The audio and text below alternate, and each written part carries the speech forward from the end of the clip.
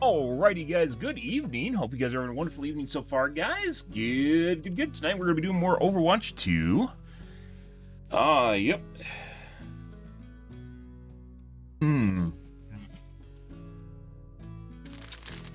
Hope you guys are having a wonderful evening, though.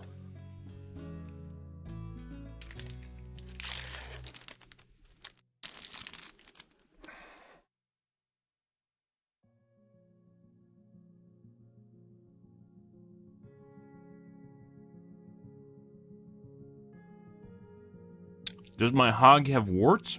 No. I believe that's something you might need to get taken a look at. If you are ever in that scenario.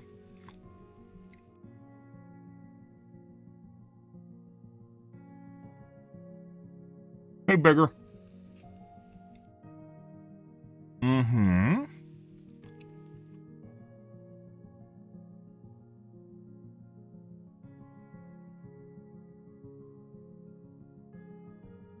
Hope everyone's having a good evening, though.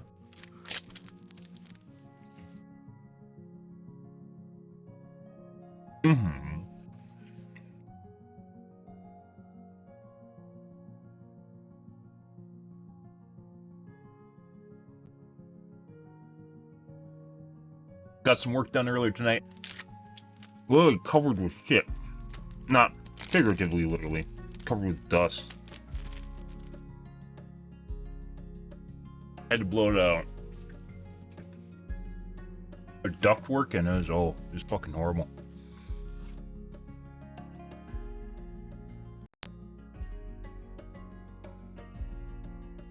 Face was covered. Got caked in my pores. End of the world, guys. See what's going on in the tubes tonight.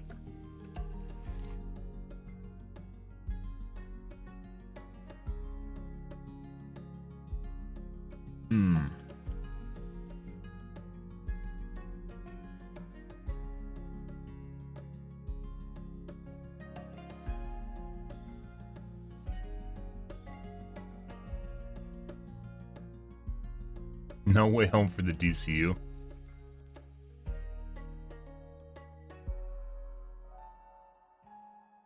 Prototypes, don't really care.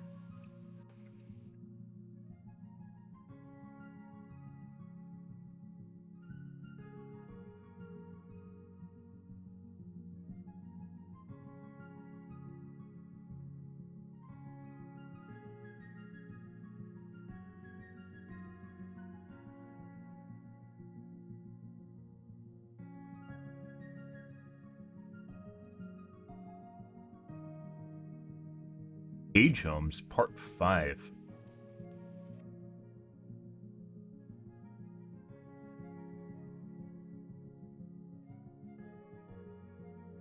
Oh, dropping frames.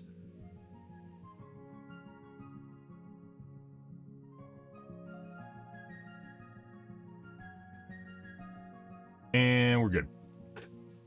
I believe. Good.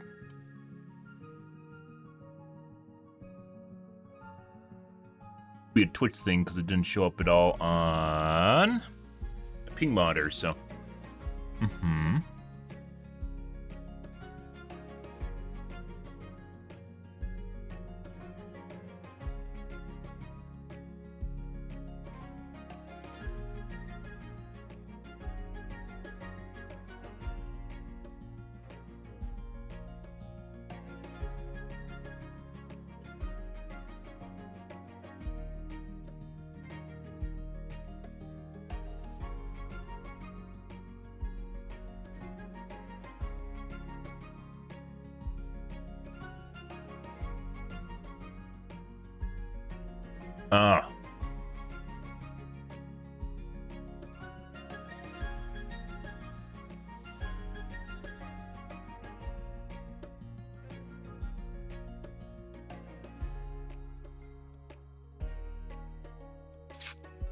I can do it.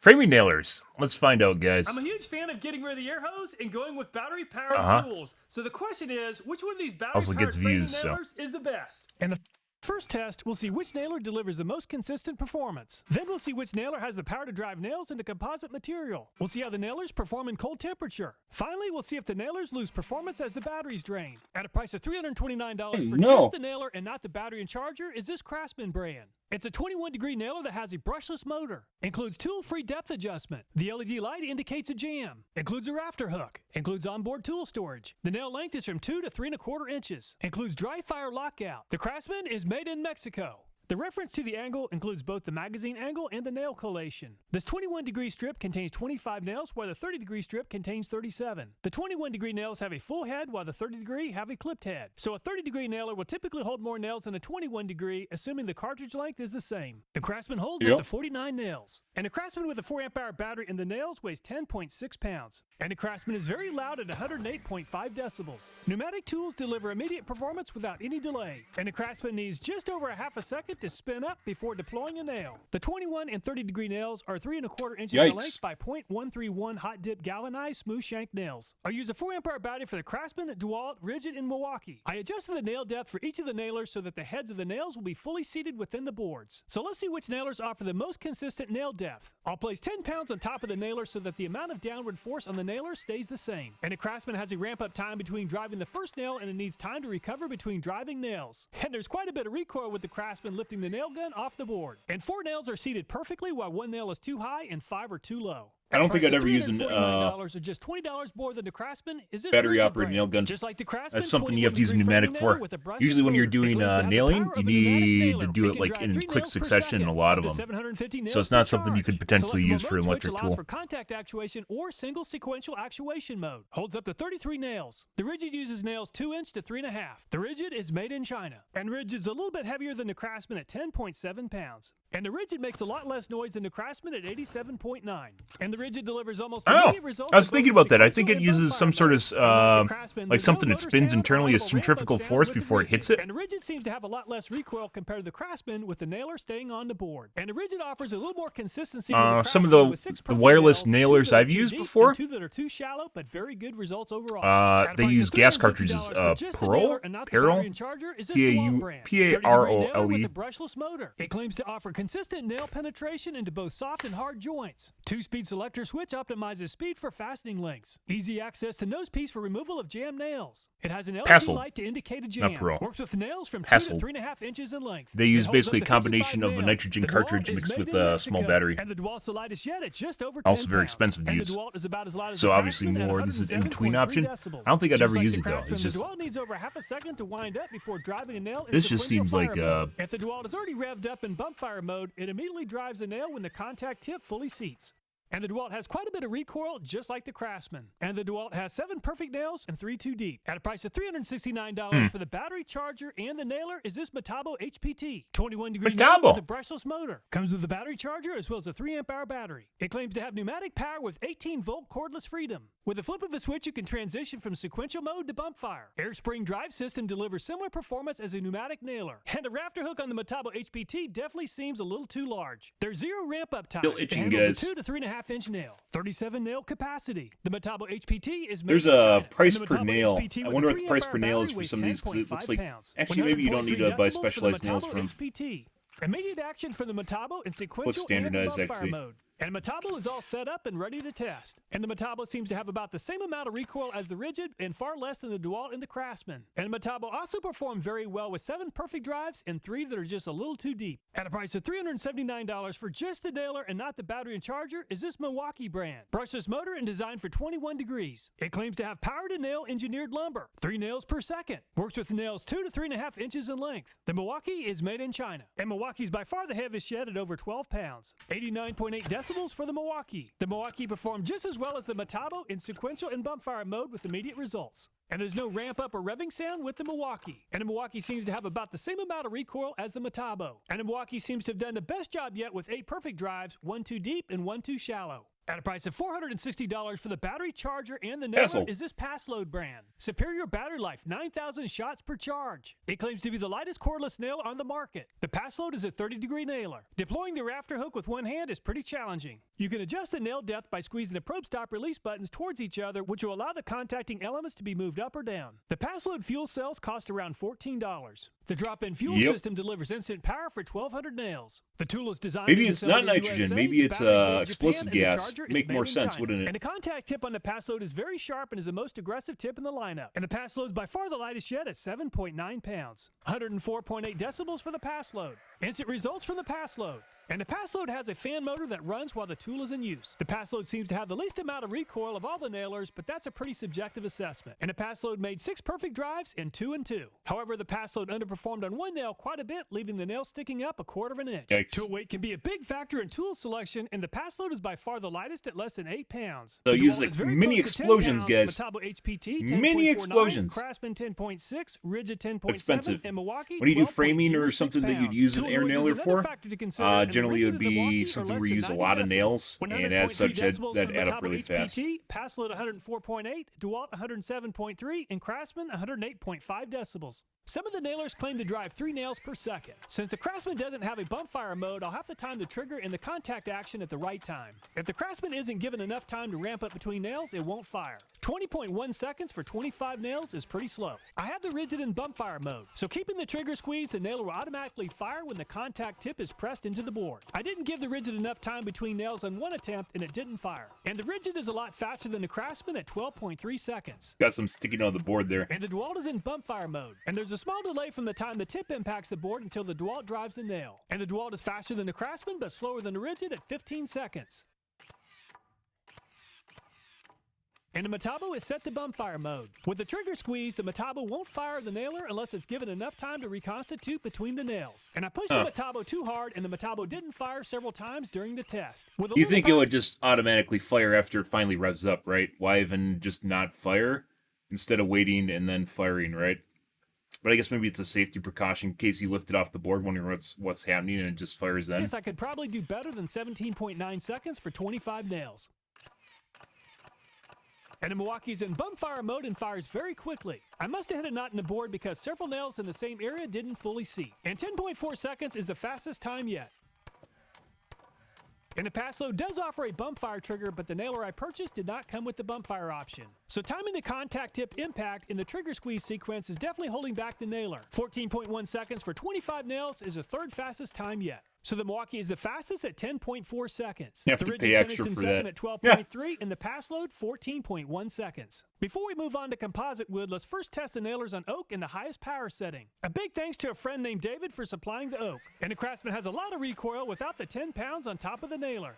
And the Craftsman didn't have enough power on the maximum setting to bury the head of the nail. And the rigid has less recoil than the Craftsman, but just like the Craftsman, the rigid drove the nails in, but not quite enough to bury the head of the nail. Just like the Craftsman, the DeWalt has a lot of recoil, and the DeWalt performed very close to the same as the Craftsman and the rigid. And the oak really put the Metabo to the test, and it really struggled. The first nail is sticking up about 1/4 inch, and the second nail didn't fully seat either. And the Milwaukee seems to have a lot less recoil than the Craftsman and the DeWalt. And the Milwaukee has more than enough power for the oak and completely buried the heads of the nails. Very impressive. And the pass load seems to have a little bit more recoil than the Milwaukee. And the pass load did a pretty good job with one of the nails, but left some unfinished business with the other. With quite a few battery tools, the performance of the tool drops off quickly as the battery voltage drops. So let's see if the nailer's performance drops off as the batteries drain. I'll start off with fully charged batteries, which is very close to 20.7 volts. The mostly drained battery is below 18 volts. With the nailer set to the most powerful setting, the Craftsman didn't drive the nail in quite as deep with the partially drained battery. And the rigid with the fully charged battery and set to the highest setting buried the nail. And with the battery at under 18 volts and 2 bars, it did just as well as a fully charged battery. And just like the rigid, the DeWalt performed just as well with the partially drained battery. And the Probably has Metabo caps also in there, performed just as well capacitors to driving the charge nail it, in the board with the partially even though drained the voltage battery. is And dropping. the Milwaukee also performed just as well with the partially drained battery. I'll skip the pass load since it uses a fuel system. So only the Craftsman dropped off just a little, but all the other nailers performed just as well with the partially drained battery. Let's place the nailers in a freezer that's set to 0 degrees Fahrenheit, and we'll see how they perform in very cold weather conditions. If At you're around 0 doing degrees Fahrenheit, the Craftsman couldn't quite get revved up enough to send the if you're nail. nailing So in 0 degree weather, I guess. Holy fuck. That's kind of like you hate your life sort of scenario right there. That means you're doing framing in 0 degree weather. That's an outside thing. Rigid, and it wasn't able to drive a nail in even with the warmed up battery. And the DeWalt was too cold to spin up. With the warmed up battery, the DeWalt drove in both nails most of the way. Even with the warmed up battery, the Metabo wouldn't drive nails. After firing off the first nail with the cold battery, the Milwaukee wouldn't fire the second nail until I installed a warm battery. And the Milwaukee's done the best job yet at driving in nails.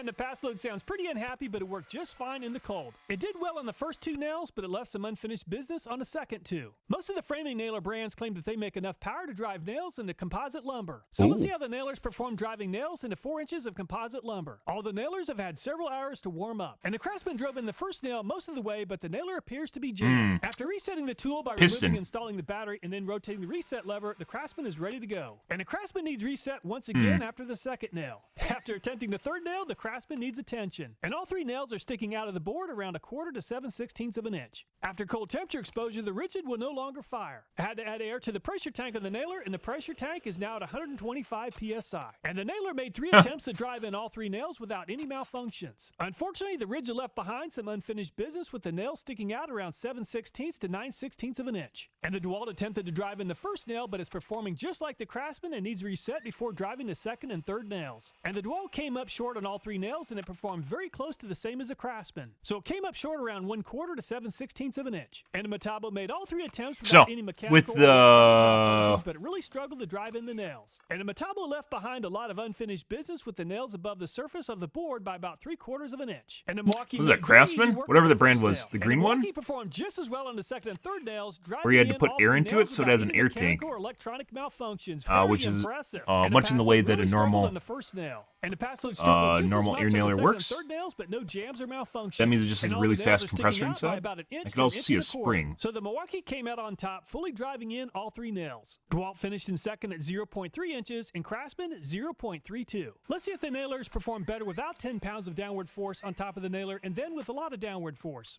And the Craftsman didn't seem to be hurt or benefit by more or less downward force. And the rigid performed better without any weight on top of the nailer compared to applying a lot of downward force. Around 1/4 of an inch without any force, and 7/16 with a lot of downward force on the nailer. And the DeWalt performed very close to the same driving in the nails with and without a lot of downward force around 1/4 of an inch. And the Metabo continues to struggle on this test both with and without downward force. Just over 3/4 of an inch on both attempts. And the Milwaukee continued to perform extremely well with and without a lot of downward force on the nailer. It actually performed a little bit better without extra downward force. And the pass load continues to be really challenged. 7/8 of an inch without any downward force, and almost 1.25 inches with a lot of downward force. So the nailers performed about the same or just a little bit better without a lot of downward force on the nailer. A poorly designed nailer tip can really make it difficult to achieve a 45 to 50 degree angle when toe nailing. And the Craftsman really struggled in this test and lost grip at 18.9 degrees. And the rigid performed even better than the DeWalt, but it still struggled at 26.1 degrees. And the tip on the DeWalt looks the same as a Craftsman, and it performed almost the same at 18.4 degrees. And the Metabo was very well designed for driving in nails at an angle and when toe nailing. And the Metabo finally lost grip at 56.2 degrees. And the Milwaukee's tip is very well designed and also performed very well at 52.6 degrees. And the pass load has an amazing set of teeth on the nailer, and it's by far the best designed for driving nails at an angle.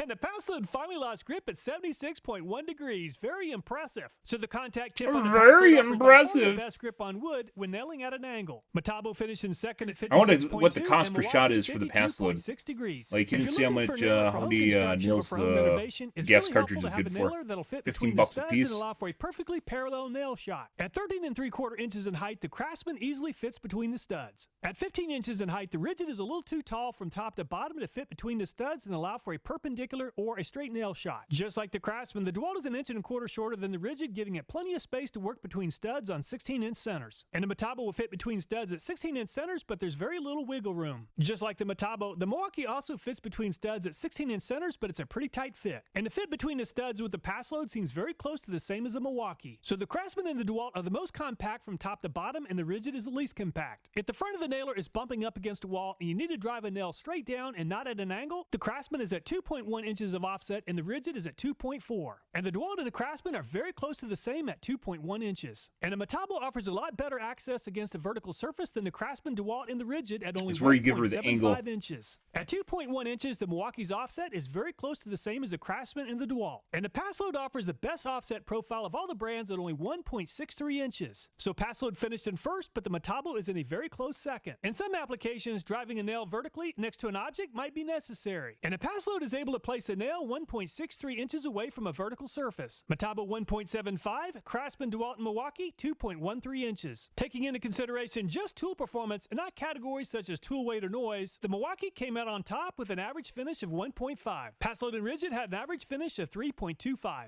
The Milwaukee definitely seems to be the best nailer in the lineup. However, it is pretty heavy at around 12 pounds. All the videos in this channel, including this one, I think there's an endurance argument you can make here. idea, I guess he didn't mention at all how fast they drain the batteries, so you don't know how long those batteries are good for. But yeah, maybe it would work. That's curious. With the pass load, you're just based on a gas cartridge, right? And that means you could just throw another gas cartridge in there whenever you want. Wham bam, thank you, ma'am.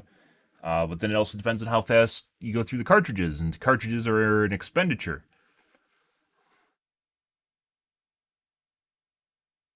Subjective test, but I feel a push broom test would be cool. Okay. They're kind of overlooked, but a good one makes a big difference. Cool test would be premix cement or concrete, cure times, color change, dye acceptability to strength, stress, mixing times, so forth. Ah, that's a good one. My God, he tipped $9.99.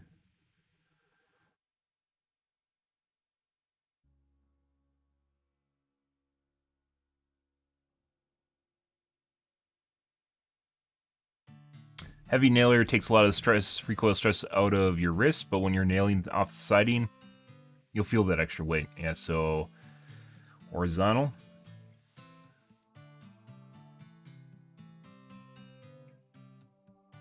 Yep. We have both Milwaukee and pass load nailers at work, and the extra weight of the Milwaukee makes me gravitate towards the pass load every time. It's a noticeable difference, especially when shooting nails overhead. Yep, or for prolonged periods of time. I was actually thinking 12 pounds is a lot. It's pretty heavy. Something just to carry around.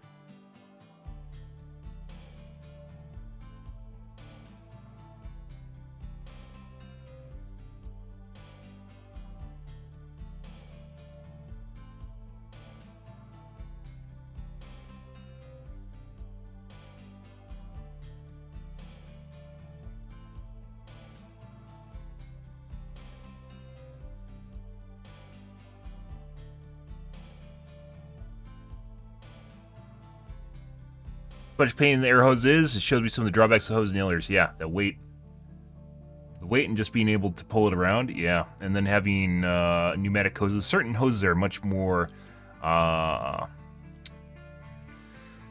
elastic or soft than other hoses, and as such, they bend a lot easier and they're easier to haul around.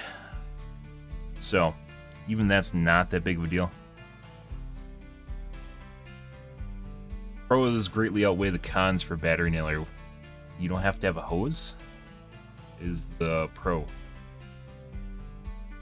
I guess you don't need to have a compressor as well.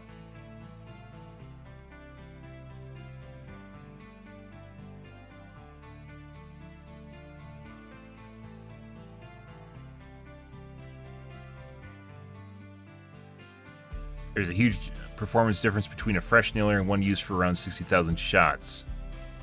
It's one of the things you can't test or you didn't test is endurance.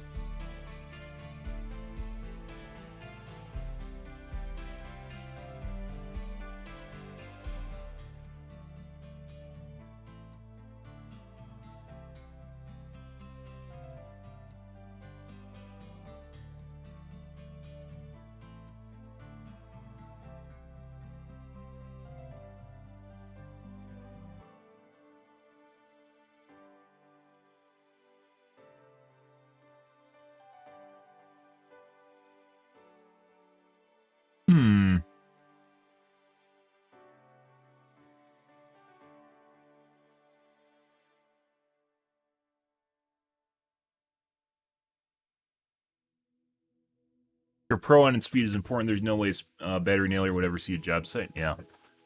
Pneumatic nailers are much, much faster. If you do roofing, you just go dig, dig, dig, dig.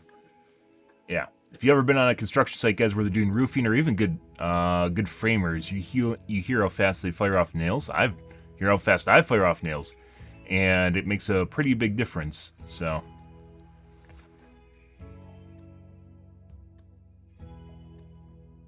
This comes down to the hose. Hoses are a pain, I guess, but no way. No way. pros greatly outweigh the cons for battery nailers.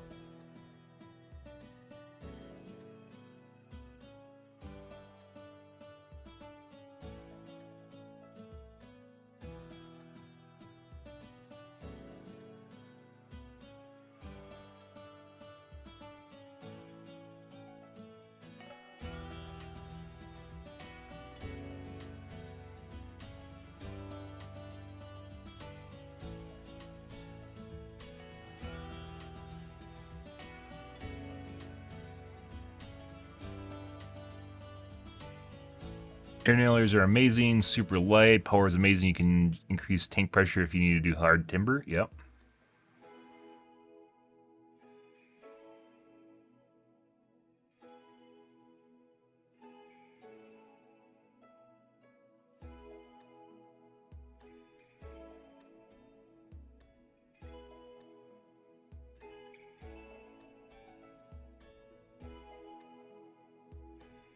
Adding braces, cordless nailers come out. So after they do the majority of their endurance, I guess you could say, their sprint, their nailing sprint, then they use battery nailers.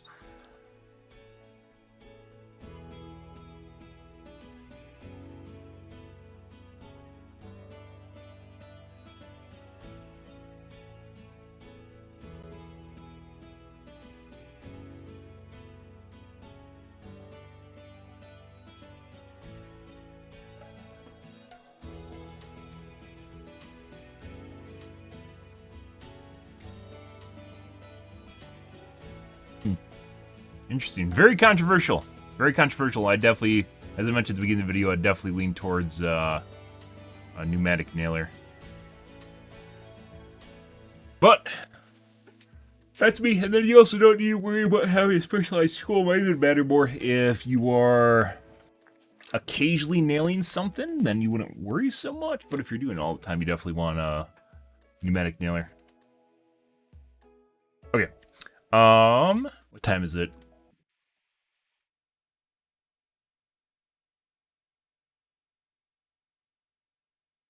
Let's take a look at Tom Scott. All I wanted to do was fix my email. ChatGPT? I did not expect to have a minor existential crisis about how much the world is about to change. Normally, this is the sort of talk that I'd have given on stage at some conference about the future of the web, but I'm in New Zealand right now. TED Talk? I also have this vague suspicion that those conferences might not be relevant for too much longer. I was lucky enough to live through the mass adoption of the internet. For anyone younger than about 25 watching this, you won't remember just how fast and how incredible that transformation was. And I was on the cutting edge of it. I was living it. I was one of the people who understood what was going on. Was he? Useful new technologies generally follow a sigmoid curve.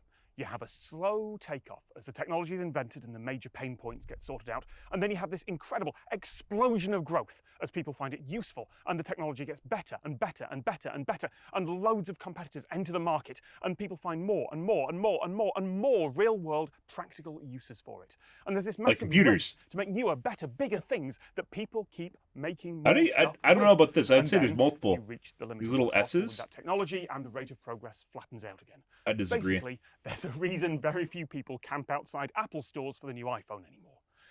I remember Napster from back in 1999. I remember In Napster. hindsight, I think Napster was the first big sign of just how many industries were going to be changed or completely destroyed by the internet. And Not just the DMCA. music industry, but travel agents, And then video Napster was stores, gone. Encyclopedias, shopping Yeah, malls, and then big box Napster was stores, gone. the postal service, journalism, the entire media industry.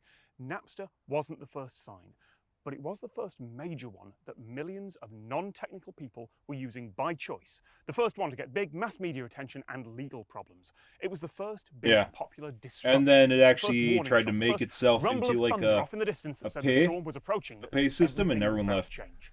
I don't think many people realized that at the time, and even if they did, That's where they didn't predicted hold the world the that users would follow, the accountable world that I for grew up in, copyright the world that infringement. I've They got held the company really accountable comfortable with, the world that of made the web, the of software social that media, you can of use. smartphones. This video you're watching now is a very early 2023 video and a very English-speaking one. This The is a ChatGPT record of a point thing? in time and space, and I might be wrong about this. I don't know where technology is going to go from here, but AI I is think pretty that interesting. world, my It's world, totally the about one I grew up in, ChatGPT. is about to change radically. I think we're on a new sigmoid curve, and I have no idea how far along that curve we are right now. And I don't know if I want to change with it, but I think I'll have to. And all I was trying to FTP do servers, yeah, was fix my and email. IRC. This is a really specific problem, but Way back it in the really day. annoyed me, and I IRC have to still explain exists. it for the rest of this to And make it's still sense, so bear used. with me. Almost every email system has the idea of folders. You have one copy of an email, and once you're done with it, Basically, you file it in a folder like a piece of paper in a filing cabinet. Discord. Mid-20th century physical analogy. that the inventors Discord went involved more embedded But content in like Cloud, 2004, Google Cloud. launched You guys Gmail, remember which that? threw all that out in favor of labels. Email is just in one big pile. You search to find stuff, and you add labels to help you sort it. I hate labels because I like the analogy of folders. That's what I started out with. That's what I was already using. I didn't want to change for no reason. But everything else about Gmail was so much better than any of the alternatives at the time that I moved over to it a couple of years later. And I decided, fine, I will just treat labels like folders. I'll change my workflow as little as possible. Each thread gets one label. That's like putting it into a folder, which meant that when I backed up my emails, which I do, never trust having only one copy of something, particularly if that copy's up in the cloud. But when I did that, I could use a regular old-school desktop email program like Microsoft Outlook to make that backup. You can use programs like that with Gmail accounts. They talk to each other. If they didn't, stuff like the default mail app on iPhones wouldn't work and people would complain. But those old-school programs don't understand labels. So Gmail just lies and says they're folders. Great. That means my email program can talk to Gmail and request a copy of all those messages, one folder at a time, and then I know it's backed up every message. They're even stored in actual email folders like I wanted. It took 15 years for me to notice that that wasn't working properly. I was doing a routine backup last month, and I noticed that a thread in that email backup was missing several recent messages, and that made me suspicious. The kind of discomfort that you get when you know something is wrong, but you don't. So there's know what threading now with emails where instead of actually further, keeping like each email, it like compiles them. More than 100,000 of them over 15 years. They were still there in Gmail on the web, but they hadn't been lost. It's just they hadn't been backed up. And that's because, it turns out, in Gmail, labels only attach to individual messages and not the full thread. That is invisible to most people. It's barely mentioned in the documentation, and it's a really subtle, annoying distinction. If you send an email, put a label on that thread, get a reply, and then just hit archive, that reply doesn't get the label. And as you go back and forth and add to that thread, none of the other messages there get a label unless you explicitly untag and retag the whole thread, which means more than 100,000 unlabeled that seems like a messages bug. weren't in my backup. Is this a really specific, nerdy problem that only I'm annoyed about? Yes, absolutely. I'm one of the very few people in the world that it's going to affect. Loads of people don't sort or label their emails at all, and most don't back them up. But I needed to fix this. I needed my backup to work, and I did not want to change my damn workflow. But how on earth do I fix every email thread over 15 years without painstakingly clicking through all of them?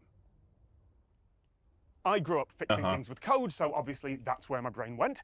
Google has a service called AppsScript. It means that anyone can write simple code to easily change and automate things in Gmail, Calendar, Docs, YouTube, whatever. It's a brilliant service. I have no idea how it ever got made, and it will inevitably one day be shut down with very little warning because that's just what Google does. Well, I was going to say. But AppsScript meant that to fix this problem, I could just spend Google likes just tearing things away after making them cloud.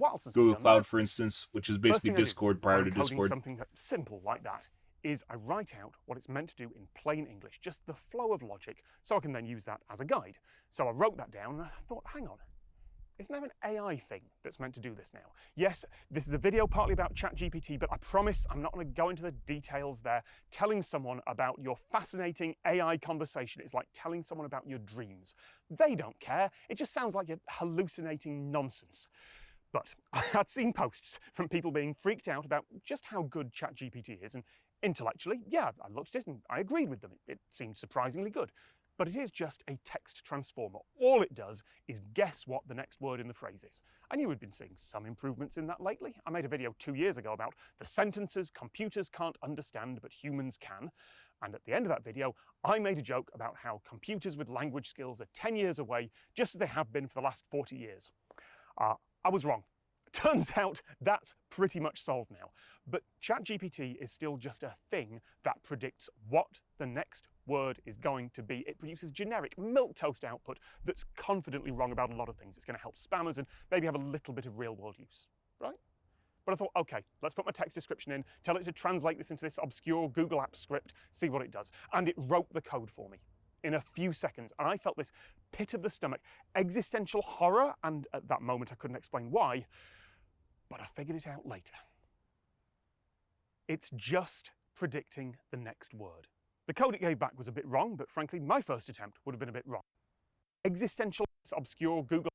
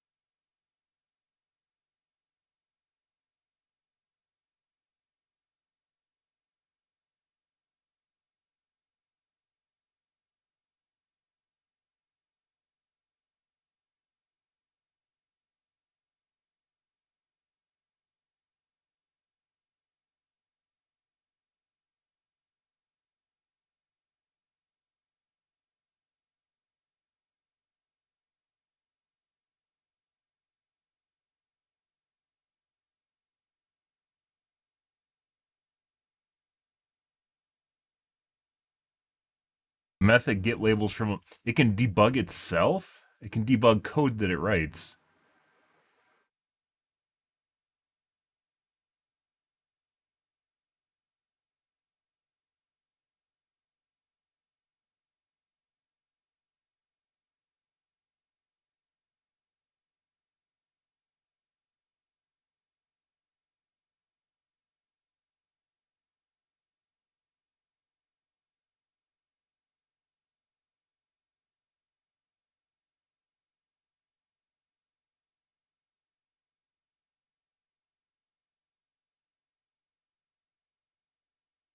Sign is Skynet, guys. That's the new Skynet emblem.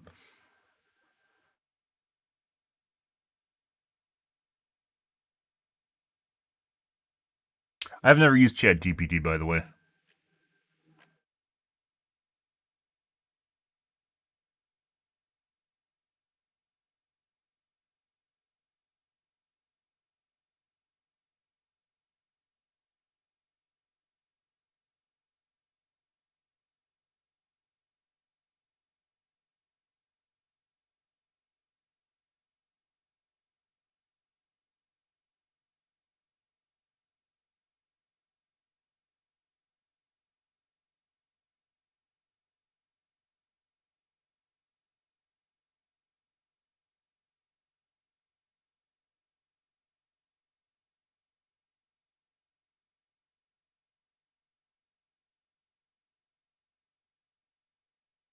What?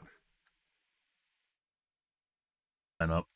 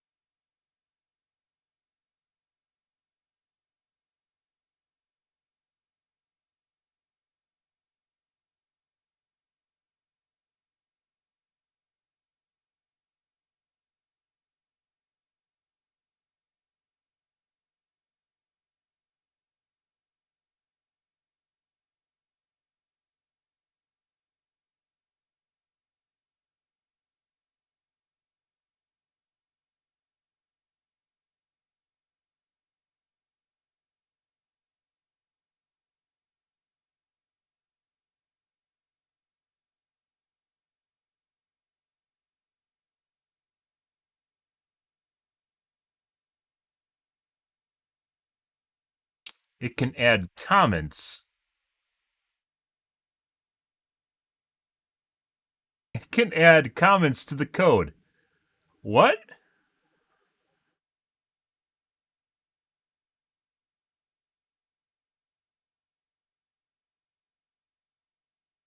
Comments are generally something that humans use to interpret code, so someone that comes by later can understand what people are saying.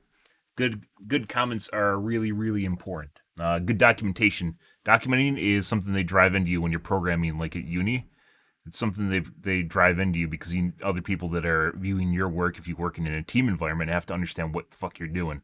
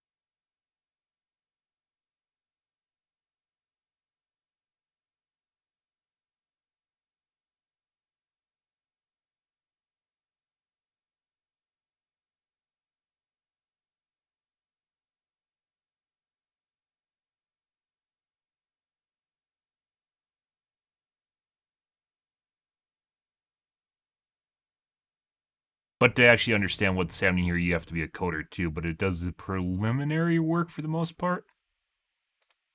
Google Apps script, see what it does. And it wrote the code for me in a few seconds. And I felt this pit of the stomach, existential horror. Not really. At that moment, I couldn't explain why, but I figured it out. You did a lot of troubleshooting there.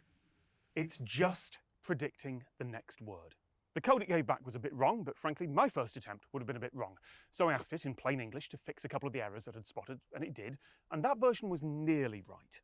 Not quite, though. It used a really strange approach. I tried to work out why it had done that, and then I realised I could just ask.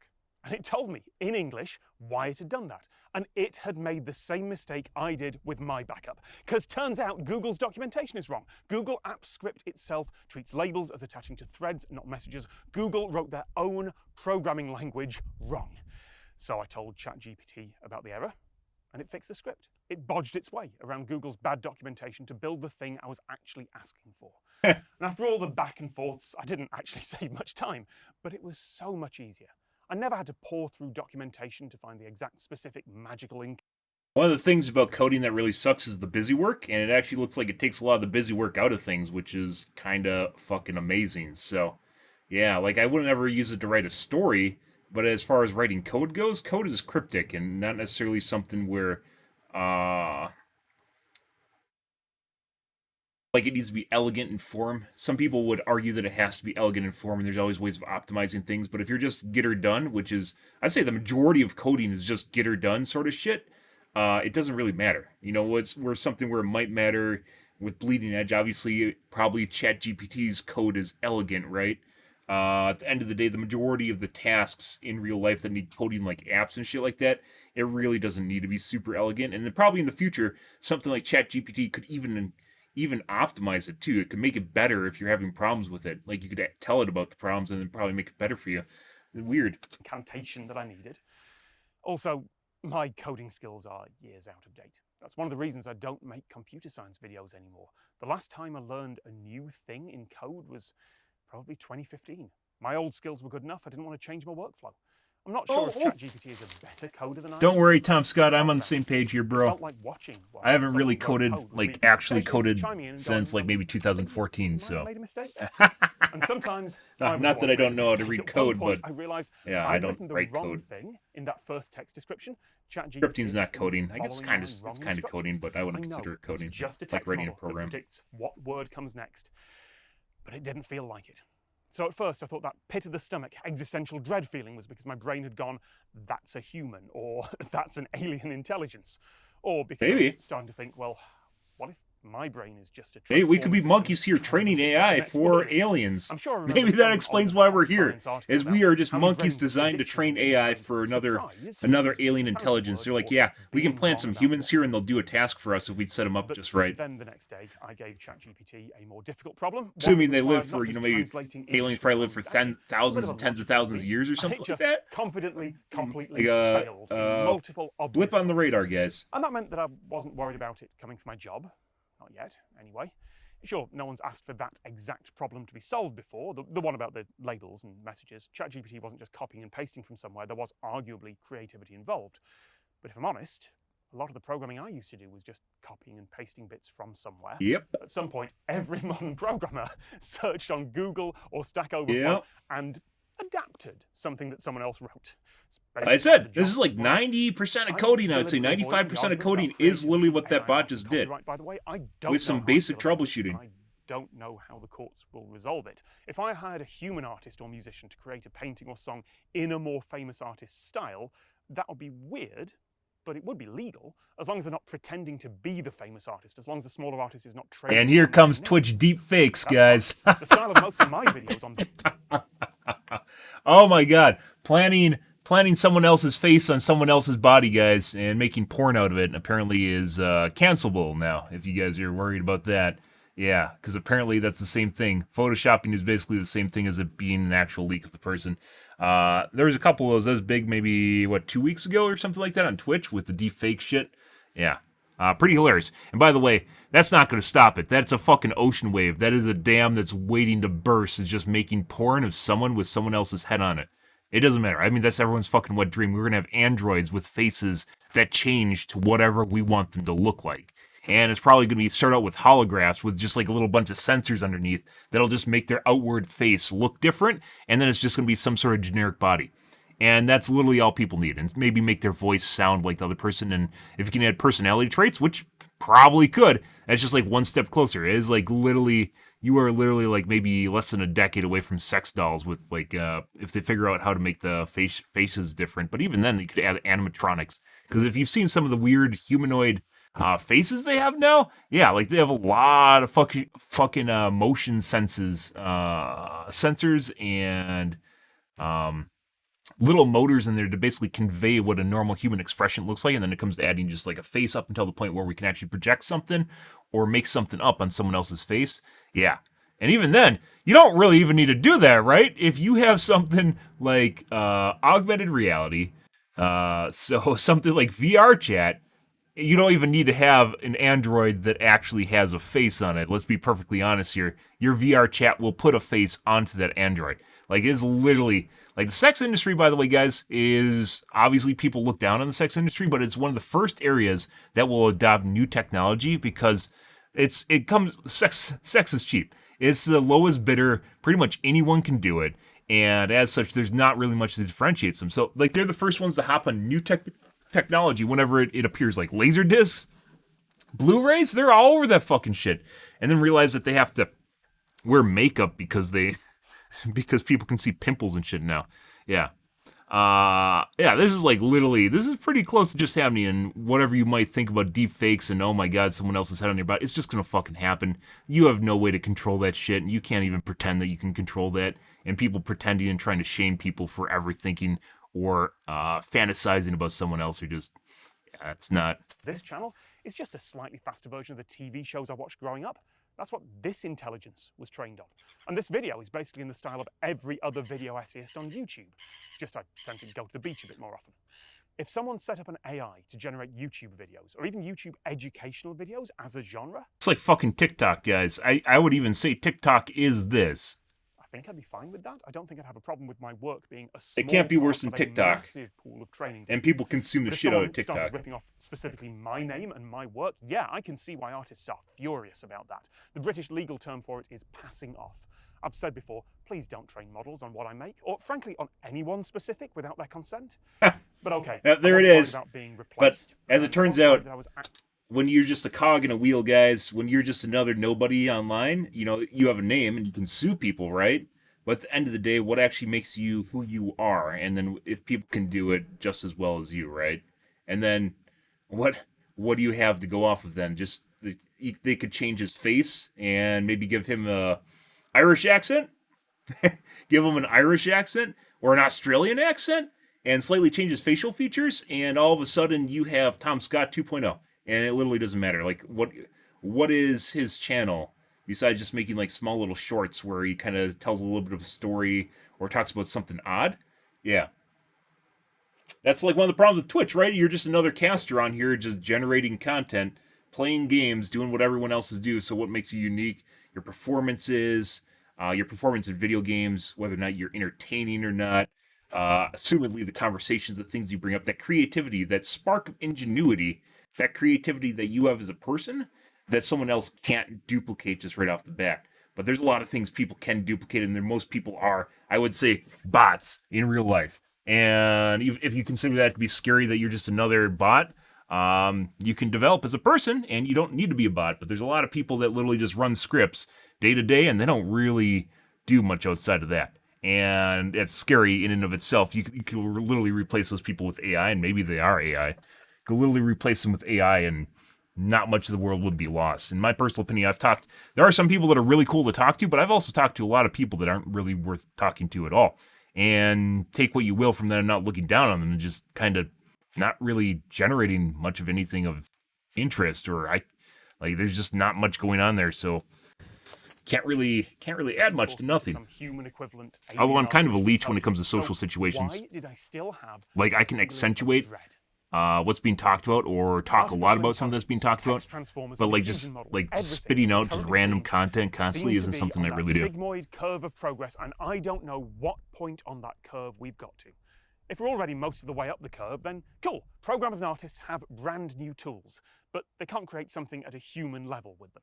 It's not going to take many jobs. It's going to make people's work more efficient, the same way that loads of inventions like Photoshop have done before. If we're at the middle of that curve, then wow, we are going to get some really impressive new tools very soon that still need some humans to work them. Maybe Siri and the Google Assistant are going to become the things that they were always promised to be. But that feeling of dread came from the idea that ChatGPT and the new AI art systems might be to my world what Napster was to the late 90s, the herald. The first big warning that this new technology, the thing that was going to change everything, was starting to actually change everything, where huge numbers of people, not just the nerds, were actively using it. And it didn't matter that Napster got sued out of existence, because by then there was Morpheus and Grokster and LimeWire and Kazaa. And then there was Spotify. The old business model, that idea that you bought a copy of music, had been struck a mortal blow. And no one noticed it for a while. If you hear echoes of the Napster case in the lawsuits against AI art programs... I don't even know Napster existed for so long. Like, who funded it? The other week, and unprompted, crazy. The barber started talking about ChatGPT and how he'd actually used it to write a formal email that he couldn't be bothered to put together himself. He wasn't a particularly technical person. He wasn't a nerd like me, but he'd used it easily. The same way that someone who wanted to get a load of music for free would figure out Napster. It's not about ChatGPT, not specifically. It's about what it represents. Because if we're still at the start of the curve for AI, if we're at the Napster point, then everything is about to change just as fast and just as strangely as it did in the early 2000s, perhaps beyond all recognition. And this time I'm on the wrong end of it. I'm like the music executive back in '99. It feels to me like something might have just gone very wrong for the now comfortable world that I grew up with and that I've settled down in. That's where the dread came from. The worry that suddenly I don't know what comes next. No one does. I've been complaining for years that it feels like nothing has really changed since smartphones came along. And I think that maybe, I should have been careful what I wished for. At some point, I'll look back on this video and with hindsight, I will easily be able to see where we were on the curve. We all will. Part of me hopes that I am entirely wrong, that in a few years I'll still be working like this. The email thing is a metaphor, of course. It won't be email folders for you. It might be something else, something you're attached to, maybe something minor, or maybe the whole industry you work in. But right now, that feeling, that creeping horror, that dread, it turns out that was the worry that after years of being fairly steady and comfortable, my world is about to change. And despite everything, everything's always changing, guys. I want my email to be in folders. And now, an AI-generated NordVPN ad. Today, I want to talk about one of my favourite tools for staying connected while travelling or just browsing the internet. It's called NordVPN, and it's been a game changer for me. With NordVPN, I can access content from anywhere in the world, no matter where I am. Whether I'm in a country with strict internet censorship, Ad script is or 100% I want to AI access a generated. website that blocks people from a particular country, or just want to catch up on my favourite shows from back home. NordVPN has got me covered. Some other amazing features of NordVPN include the ability to connect up to 6 devices simultaneously and 24/7 customer support. Whether I'm using the laptop, tablet, or phone, NordVPN makes it easy to stay connected and secure. So, if you're looking for a VPN that can help you access content from around the world and keep you safe and secure online, give NordVPN a try. Trust me, you won't regret it. To get the best deal they're currently offering, go to nordvpn.com/TomScott or click the link in the description. I am going to be out of a job soon. Possibly.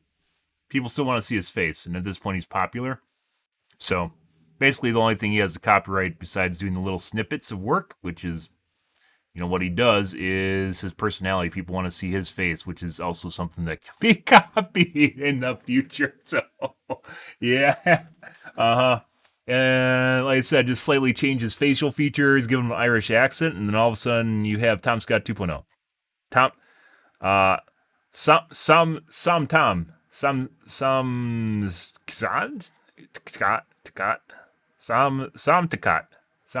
there you go.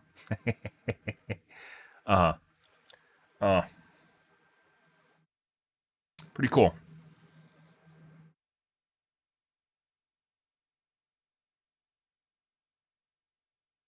I didn't know you could actually use it to code. That is really interesting.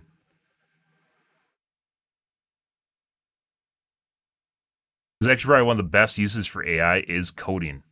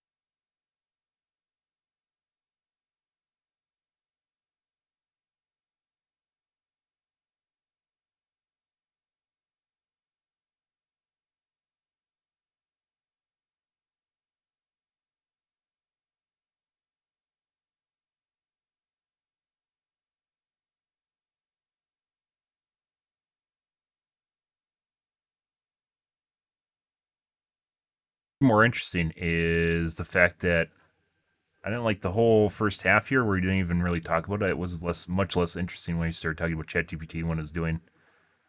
But maybe he thought that people wouldn't really understand it, so he had to try to make it more understandable, which is probably something ChatGPT could actually do. Very cool.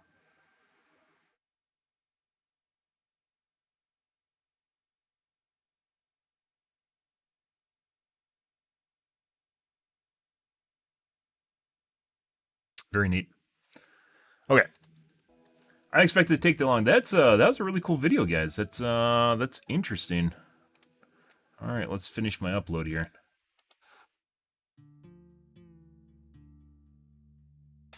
12th. Yeah, that was wrong.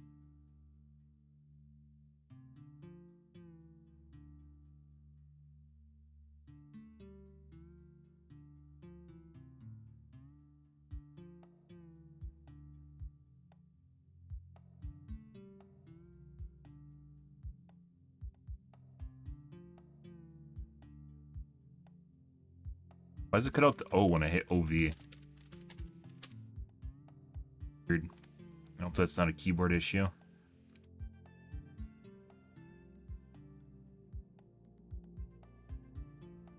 Doing that the last couple days after I do comma and O.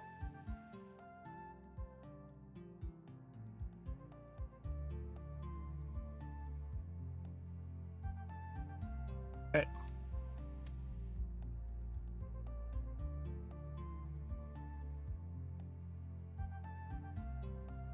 That's pretty cool. I didn't know you could do that, guys. That's actually really, really interesting.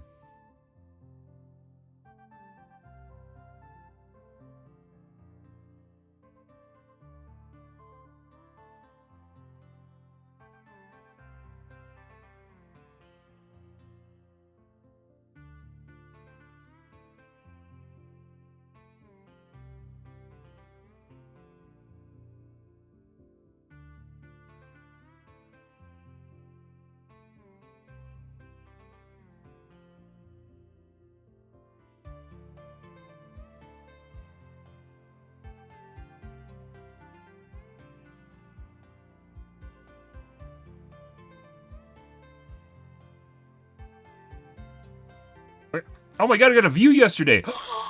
I got a single view. Oh my god, we're going to...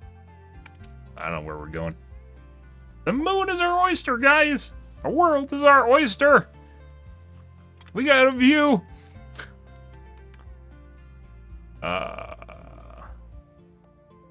When equipped Beekeeper Sigma skin, there's a bee on each corner part of the shield, okay?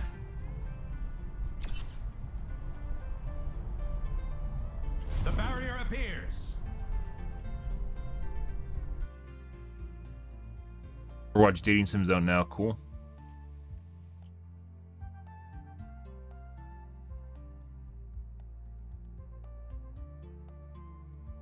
I'll be kind of curious because once stuff starts writing, like once you start seeing writing from ChatGPT, you will actually be able to start kind of figuring out what is more humanistic compared to AI generated. Because there's definitely going to be content that's going to be AI generated. It's an easy way out. It's like having to fucking Google Translate doing your homework assignment from a foreign language class or something like that.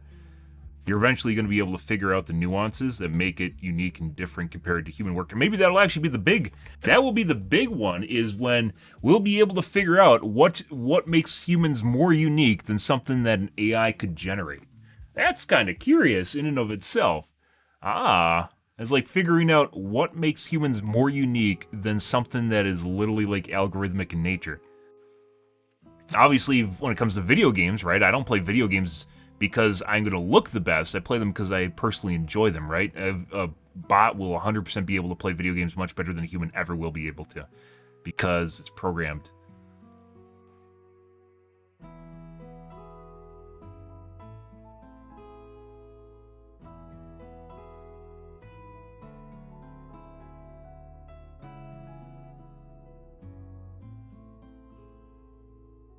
Cool shit, though.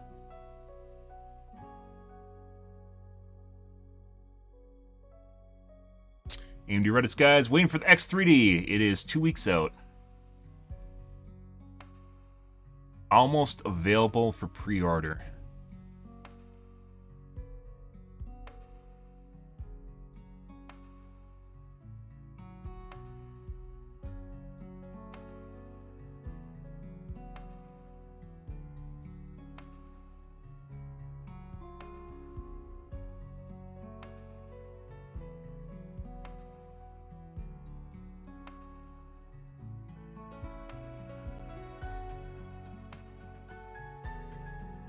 Upgrade their PC twice a year to the latest stuff. I didn't. I buy the 7000 series.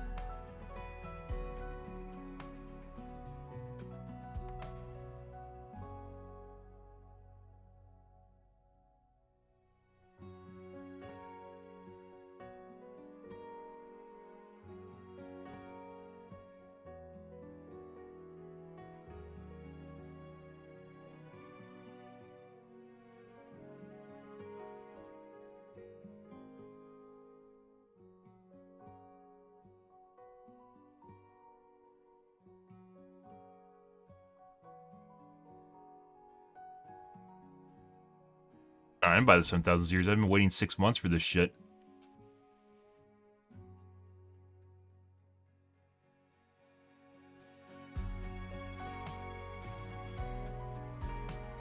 Buy Ryzen first batch anymore, did it twice, both times CPU was significantly slower. Mine was first batch and it's kind of dying right now, so yeah, maybe that's not that far-fetched, but I don't think I'm gonna wait. because being able to figure out when first batch ends and when second batch begins is also very questionable. It's RMA if it breaks, so. I think I don't really normally pre-order shit, guys, but I'm pretty sure if I have the availability, I'm going to pre-order 7950 XT. 7900, excuse me. X3D.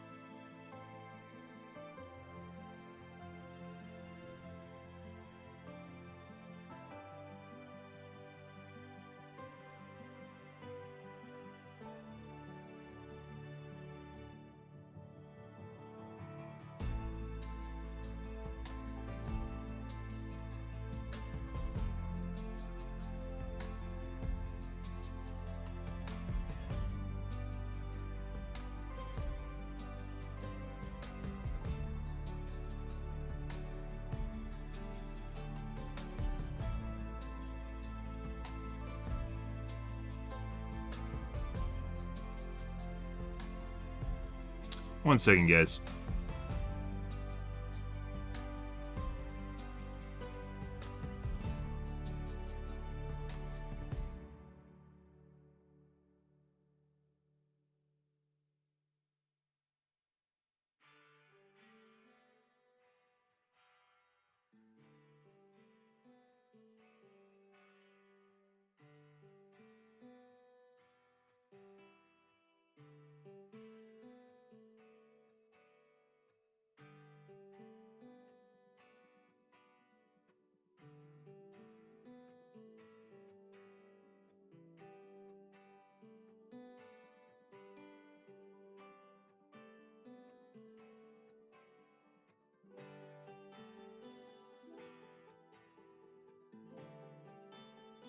Yeah, I don't know exactly, like, it'd be nice if they announced pre-orders.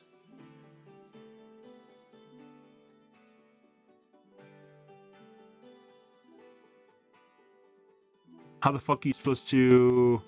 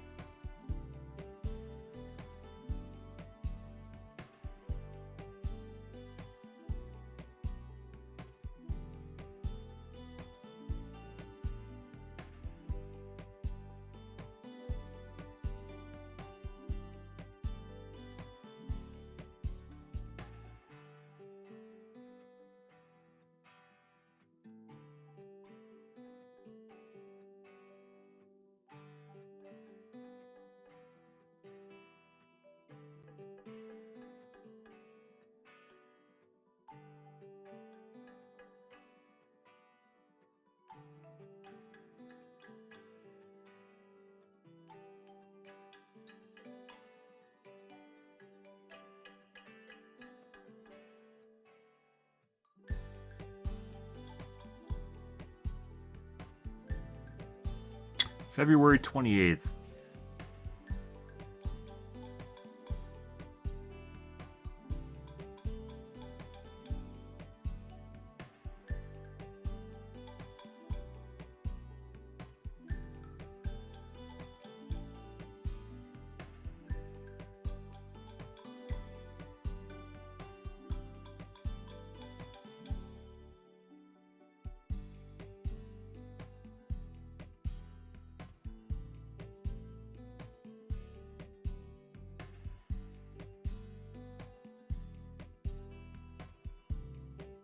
Does Newegg actually have a pre-order page? What is this? Is there so much garbage on Newegg now, as far as like ads and shit?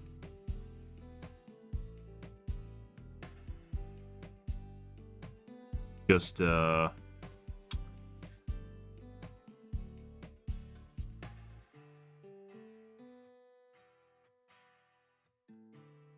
literally just a Newegg search is all it is.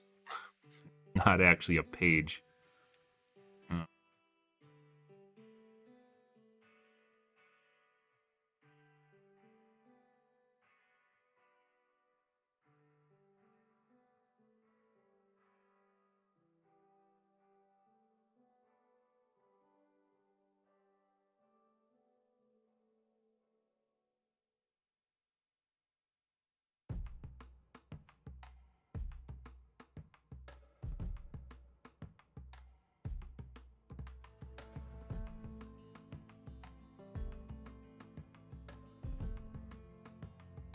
Give me the Reddits. We had a news release.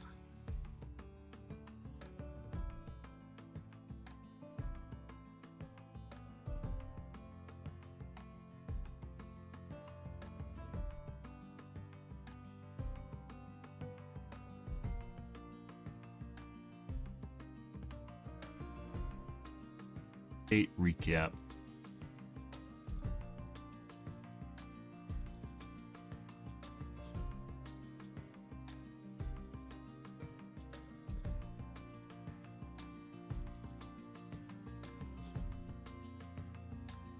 Ah, we missed it. It wasn't on the fucking Reddit.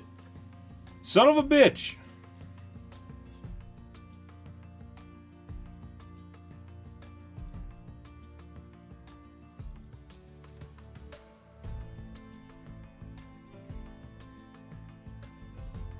Wrapping things up, we have a quick update on our ongoing plans to combat cheating. Not only have we continued to detect and patch various cheats since our last update, but we've also expanded our team. We've recently welcomed a new team lead to our growing security team who will help coordinate our efforts moving forward. So they added one person to their anti-cheat team. That being said, fucking Blizzard doesn't talk about any of this, so BHVR is ahead of Blizzard in my book as far as anti-cheat goes. And that is a very bad place to be. Yeah, so good job, Blizzard. Congratulations, your anti-cheat effort is abhorrent. You lost to BHVR, and that's a low bar, so I understand that, like, you can't give specifics, guys, when you're talking about cheats, because, you don't want them to find out. But yeah, Blizzard does not talk anything about their anti-cheat. They just don't want to acknowledge that there's a problem, which is part of the problem. It's the fact that they don't want to talk about the fact that there's a problem. Because then they'd have to admit there's a problem, right? Okay, I need to get a water, guys, and a soda. I'll be right back. Falling asleep here. I was up early.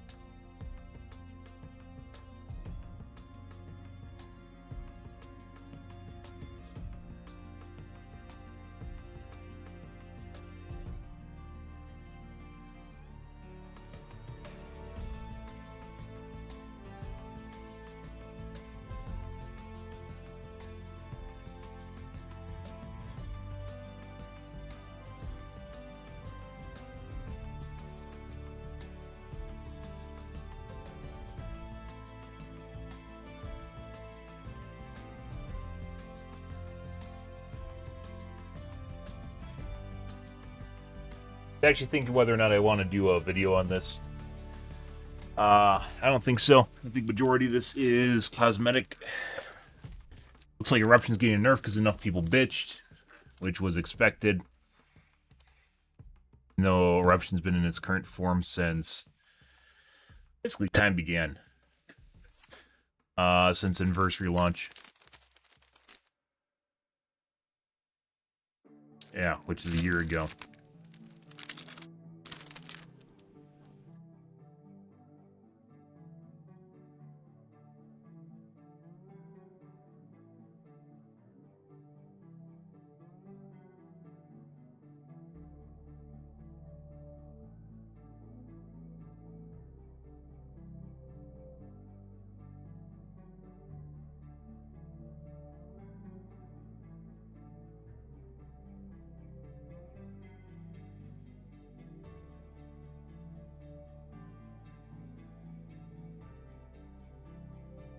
They gave it the pop nerf. Eruption will now cause 10% of its current progress will be lost.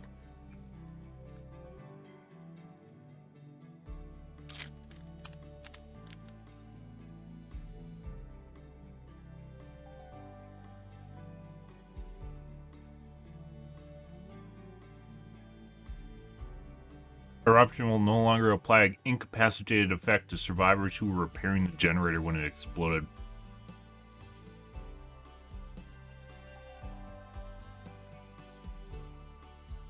It's neutered.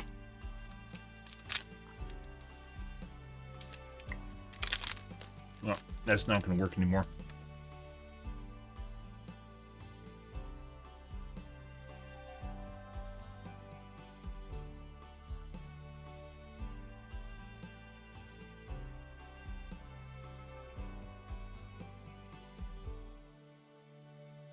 Instead, survivors who are actively working on the generator. Second, Eruption will no longer apply the incapacitated effect to survivors who were repairing the generator when it exploded. Who will it apply the incapacitated effect to then? That's the whole incapacitated effect right there. It's just gone.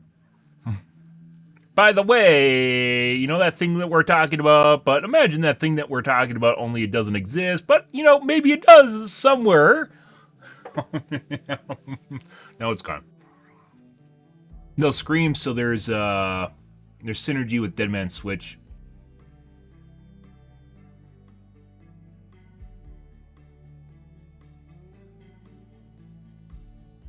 If they scream, that it allows Dead Man Switch to go off.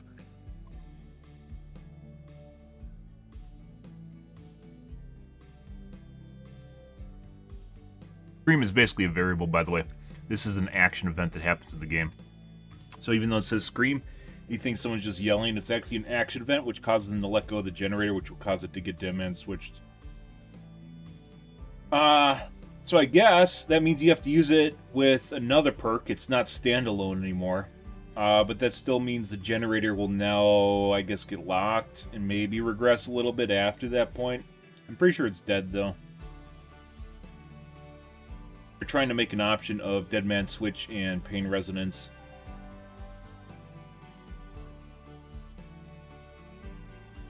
Dead Man Switch and Eruption, excuse me.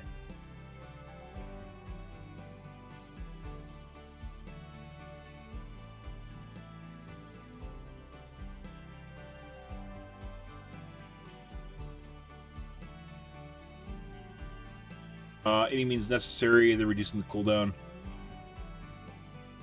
Cooldown is removed entirely.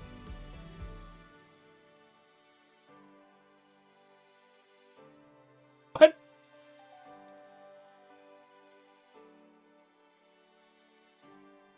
Since it requires a fairly lengthy interruption by the killer, any means necessary cannot be used aggressively. Yeah, I guess they haven't ever played against a Swift before, where Judy radios into HQ that she has reset the shack pallet, and then Joe, who is in chase with the killer, routes back to the shack pallet, and then uses the shack pallet. Okay. Thanks, BHVR. Uh-huh.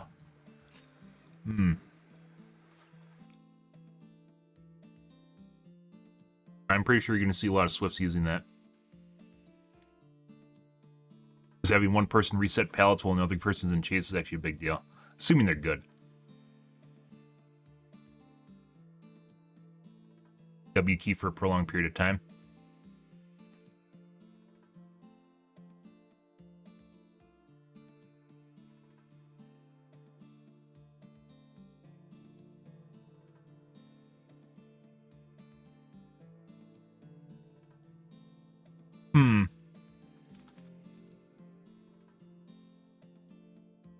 Yeah, I don't think we're going to make a video on this. It's too late, too. This is 4 days ago. That's unfortunate. I saw this on my Twitter feed, and apparently this was a while ago.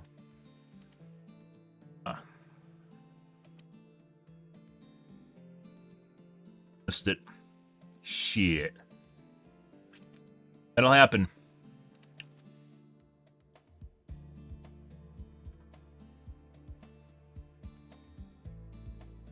Don't be an asshole to your fellow survivors. The entire game is about being an asshole. That's what Dead by Daylight is, so... I'm pretending that you aren't. You're just a happy Dead by Daylight player. Uh-huh. Tee-hee. I'm so happy I played Dead by Daylight. Tee-hee. Just kidding. JKs. JKs. Let's see if this is an update. Nope. Course Cycler. I don't think anyone is there. Open source project, guys. That's what you get. Alright, let's play some Dead by Daylight. Not Dead by Daylight. Overwatch. We're gonna play some Overwatch, guys. I have started my, yearly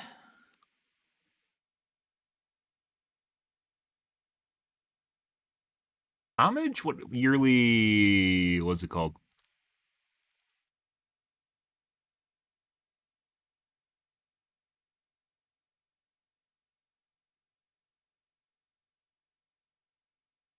My journey to over One Piece, not Overwatch. My journey to One Piece, guys. I've started watching One Piece. I do yearly now to catch up, and because it's a long series, and February is when I watch. So,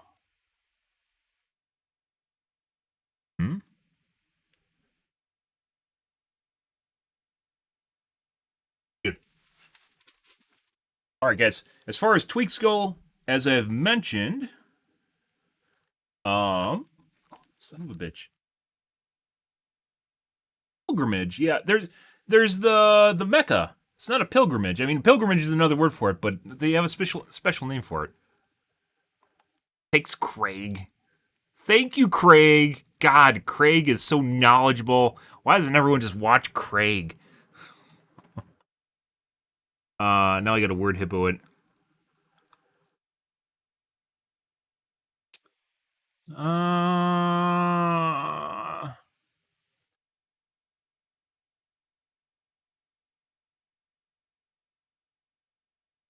It's actually a Journey to Mecca is actually a TV show. Hajj. There's another name for it. Oh, I guess pilgrimage.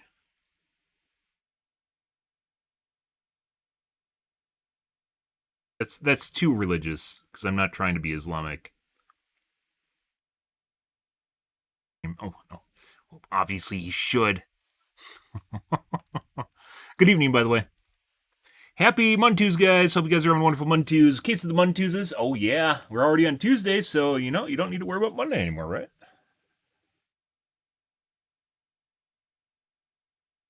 Pilgrimage.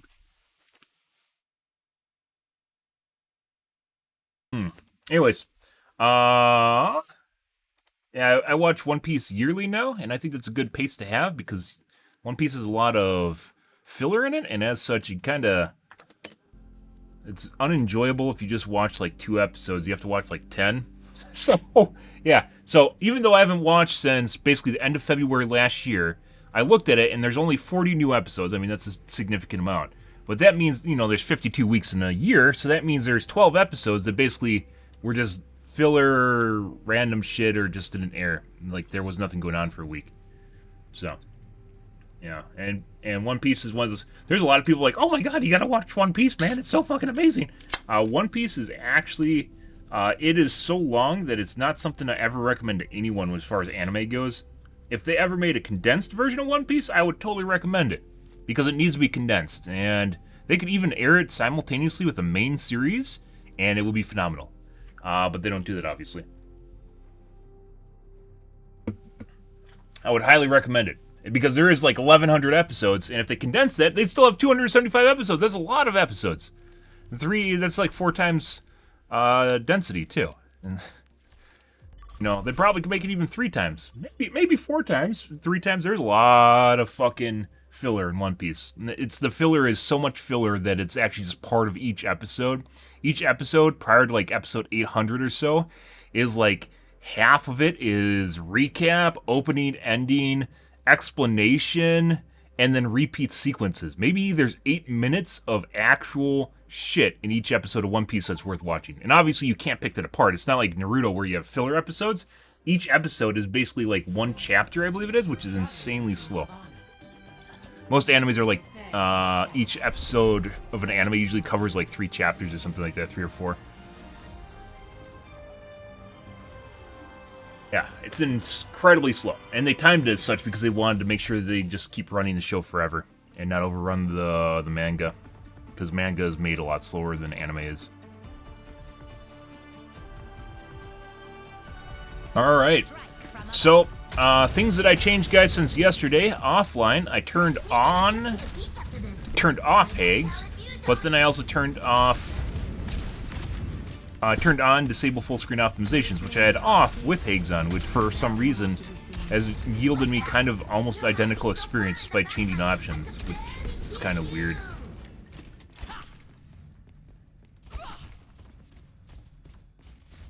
Oh yeah, that mecha booty. I think she has the mecha fleshlight attachment.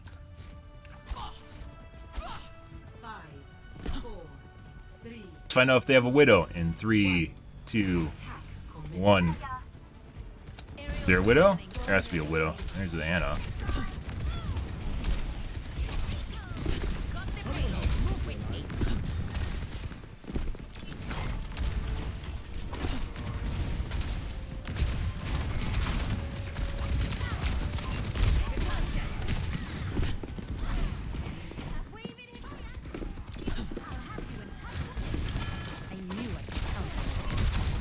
Can I stand on this?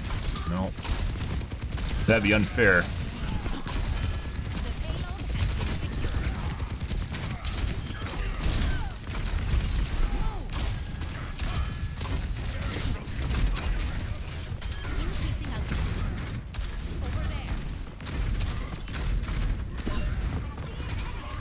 I'm gonna go say hi.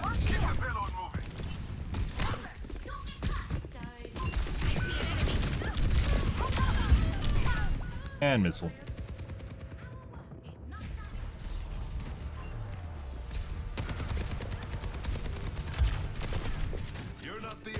It's kind of sad. Eventually, we're gonna have ChatGPT playing video games, guys, and you literally are not gonna be able to tell who's a real person.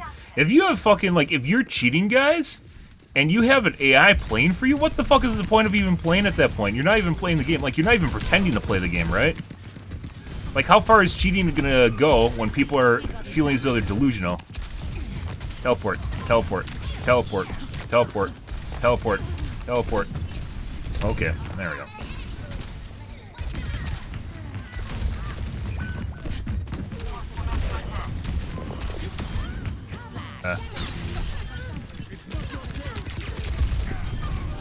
And he just got mech. Good.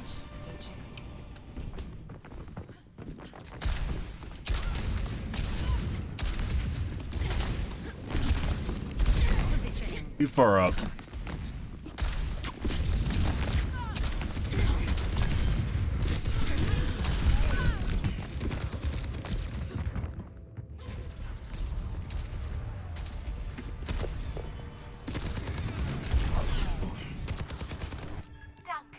Making another approach. No one can hide from my sight. And we're making progress. On the move.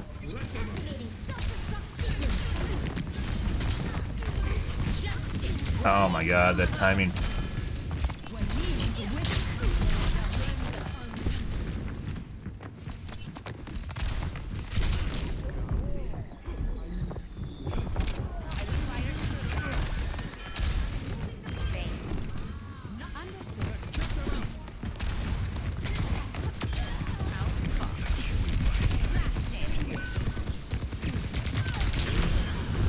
Ah. Okay. Hey, look, guys. Anna's poison persists outside of the field. Isn't that amazing? I got hit, went out of the field, and then the damage over time killed me. Returning to battle. Weird. En route. Way poison works. Or the field ended. One of the two. I have no idea how. Taken down. How have we not actually... Okay. They have 5 people here, right?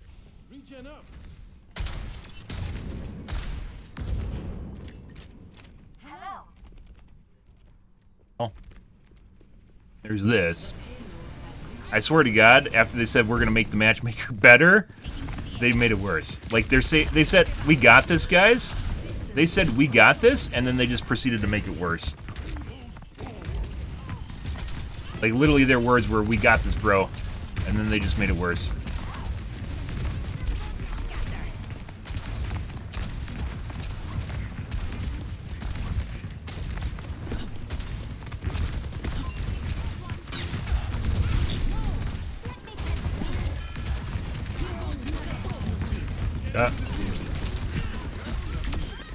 Is this already a bot?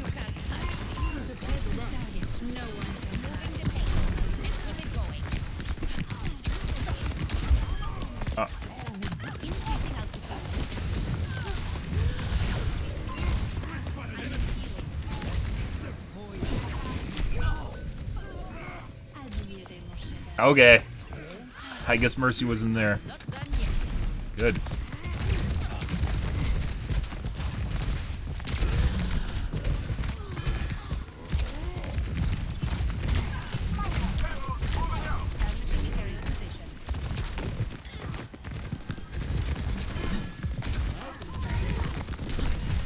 How can our entire team be next to the cart and no one's moving it?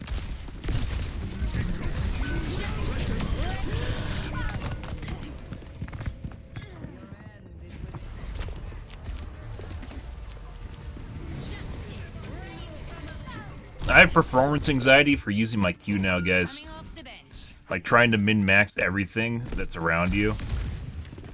Taking off.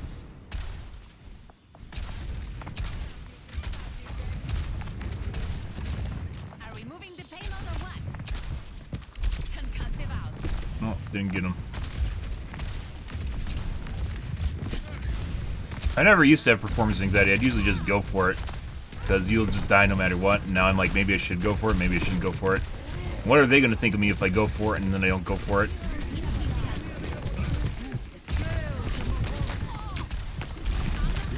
Want your laser dick.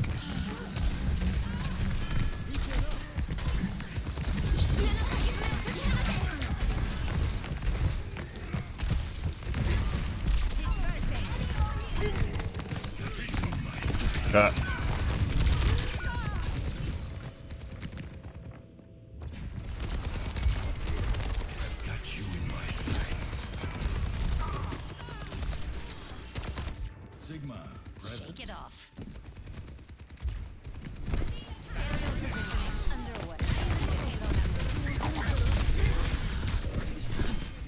Teleport. Oh. Eat one of them. Dare you. Bye. What? Oh, I had 4 HP. It's just like one of those little pixels had to touch me, guys, and I was dead. Let's keep it going. Taking off. Repulsion.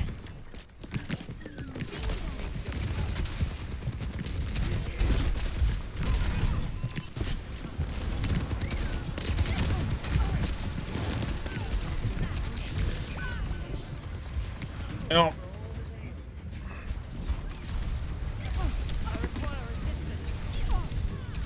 Soldier was shooting me too. Good. Let's show him some air power. Can I even take like a shortcut because I can fly? Kinda. Oh yeah, I definitely can take a shortcut. Establishing aerial position.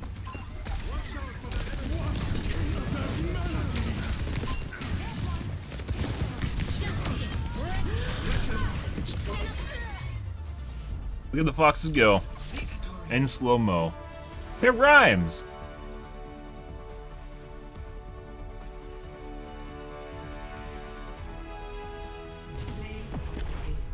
Cry face. I don't know what the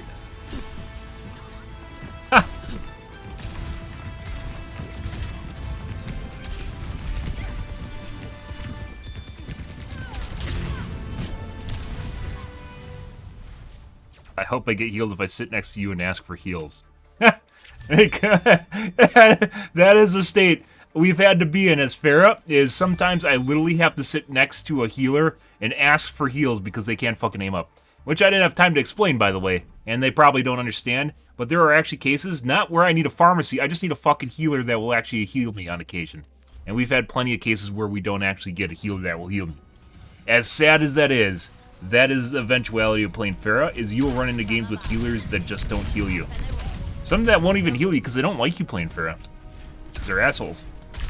And that's just the way it is, but, yeah. Definitely do not expect a pharmacy. Nor would I ever expect a Mercy just to fucking pamper me constantly, especially if I'm not doing anything and I have to play safe. And even if you do play pharmacy, that doesn't necessarily mean you can bully them. One of the reasons I maintained so much distance was because of the soldier. Suck my dick. Actually, don't do this, Lane. Suck your own dick.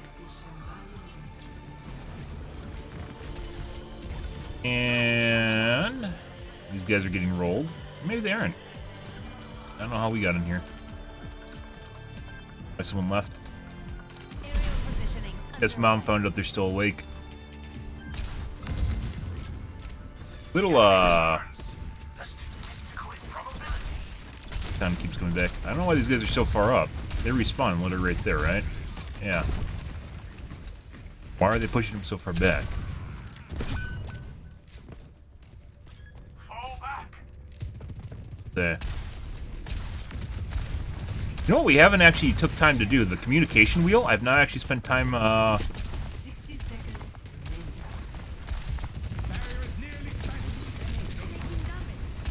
haven't spent time optimizing it. Oh, you know what we also need to try? Apparently you should,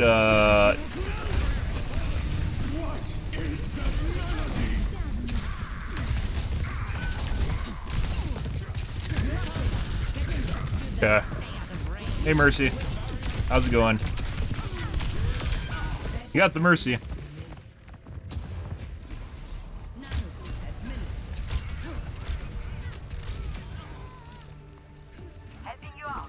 Shake it off. Yeah? I mean, you'd have to be really flexible to do that. So. Enemy over here.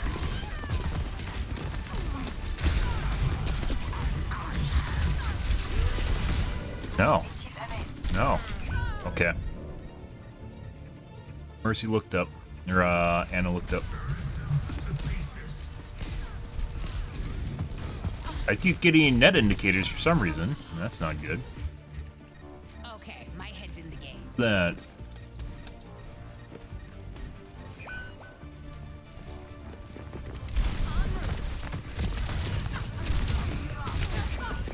And Anna does not miss.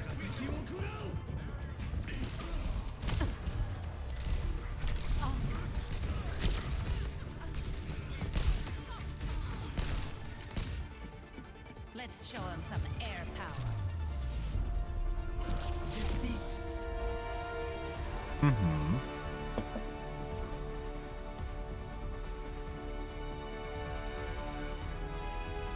Play of the game.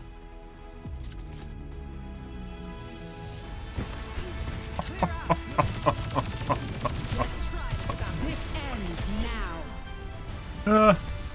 Yes. And you were Q. Surprise! You're using your Q, and that makes you a good target to kill.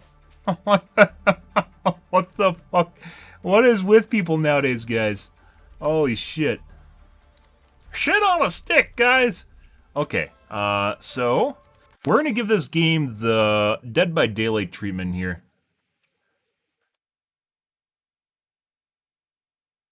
to maybe make it to see whether or not it might be easier to see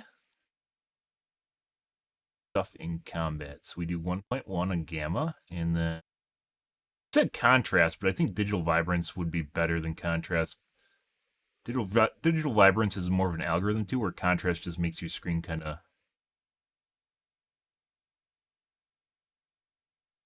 That's like this option is akin to like brightness. Like turning up brightness is not the same thing as gamma. The same as turning up contrast is not the same thing as digital vibrance. I believe we did 1.1 and 60 in Dead by Daylight, or maybe it was 58.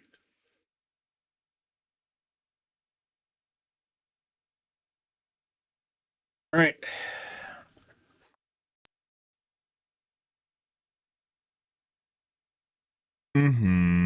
Good.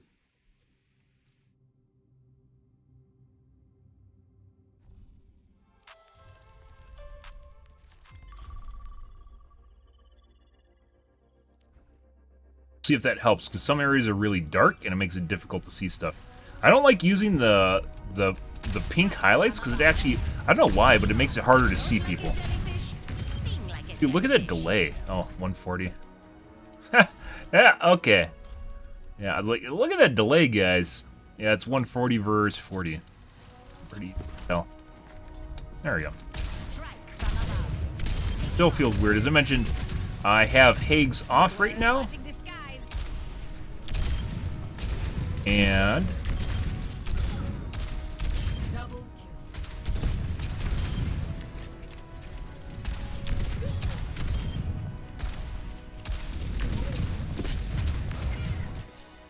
to hit him. And disable full screen optimizations on. We gonna get a cheating widow, guys, sitting on top of the water tower? Let's find out. News at 10. Yay! Is there gonna be a cheating widow just sitting on a water tower? Can't wait to find out. That is the fun of this map. This widow's sitting up there killing everything.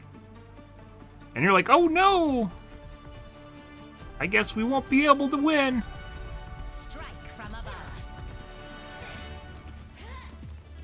The first time I flew this suit, I crashed.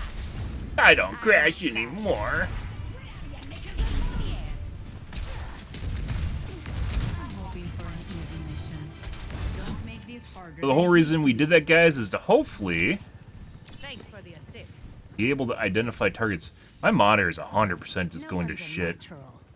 Like, I can just go slowly like this, and it definitely... Moving this slow, I should not have problems reading that defend. 5, 4, 3, 2, Aerial positioning underway. And Death by Widow. stop the payload. There's a Widow. I see an enemy. I will not waste this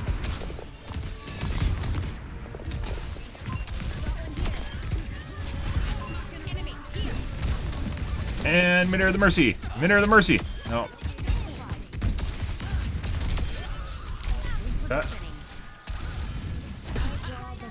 Establishing aerial position. When are we going to see the toggle, guys? Usually 1 to 2 minutes after they get out.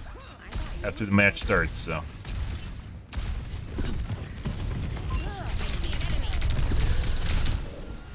Our futures are in Not here. No. Thanks for the assist.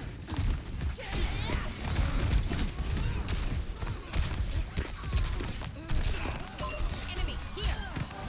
Ooh. I don't think so. Over here. They don't have a Widow anymore, do they? No, they got a Genji.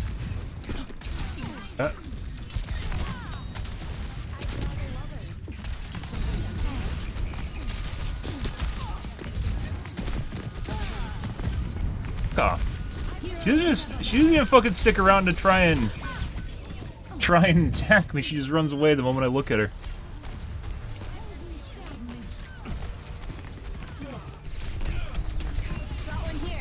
Oh my god!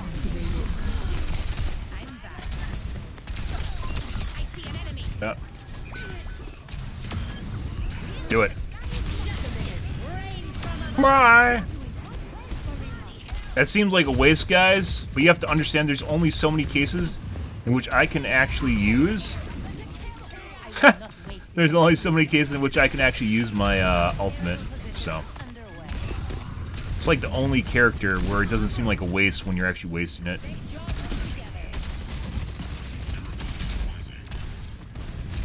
Try killing the Mercy. Oh my god.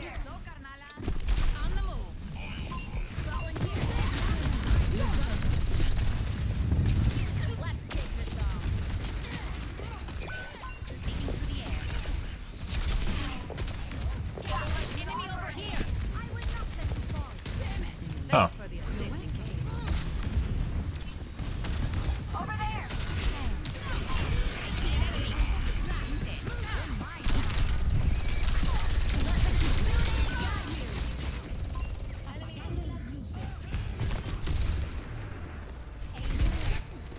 I think our Mercy just lost their res. Returning to battle. Good. Which makes it, I think, a little bit easier to see. I think it takes the kind of artistic flair off. Oh my god. Ah, and there's a headshot. The Widow finally hit a shot and insta-killed me.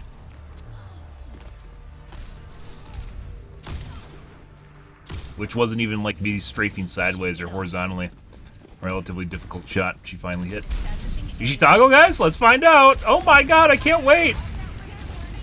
I feel as though she would have toggled by now, but sometimes it's literally just about. Oh my god. Jesus fucking Christ. The input delay. Input delay!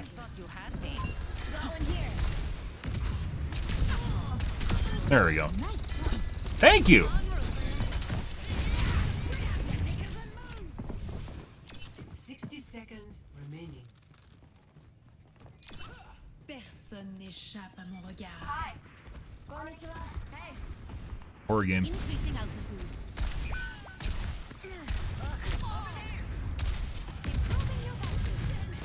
I knew I could count on you. Enemy. Yeah, this guy couldn't hit shit at the beginning of the match, guys. Yeah. 90 seconds. Right on time for that first point. Got to clutch her in there, right? It's for, she can't even fucking charge her rifle properly. It's for dynamic or, Another approach. theatric flair. Taking off. Got to wind it up right for the end. Ooh, just in time to clutch it for the next point. Wow. That guy could not hit shots in the first match. Or first, 2/3 of that. 3/4 of that?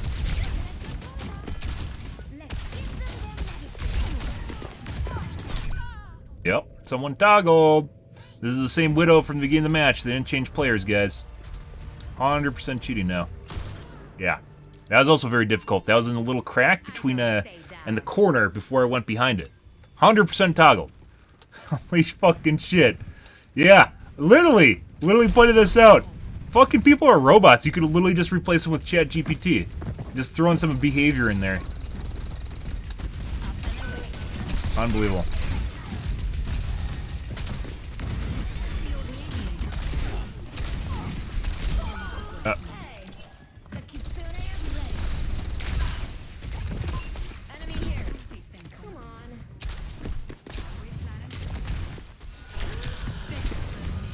Wondering where the fuck she is. Okay. Healer Sombra to the rescue. Thank you. System repaired. Nice guy. No.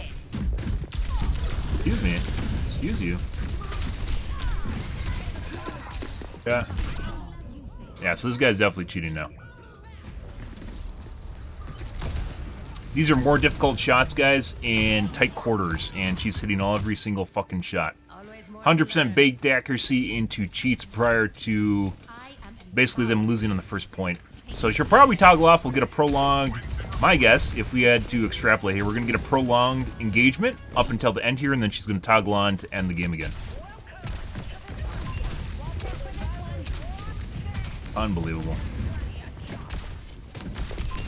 Fucking robots. Yeah, 100% toggled.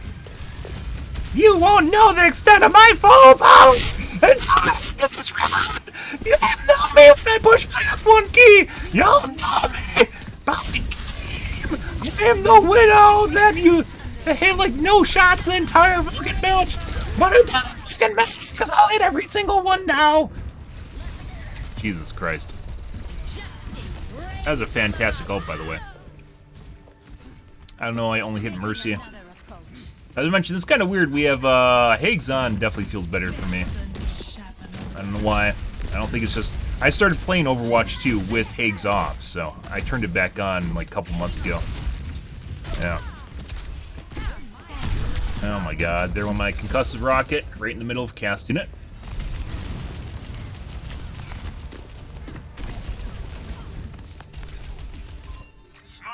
Okay, my head's in the game. 14-2. There's a headshot. Somebody didn't toggle off. Yeah. Nope, just banked accuracy for the rest of the match. Huh.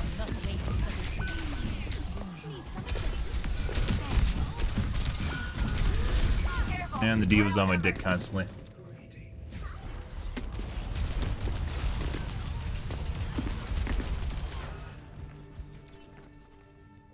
I don't stay down.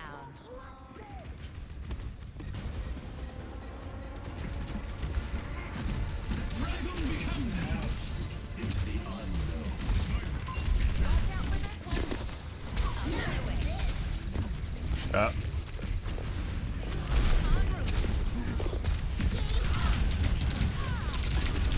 Guy's constantly on my dick.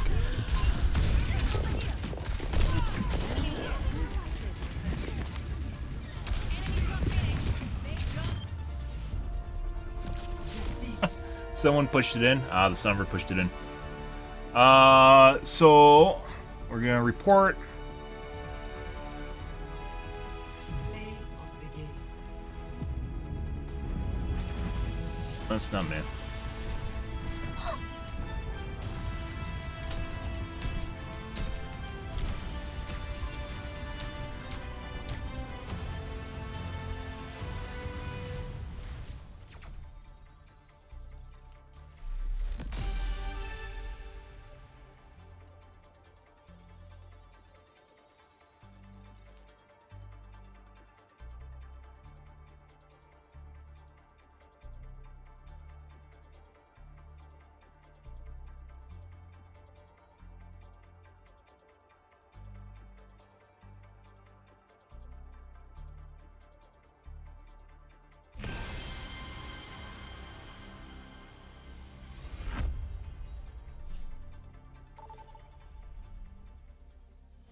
Yeah.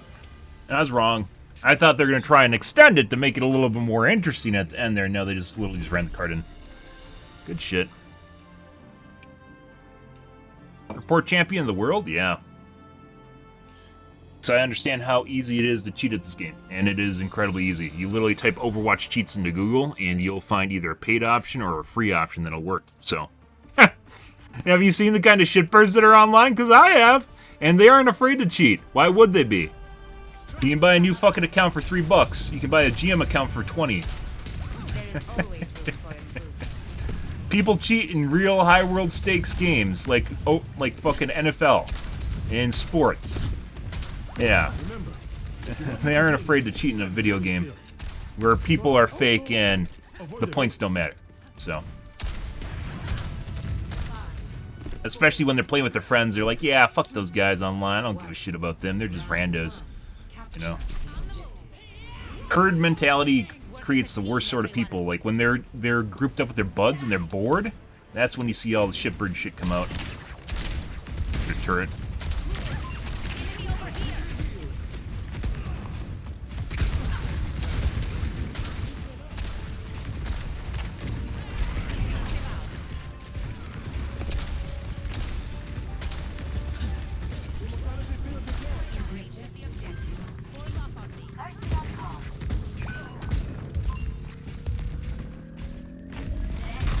Hey, buddy.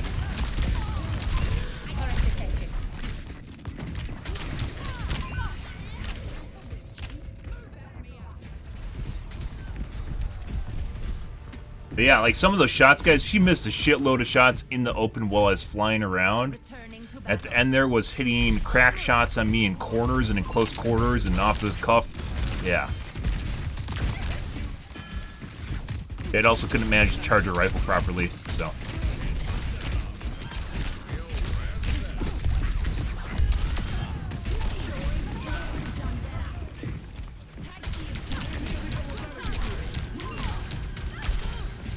Really shitty spot for me.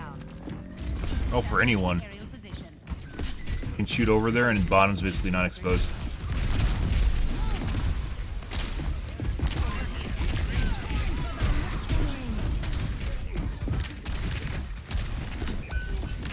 System repaired. That's not good.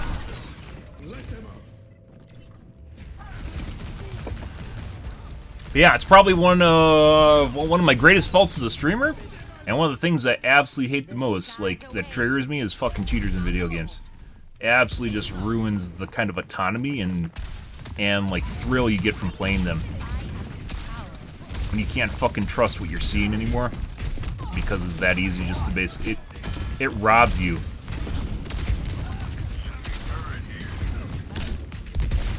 Gonna axe that. Oh god. That was right when I clicked it. Okay.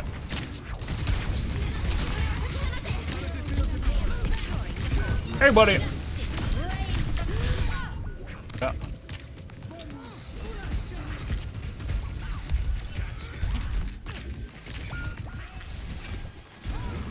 Turret detected. All systems nominal. Robs you from that enjoyment you get from playing games where it feels like you're playing against someone, trying to see who's better, who's worse, what you're actually capable of as a human.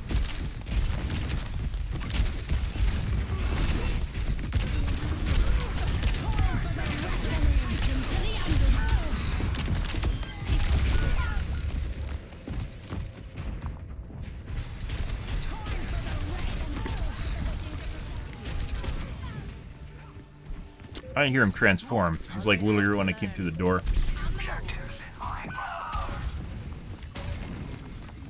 Gotta go. Gotta go.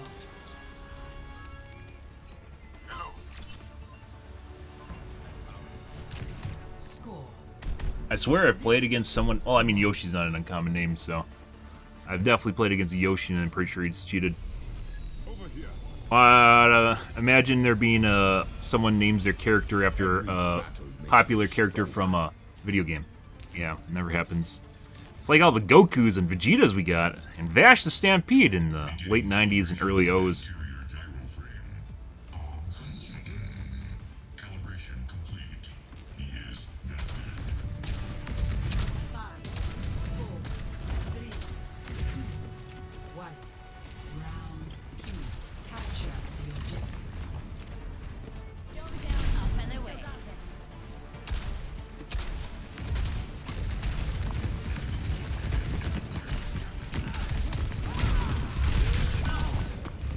And instantly dead.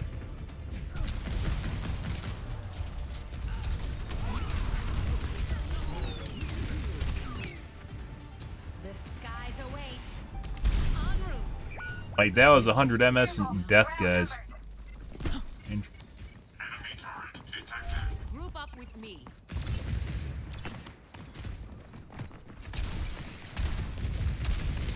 Aerial positioning underway. where's the turret?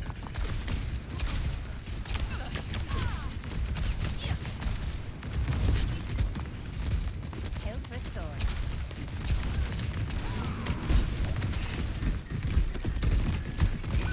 There it is. And kills me. Normally have enough time to shoot it, guys. What the fuck's going on here? Okay, my head's in the game. Increasing altitude. Ah.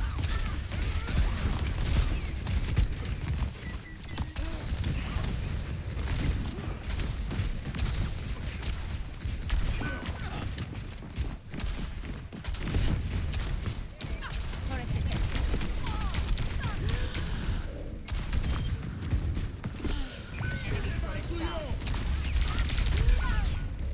Good.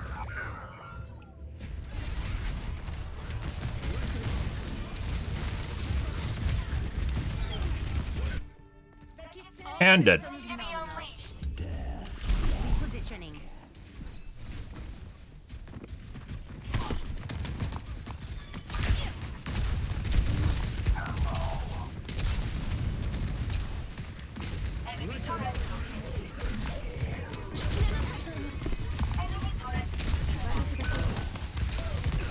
Jesus Christ.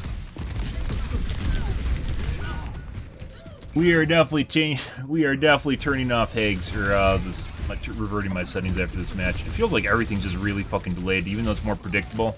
It's definitely more delayed than normal. Holy fuck. Like, not even remotely close. Good. Why the fuck would you ever say GG to something like that? Okay.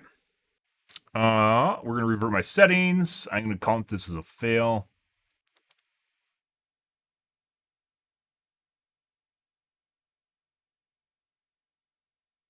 Like I said, it feels predictable.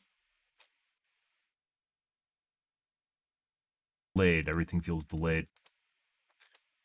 Very easy. Snapshots.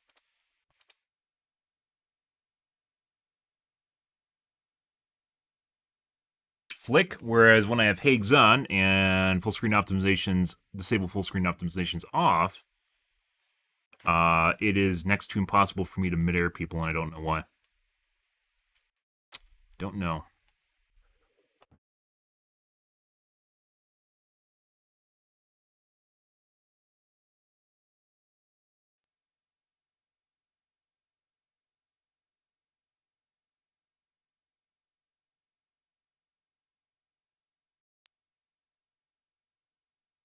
Also, I don't know why my capture card pops up before my monitor does.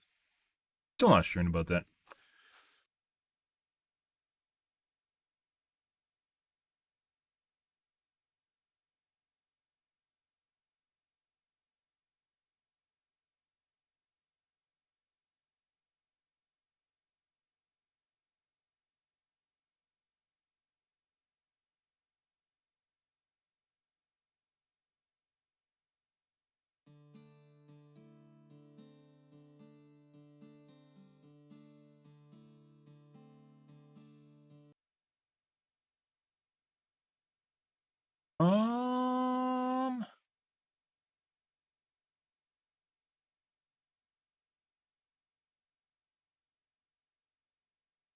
Yep.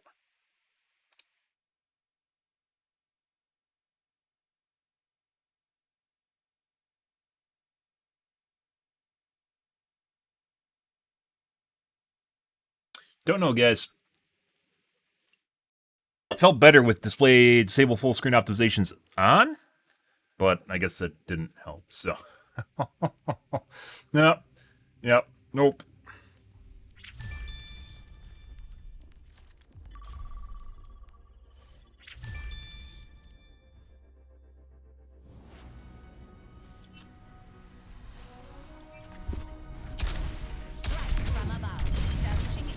Fired, enough came out. Lots. Why the fuck am I in a 140?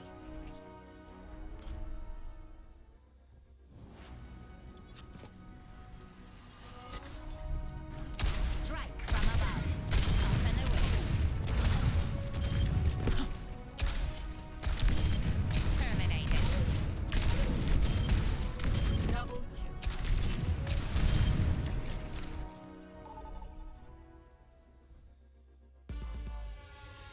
Welcome to circuit. All right. Prepare to attack. Let's see if I'm still as poo-poo.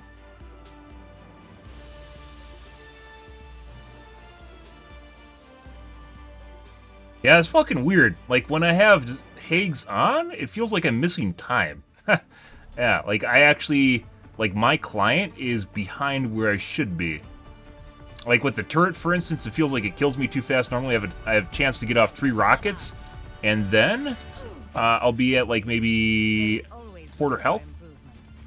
After killing the turret, I'll be at a quarter health, and instead of just dying. Same thing with people just deleting me. We had that happen that one day. Feels like people just delete me. Where I'm just missing like half the combat is just not there, which is weird.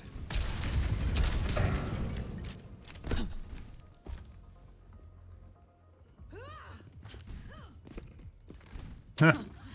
Just one more mission. 5, 4, 3, 2, 1. Attack, comrades. Up and away. I don't know if it's my hardware setup that's having an issue or what.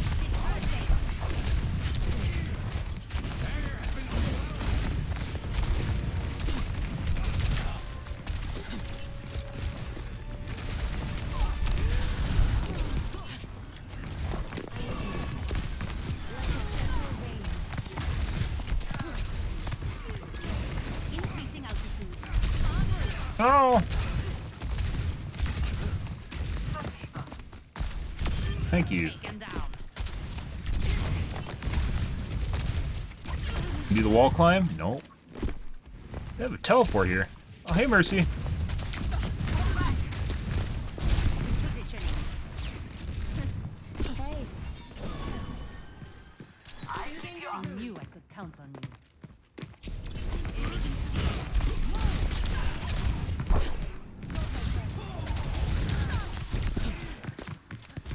That sounded like a McCree, it wasn't.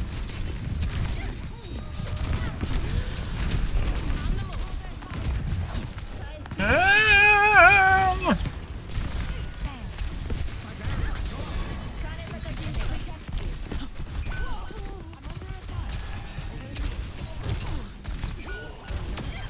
See, but we got it done. Aerial positioning underway. Thank you.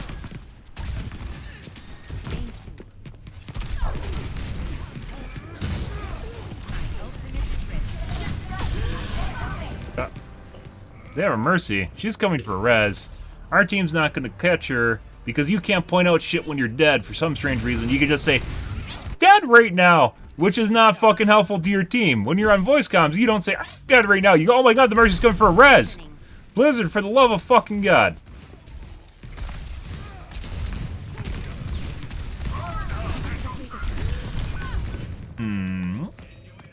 Someone's very accurate now. Not. The skies await. On the move. Alright, guys, we're literally back where we were. Sorry, man. Nano boost administered.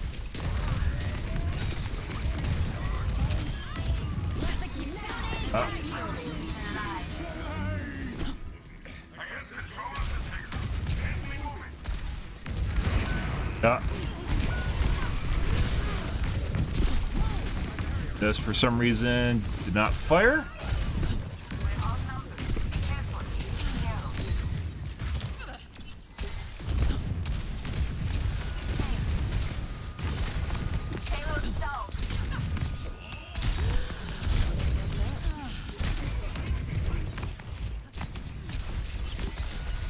I need to get behind them and kill their back line, and I can't.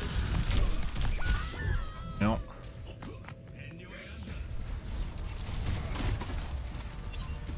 Feels an awful lot like we don't have a tank, guys. Why is our tank so far back? Let's show him some air power. What the fuck is he doing? Taking to the air.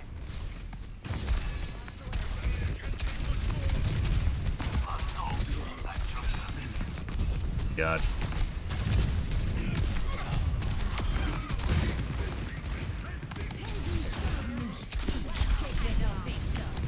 Get it? Nope. I need healing. 60 seconds. Oh yeah? I just got headshot through the doorway.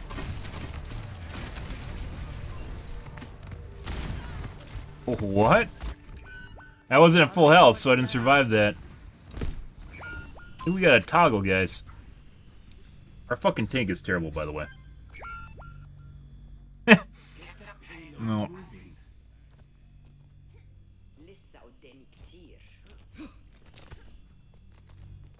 30 seconds remaining. Increasing altitude. No time. Let's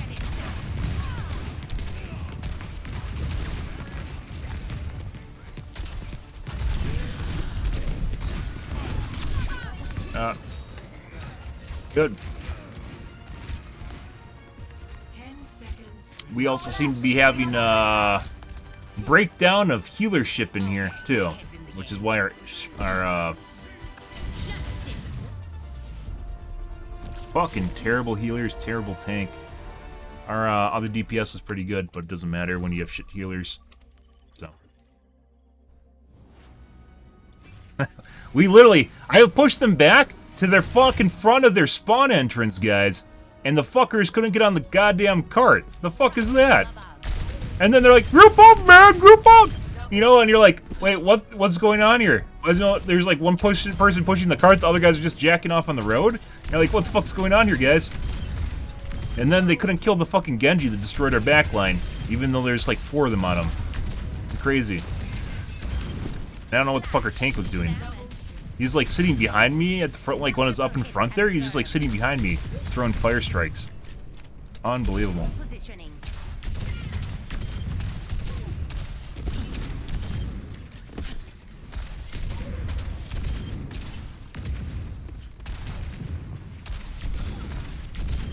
Picked off. Waste of my time. Like I said, Blizzard, they said they're gonna make the matchmaker better, and I swear they've just made it fucking worse. Their Overwatch 2 matchmaker is a joke, guys. I don't know what the fuck they're thinking. Our games are worse than they were before. We'll make it better, don't worry. It's like watching a scammer try to bullshit people. Forgot your parachute? You just have to believe in the heart of the cards enough. Kaplan had no idea what he was doing. We'll show him. We'll show Kaplan good. Oh. And that being said, always listening to player base health is not useful. Select your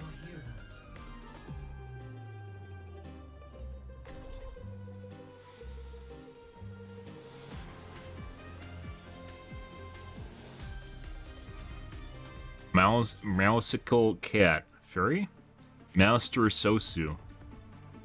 So, furries and clantags. What do you think the chances are they're cheating? Strike from above. Let's find out. Also, that McCree is incredibly accurate, if you guys weren't getting that.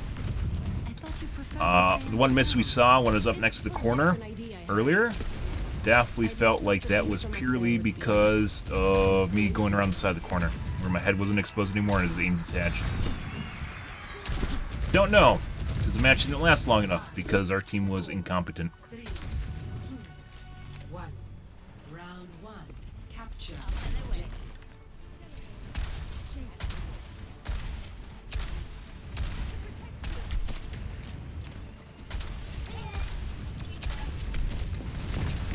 Enemy here. Concussive out.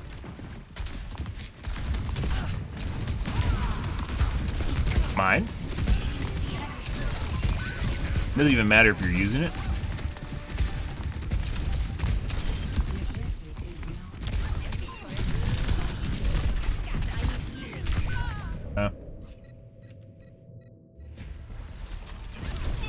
We have a Bridget in here somewhere, doing something.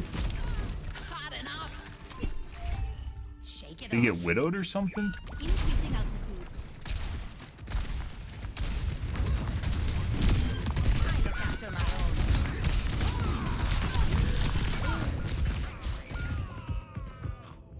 I might just leave. Another match, guys, where it seems like our team is completely incompetent. Okay, my head's in the game. Aerial positioning underway.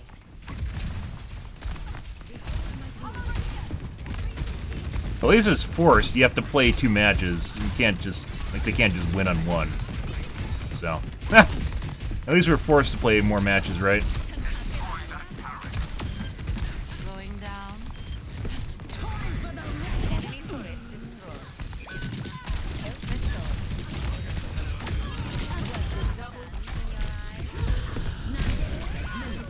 And just got shot through a crack? Through a tree?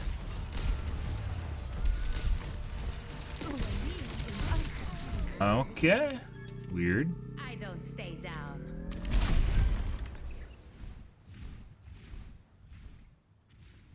Maybe we just had a bad start. Also, by the way, my stats are looking much better if you guys are getting that. Oh, we got a toggle widow? What was that?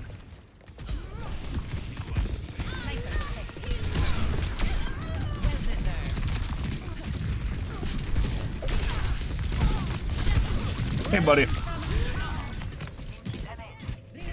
You wanted me.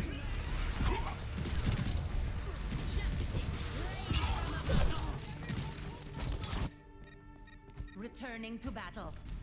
Establishing aerial position. Take this. Enemy here.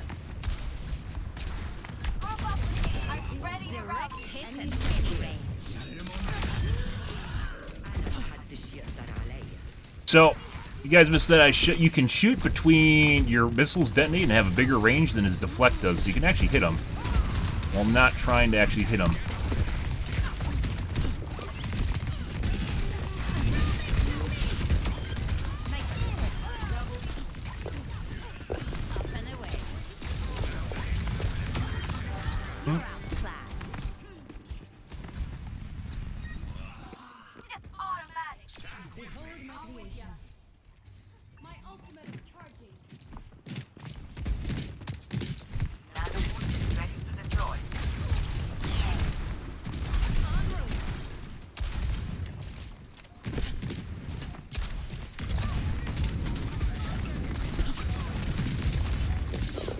Huh.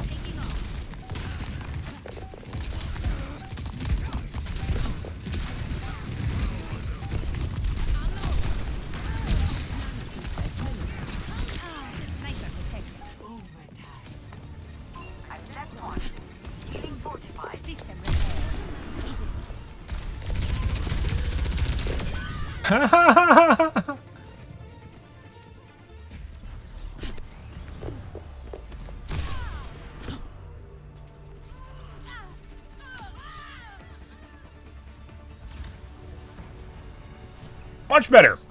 Much better, guys. Weird, huh? That's fucking weird. One setting can have so much of an impact on my computer. Stay sharp. It's harder to keep you alive when you're distracted.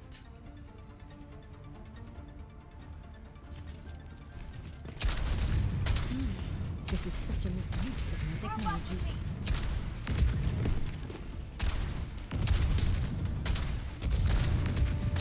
5, 4, 3, 2, 1.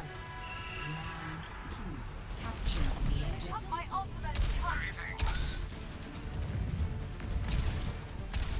Let's group up. Enemy over here.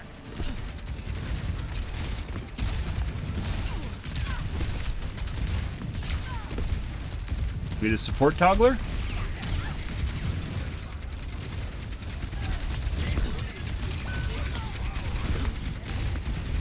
I have no fucking idea. I have no fucking idea what our Bridget's doing. I think that's part of the problem, guys, with Bridget's is, like, they're like a shitty... I think this guy's cheating. Legitimately cheating, toggled on. Shake it off. I think, like, one of the problems with Bridget's is you get, like, the Reinhardt mentality, only it's in a support character. And the Reinhardt mentality generally doesn't give two shits about anyone else, and that doesn't really work. So...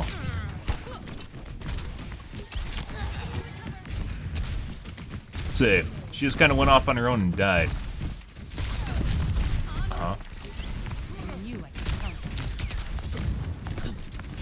Now, we might have a toggler.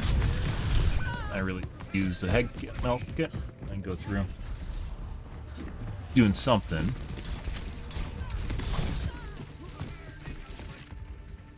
All systems nominal.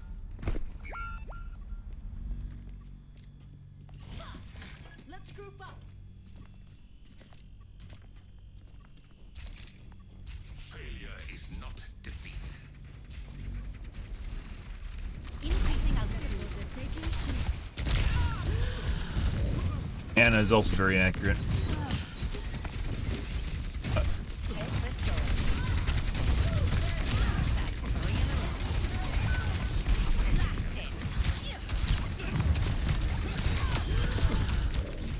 The fucking turret. And look, the turret can shoot me through there too. Cool.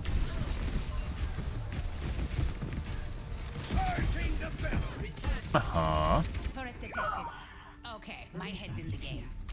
Taking to the air.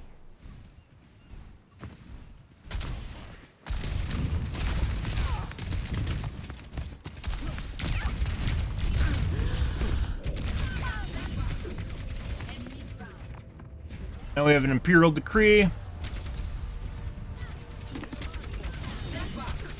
Good. Okay. Always more to learn.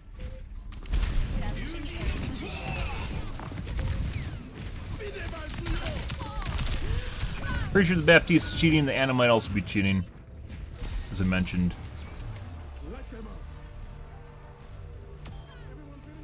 Good. Happy to assist. Our Baptiste here has 20 limbs, guys. Wait to see his damage grow.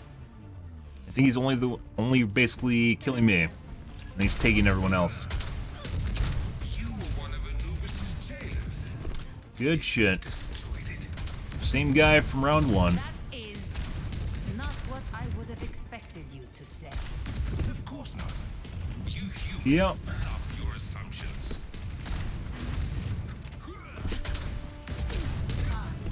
4, 3, 2, 1. Round 3. Capture the objective.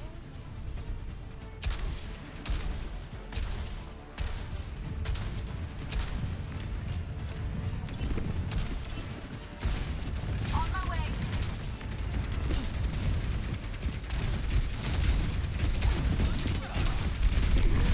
Come over here.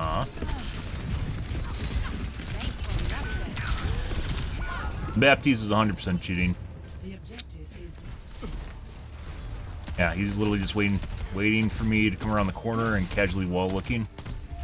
Oh, Shake it off. that'll happen, guys.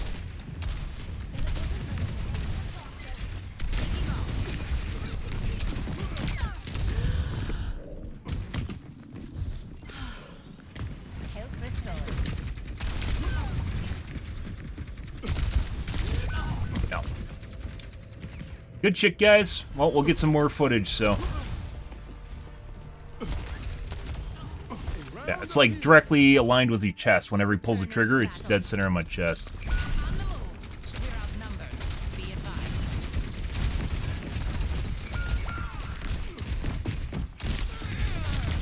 And does a shitload of damage, so it doesn't really matter. Anna's missing. Baptiste doesn't miss. Coming off the bench. Increasing altitude. Yep, now it's revenge kills at this point because he basically got rolled over.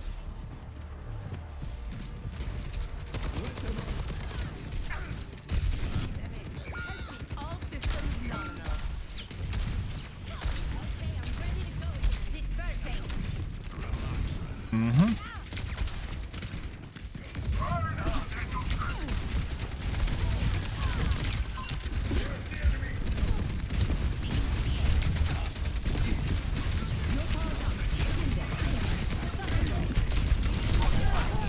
Oh my god.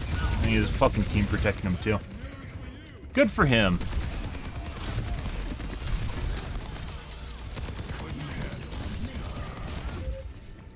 I don't want to talk about it. It's like literally no different. The turret actually does less damage than the Baptiste does. Yep. defeat. He toggles. Like the Bap pretending he doesn't know where you are when his aim snaps to your chest. Literally hilarious.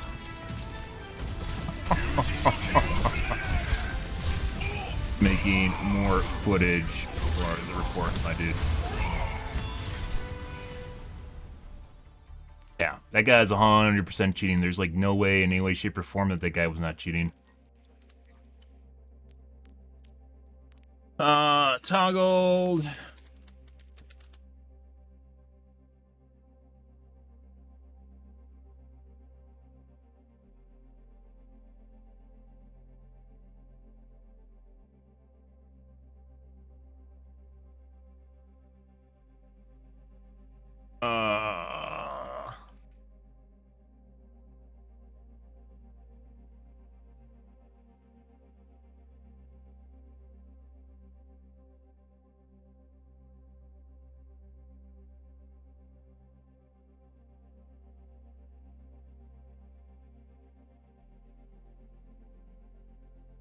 That was all the Baptiste. Anna on occasion was killing me, guys, but she was missing like half her shots, or maybe 1 out of 3 would hit me.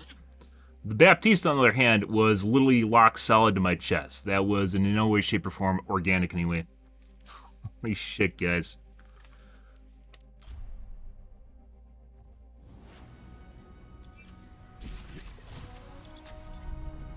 Strike from above. Taking to the air. You'll get that. Like I said, Farah is 100% a cheat magnet. She is a hate magnet in general. And when people get steamrolled like that, they have to toggle on. And they will keep doing that till you switch. Which is also why sometimes you'll see people on the other team get angry and want me to switch. Like, they'll tell me, even though they're winning, they'll tell me that I should switch characters. Not my teammates, by the way. The other team will tell me to switch.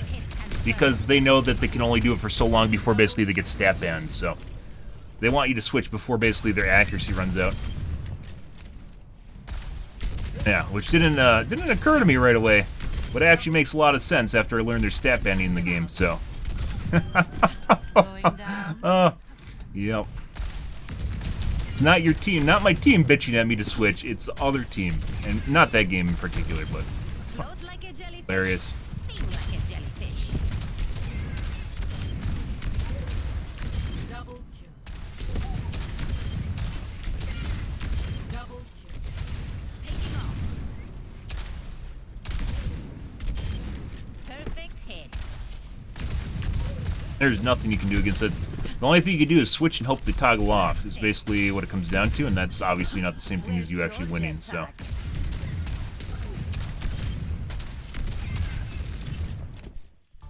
Shit.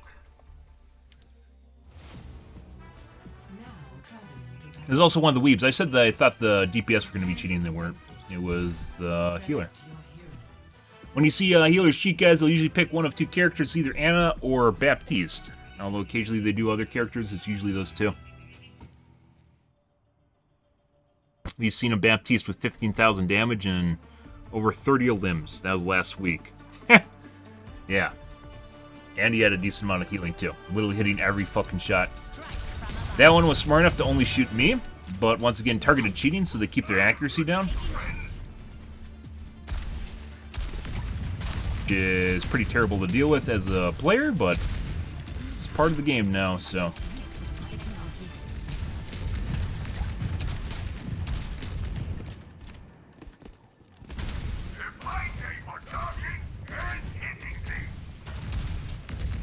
Welcome to Cheat Watch, guys. Hello. I will be the task complete.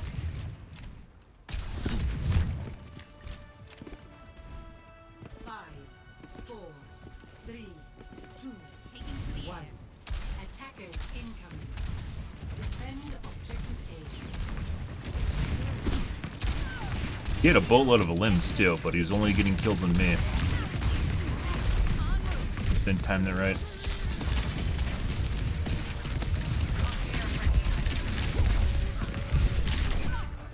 And a headshot.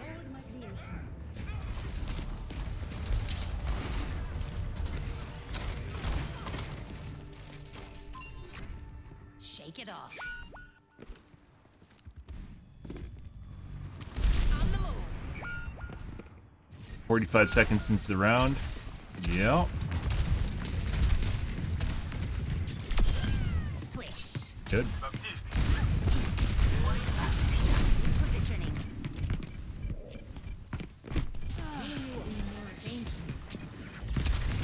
Objective. Nowhere. Stop the payload. No. Aerial positioning underway. Aimbot grenade. Good.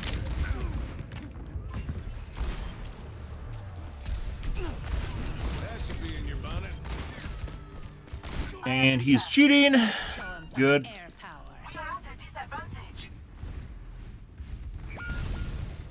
Yep. And we're getting levers because they know. They don't know that the guy's cheating, they just know the match isn't fun. So.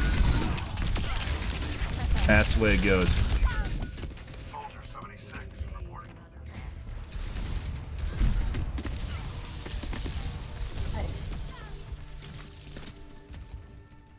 returning to battle. We aren't going to do that.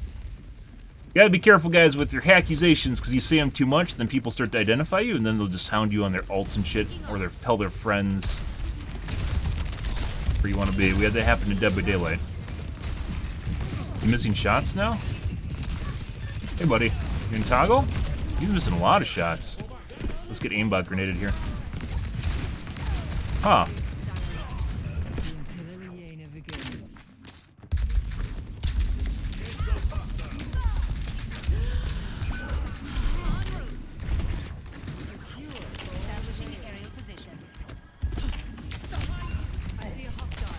Dumbass.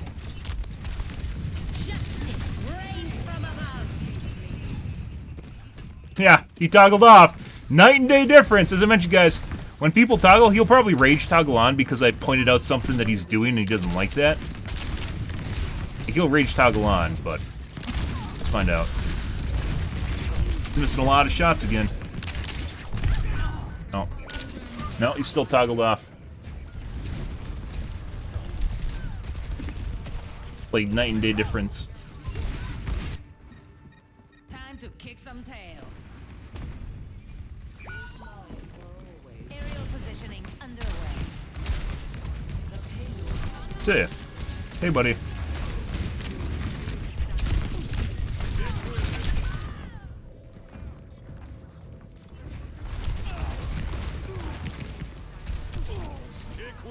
No, he's still toggled, or he toggled on again, but I couldn't find him underneath me. We are outnumbered. Careful. Up and away.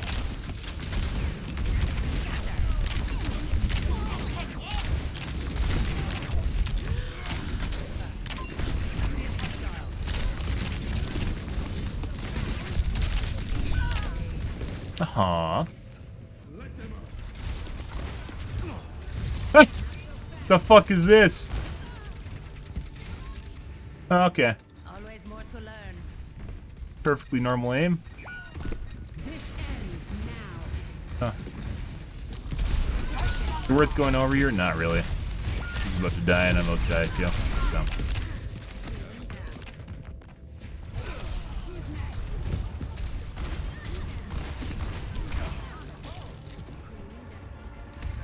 Okay, my hit Is approaching its destination.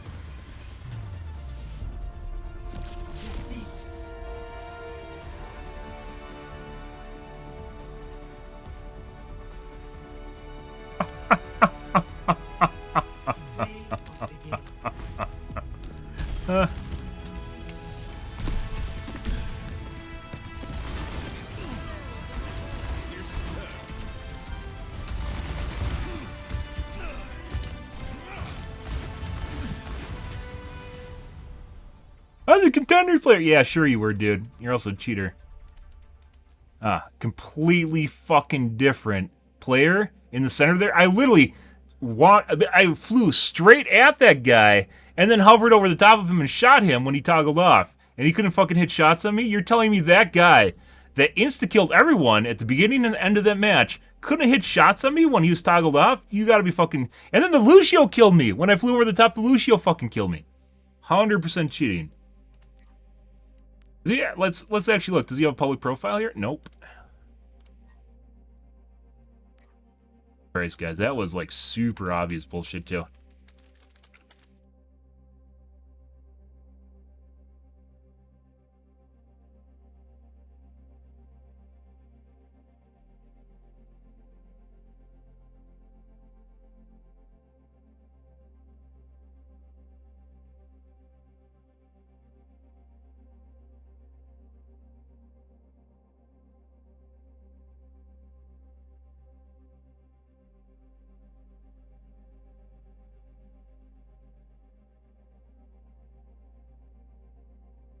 Holy fuck, guys. Yeah, I mean, I do like flying characters. They have a lot of... the verticality, but that's become a buzzword at this point. But basically, your ability just to fly is kind of a big deal. I'd rather have a shotgun than a rocket launcher, by the way. But I don't have a choice of a shotgun. I guess Echo kind of... No. Echo doesn't have a shotgun.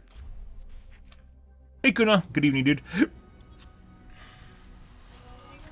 Unfucking real. I was a contender! I don't give a shit about your bot account, dude. I was a contender, I'm telling you! Don't care. Like, it literally wouldn't matter to me who that person was online. I would still report that guy. Based on what we just saw there. Where I just fucking flew straight at the guy and then hovered above him and killed him. And he, on the first point, he killed everyone, including me. And on the second point, at the end there, he killed everyone, including me. At the end. Yeah, crazy. Just play NC. If only that worked. There is an astronomical amount of cheating in this game, guys. It's absurd. I don't know if it's more... I think Dead by Daylight might be doing a better job of anti-cheat now than this game is. To be perfectly honest, that's crazy, but like, it actually seems like BHVR is taking the cheating seriously now, and maybe that's a thing. The best laid plans have backup plans.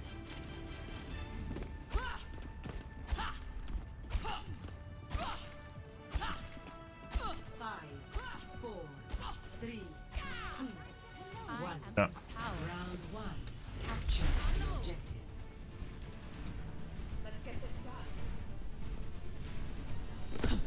Maintaining damage boost. Over there.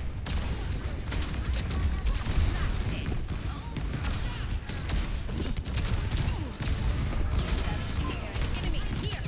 There ain't about grenade. They must hit the Mercy. He was up. Oh, we have a tank now. Okay. I guess we didn't have a tank, guys. Okay, my head's in the game. Repositioning. You call it? Good. Form up.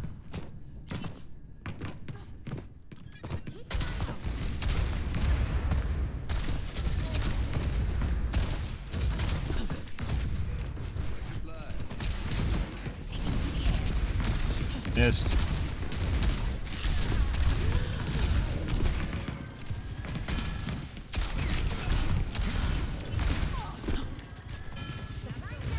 Holy fucking shit, guys.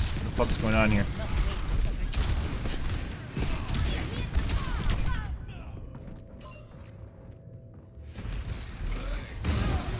Oh my god, Mercy.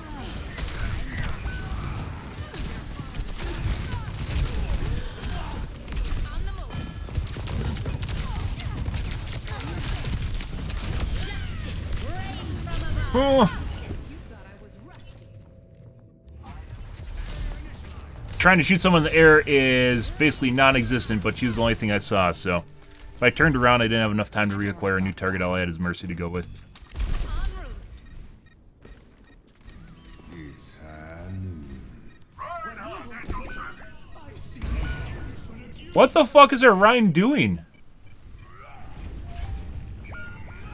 Is it a new Rhine?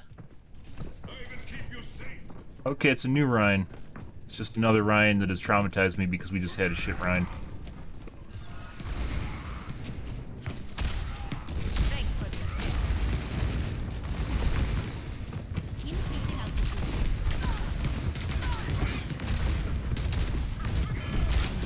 I see an enemy.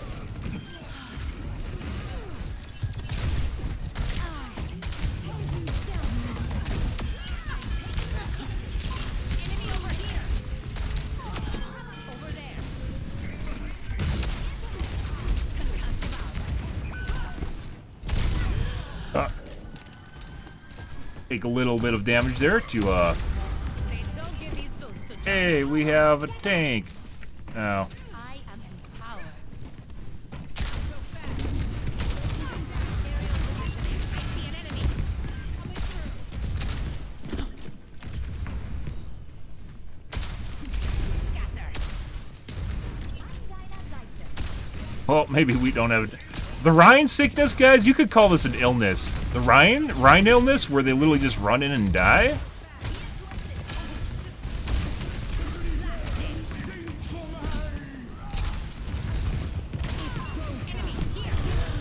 I don't have my ult up. My holy fuck.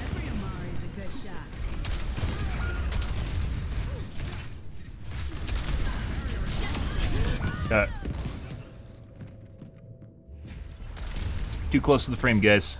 Did I get him? I did. I got myself too. I don't stay down. On the move.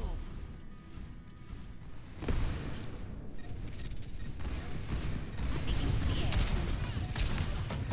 I see an enemy.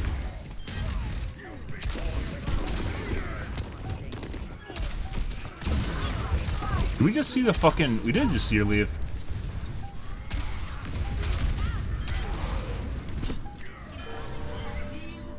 Their entire team just left. Not their entire team, 2 of them left. Greetings.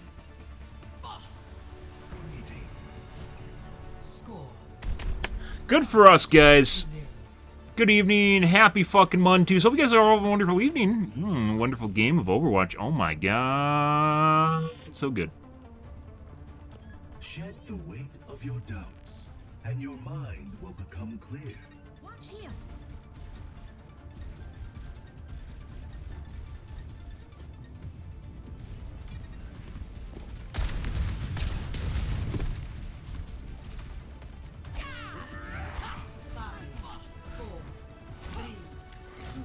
Huh. Thanks for the assist.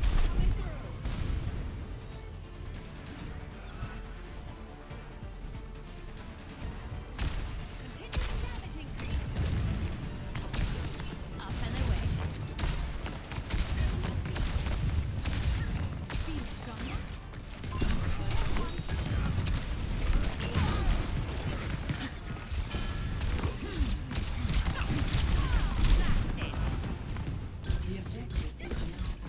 So I fucking hate Genji's, guys. They make, like, no sound. I mean, obviously, that's kind of their thing. It's not just Genji's. Like, none of the characters make fucking sound when they're, like, stuck on top of shit. Dispersing. You weren't watching the skies.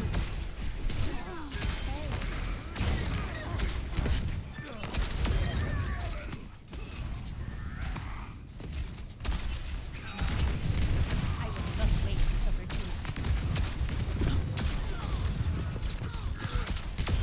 I've got you covered. Taking off. This will just take a moment. I require behind you. Yeah, I saw my health. I saw 109. I'm like, yeah, I'm dead. Justice reigns from above. Not so fast. Somebody. Yeah. Maximum impact. Yep. And gone. Checking in. Thanks for the assist. You can totally tell, by the way, like, I play a relatively oppressive Aphera, even without a Mercy, and you can totally tell, like, how some people are, like, that one little fucking, like, they're just about ready to go over the hump and download something to deal with me, right? Aerial positioning under They're so close they can feel it. Huh. They want that fair, oh my god.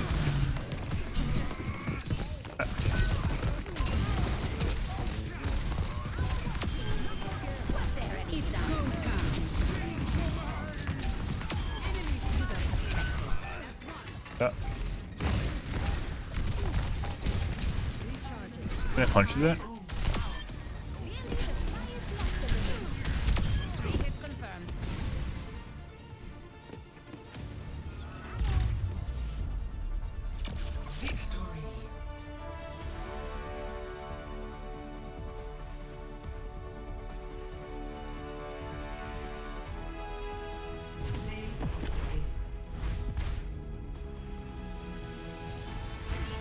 Justice reigns from above.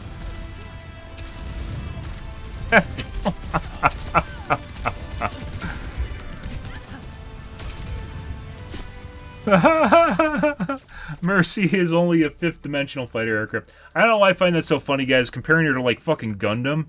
Yeah. You know, like mechs and Gundam kind of like personas? Yeah, Mercy is actually a Gundam, if you didn't know that. Yeah, that tells you everything you need to know about Mercy. She's actually a Gundam. Yeah, she's a fifth-dimensional fighter aircraft known as Mercy. It makes complete sense. Okay, I gotta take a piss, guys. Be right back.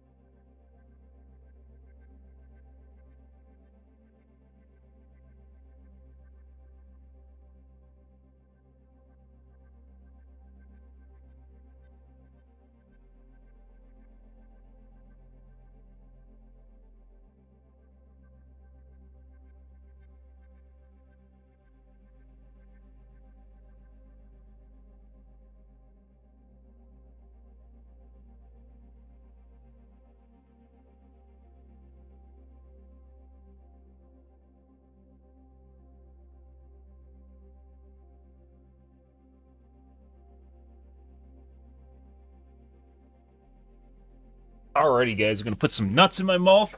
Mm-hmm.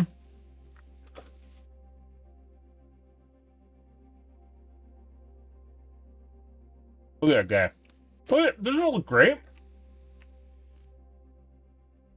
Like no pumpkin seeds in this one, though.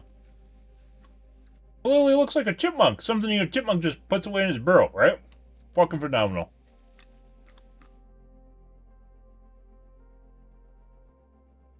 Got some walnuts. Got some almonds. Oh. Some cranberries, sweetened cranberries. Grab. And got some pumpkin seeds. Oh, yeah.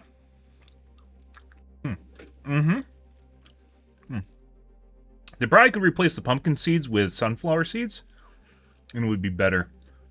But, no, pumpkin seeds I'm not super huge fan of, but I think this is actually really good. Huh? You put a couple 100 pounds in someone's wall? Yeah.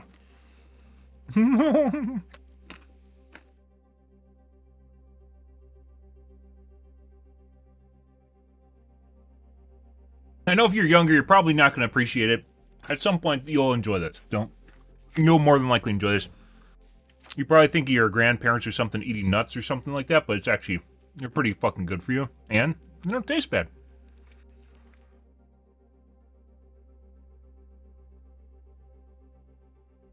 Great snack, has some fucking calories in it, has some good fat in it. Cholesterol. Protein too.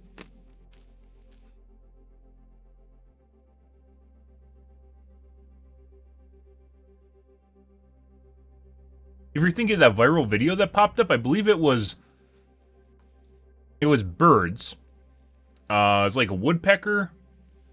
Or not a woodpecker. That doesn't make sense. Blue jays. Where they're pulling handfuls of shit out of the wall. And there's 700 pounds of nuts in someone's fucking wall. Because mealworms were eating them.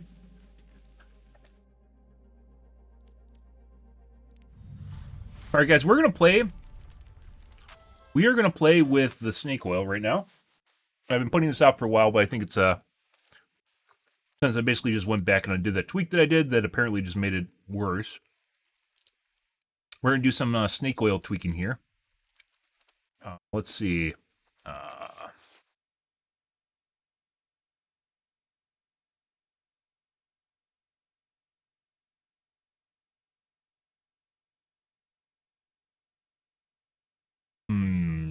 There's a Fortnite thing.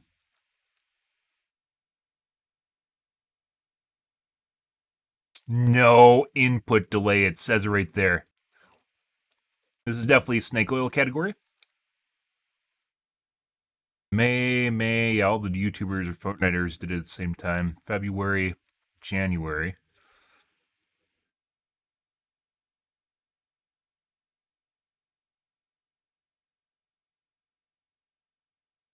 January.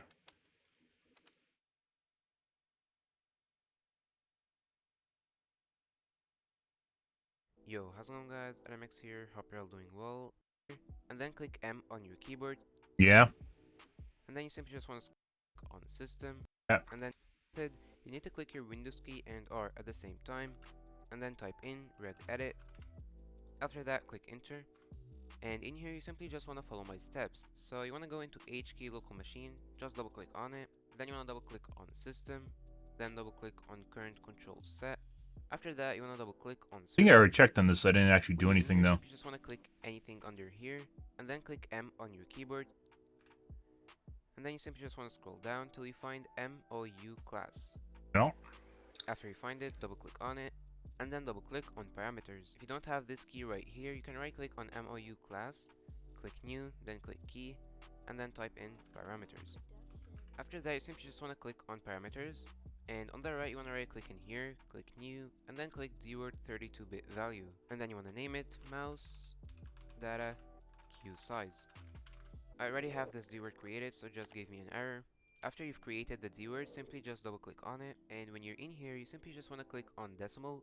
And always before changing this value data, make sure it's always on decimal. So basically lowering this value will lower your input delay a lot, but you have to test with the values first, because setting a really low value for this while having bad hardware will start causing issues to your mouse, like teleporting or clicks not registering.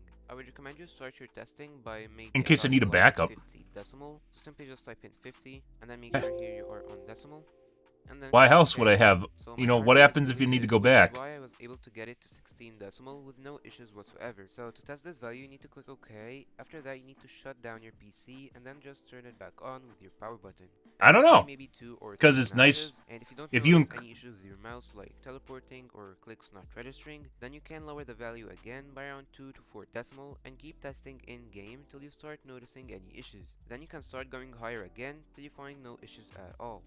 A much better way I like to do to test You have the to restart. stability of the value with is to open your game and then play maybe a match and then click your Windows key while you're in that match. To restart. And then try moving your Because obviously a placebo plus you thinking that it's a placebo is even better. Like you not thinking it's placebo is even better. It raises your morale. So you could argue, even if this is a placebo, it is raising my morale and my ability to perform in the game. So this is actually just win-win. string, then you can lower the value again by around 2.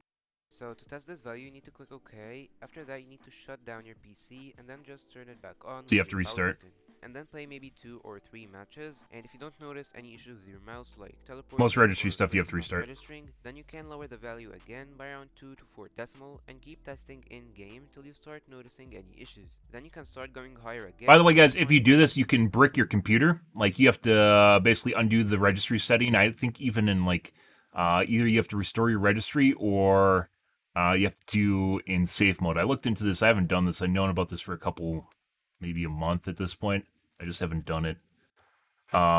So don't set it too low. You want to err on the side of caution first and then go lower.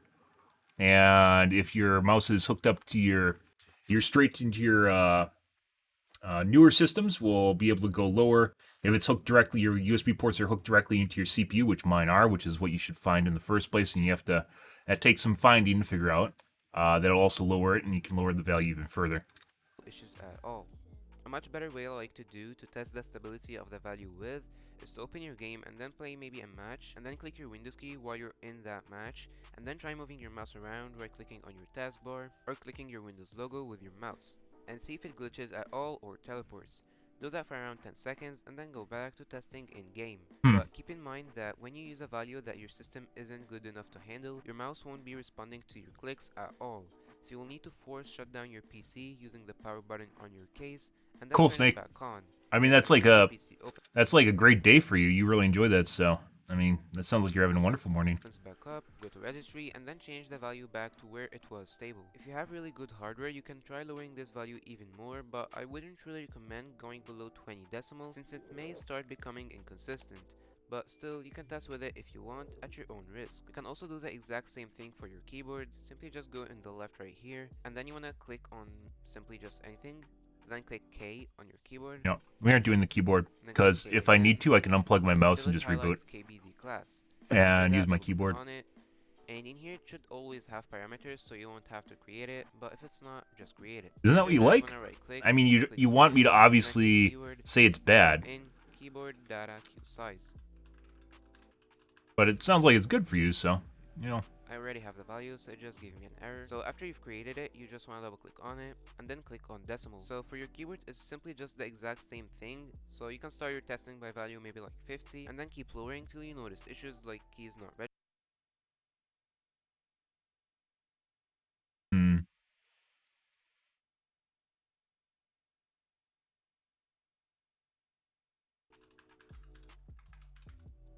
I already have the value, so it just gave me an error. So after you've created it, you just want to double click on it and then click on I mean, it could also be that you had asparagus, you had cumin. I think it does that. Not cumin. What's the Japanese seasoning that they use a lot? Cumin also does it. Asparagus, cumin, big in India and Japan. I don't remember the name of it. Curry seasoning will also do it. Vitamins will also do it, depending on what kind of vitamins you have. So, yeah. I mean, it sounds like you're having a great time. Yeah, no, I mean, you're already having a great time. Why would I say have a great time? I understand you as a person. I know that you enjoy this stuff. So why would I say have a great time when you actually really enjoy this already? To get my keyboard to 10 decimal with no issues. So that was it for the video, guys. I hope you enjoyed it and that it helped you out. Make sure to like. I already know you. I know you enjoy this, so. I'll see you all in the next one.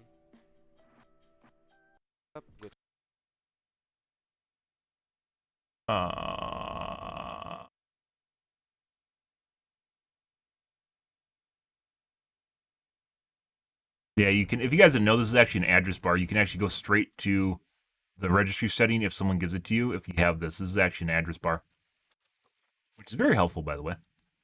But it doesn't work, obviously, if you don't have it.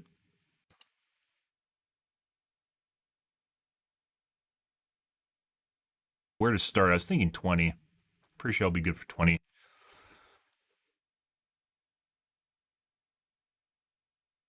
Five.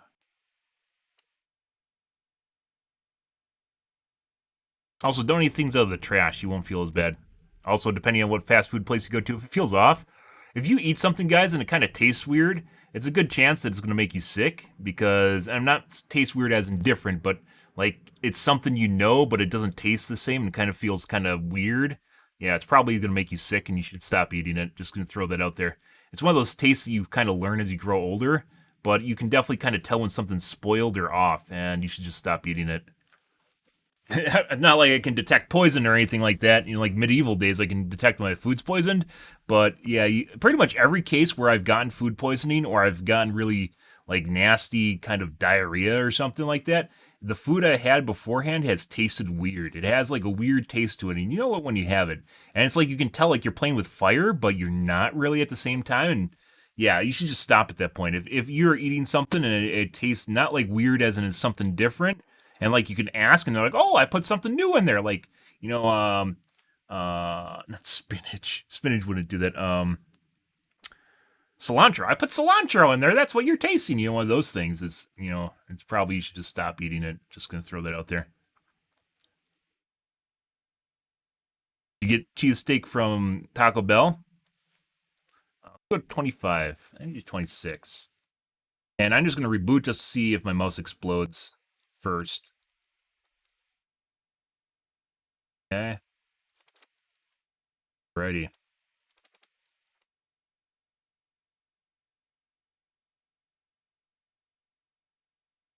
But it's definitely something you can tell after it happens to you a couple times. You can kind of tell there's a taste to it. It's usually like a spoiled taste or a rancid taste. And it kind of hides in the other food, but it's there and it's kind of private. It's like, one of the things I learned when I was in college is you can tell when other people are sick. Like, you can feel when they're sick.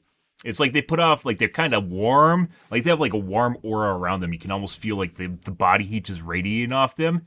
And it just feels like that sickly, convalescing, I think it is, like in a nursing home, convalescing feeling. You can totally tell when people are sick.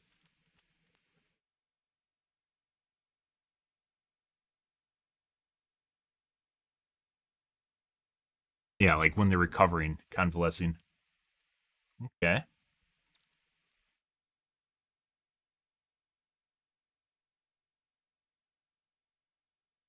Right. Bow, chicka, bow, bow, bow, chicka, chicka, wow, wow. Look at my mouse go all over my screen. Pachoo, pachoo, pachoo, pachoo. Clicking over here on the side desktop. Making my mouse cursor do things. Ooh, it's all over the place. Oh my god.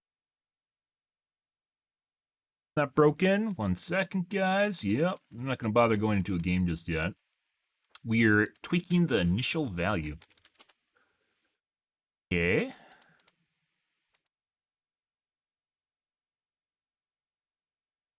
Want to make sure that didn't explode my computer. Okay, restart.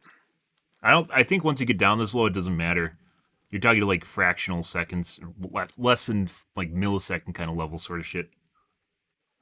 It's like just the first initial tweak is actually what matters. I wonder what the default size is. From Jersey Mike's. You're too good to eat at Subway. You would be too good to eat at Subway. What are you? You're one of those people like, oh, Subway's so terrible. They have sugar in their bread. Despite the fact that you can literally make a salad, or you can have one of those breads that are better for you, like the flat bread. You're like, oh, I don't like their fucking bread. I'm going to go to Jersey Mike's. Yeah. Or Cousins. Or, what's the other guy? Jimmy John's. I'm going to go to Jimmy John's. Not exploded yet.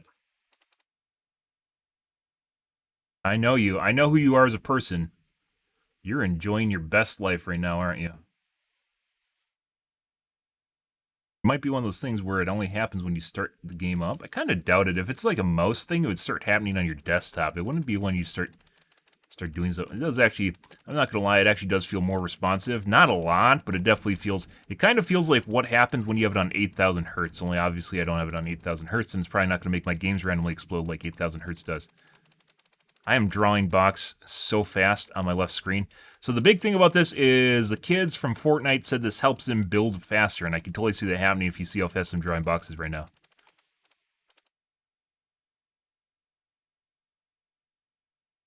Okay, so that's pretty good. All right, let's give her another go. We're going to go down 2.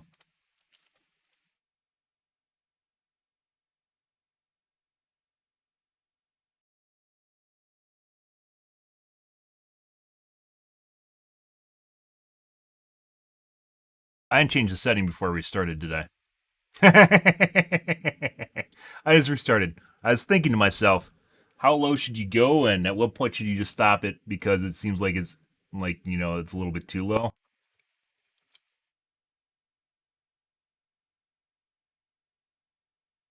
Also, I should make sure that I type the key properly. I could just be placeboing myself right now and I typed the key wrong in the registry. Also another possibility. Reg. Yeah. And by the way, I think a good place to start would probably be 30. If you're on a slower computer. This, as mentioned before, is attached straight to my CPU. It's on one of my USB slots hanging off of my CPU right now.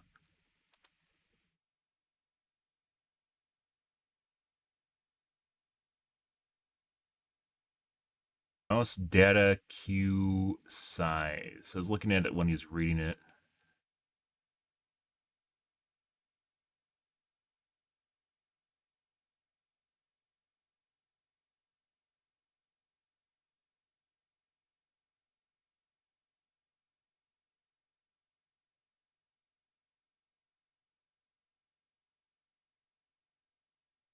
Ah, there's my spyware open. You know when you see that program closed that has like no title on it? I'm pretty sure everyone does. And you're like, what is that?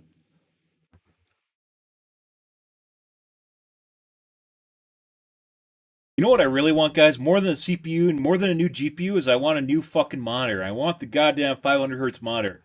Like my soul desires a nice monitor. The Acer was definitely feels like a downgrade at this point. It wasn't at first, but the first couple panels I got, I don't think they're cheating on. It was after that. Last panel I got, I'm pretty sure it was relatively defective. Or not defective, it's an old panel they rebranded. Gotcha me.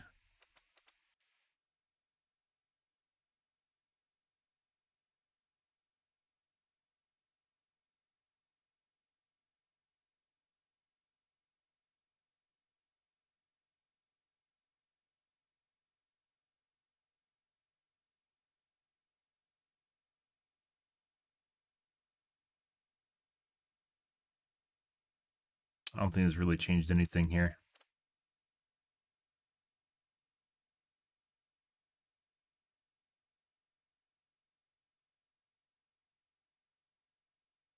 A little bit more steady. I don't think this is supposed to influence this at all, by the way.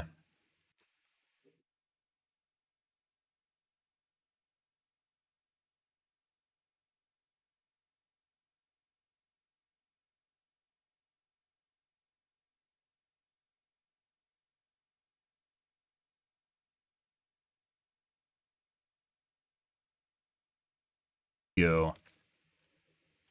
I wonder if that search bar has safe search turned on the web search results. I don't know if it does.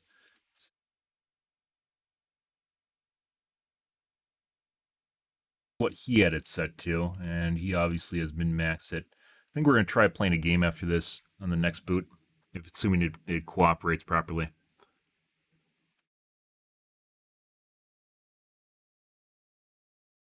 I'm not sure what tabbing out after while being in the middle of a game would do something. Maybe it has something to do with your CPU being loaded.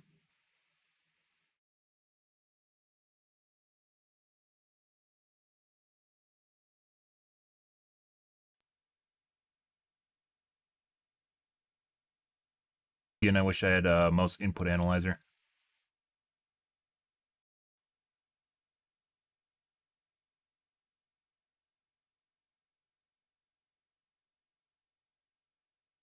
Opening boxes, drawing boxes. Oh. Yeah. Programs are loading.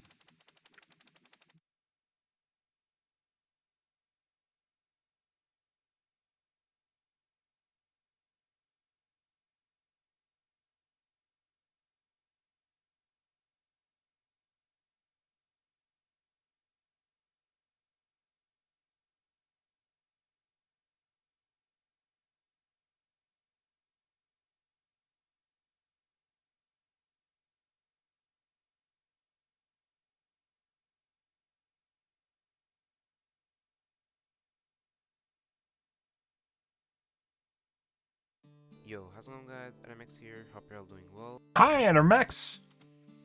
What a great guy.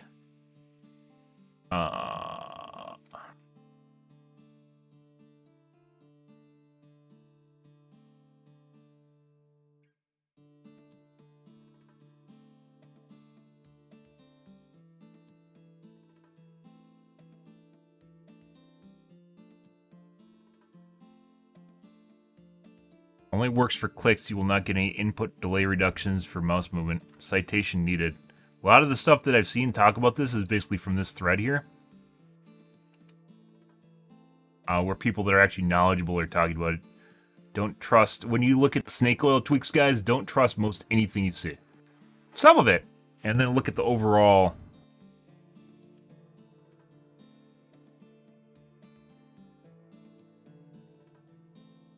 Sometimes my clicks don't register. My clicks sometimes don't register normally, but I think that's because my CPU is exploding.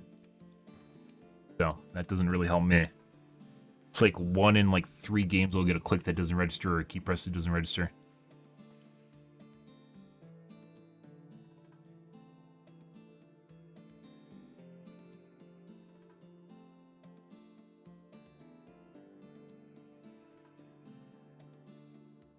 Done every single one of your optimizations. It's the only reason I'm good at games. Okay.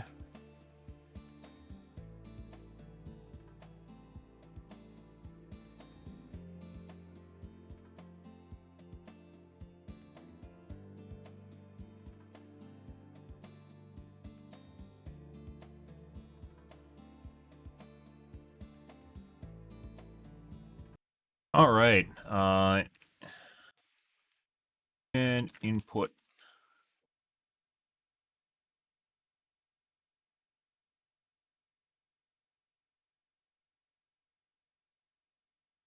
$180 should be like my lowest. Ooh. Actually, I take that back. I think I've got 164. That was like at 5 in the morning, or excuse me, like 10 in the morning, right before I was about to go to bed. 367. Oh!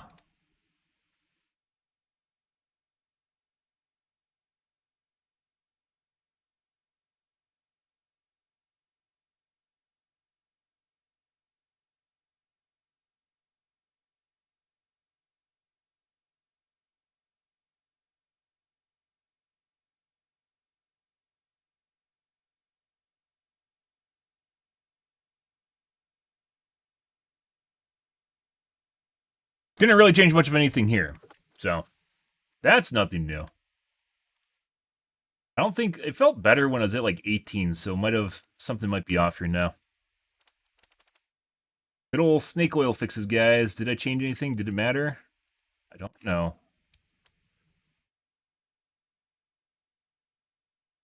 Am I going to perform better? Probably not. Maybe.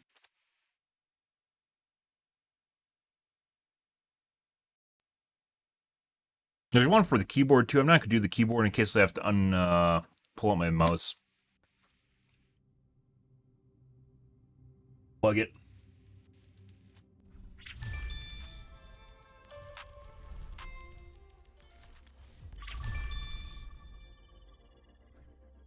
I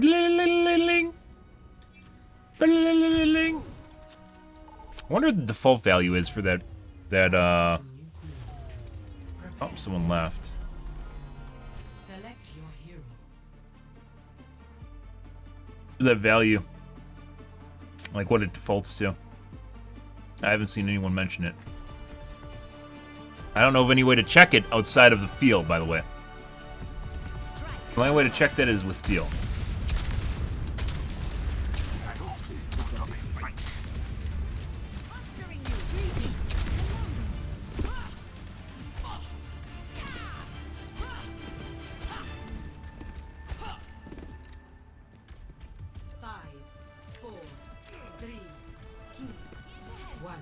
Thanks for the objective.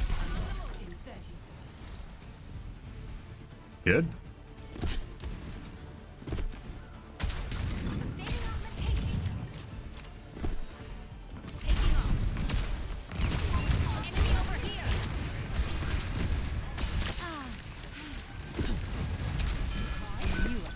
Well, that's interesting. That's not good. The enemy has claimed the robot. We need that robot to turn around. Our tank just dove in and died, guys.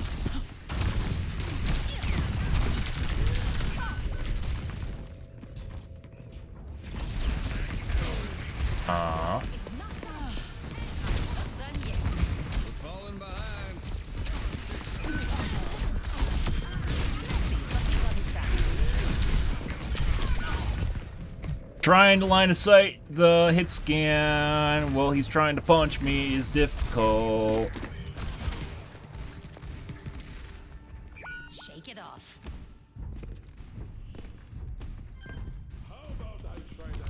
Repositioning.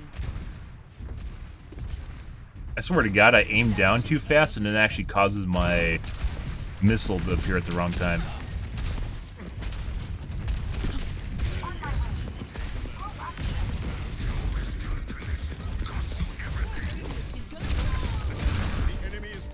Fucking shit, guys.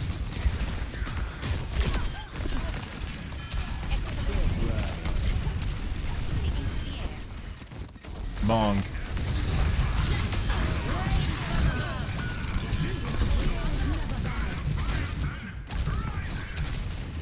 Bye, Mercy.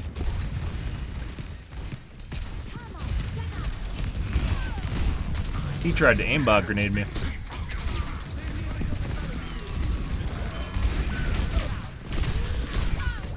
Oh.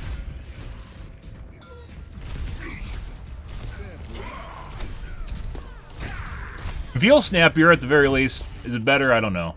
Always more to learn. I don't even know if I'll bother tweaking it below 16, because at that point I think it's so low it doesn't matter at all.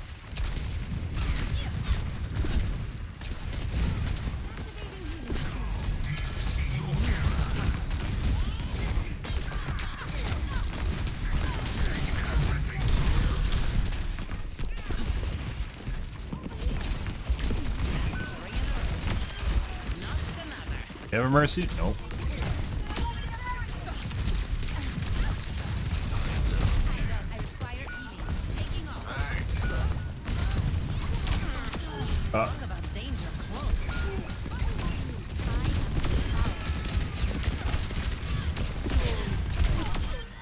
Okay.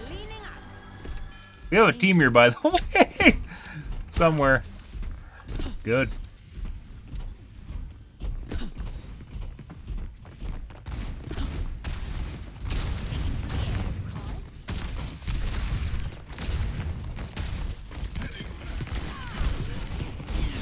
No, he ran away!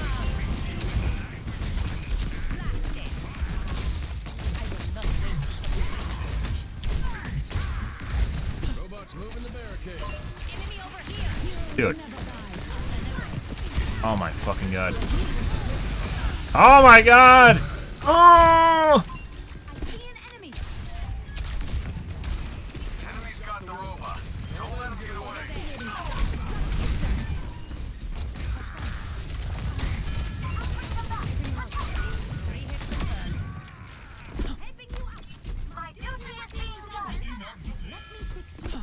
Man.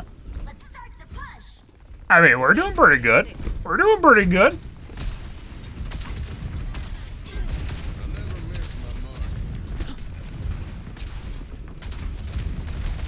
So from what I understand, this tweak matters a lot on the type of hardware you have and also your keyboard or your mouse.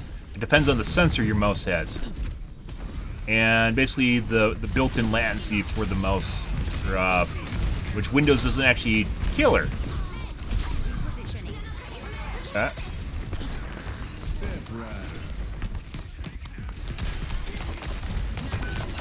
Alright, bye. Bye. Oh my god. And aimbot grenade. I think I actually, well, I didn't kill them. Those guys would have been dead regardless of me pushing them out the window. So. Okay, my head's in the game.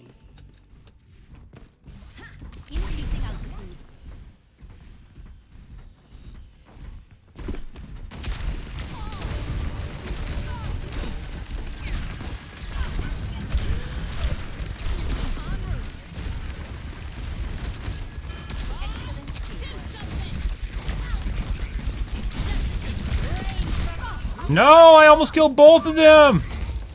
No, mercy!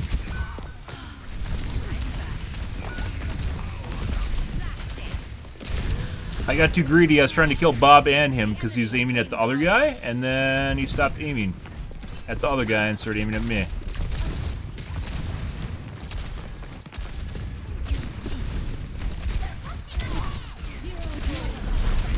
Oh!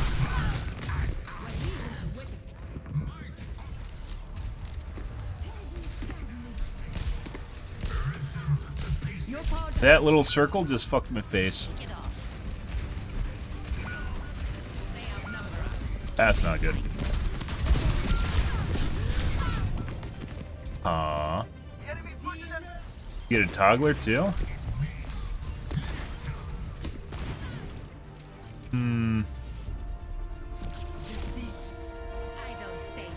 Yeah.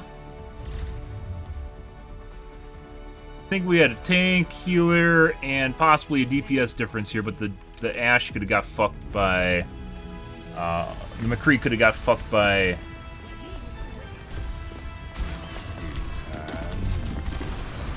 Could have killed him regardless. by the other healer and the tank being bad, so. Missing like half her team there, guys. That's pretty good.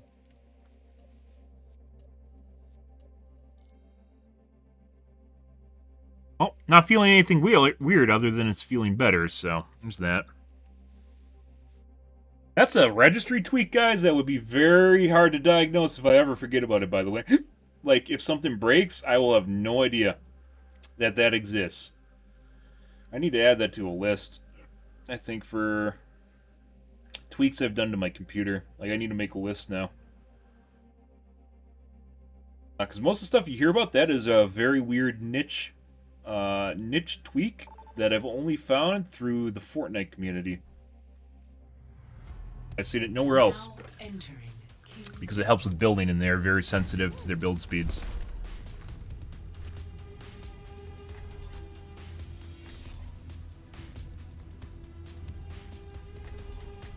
Flicks feel better too. I don't know if that's going to last or if that's just a placebo.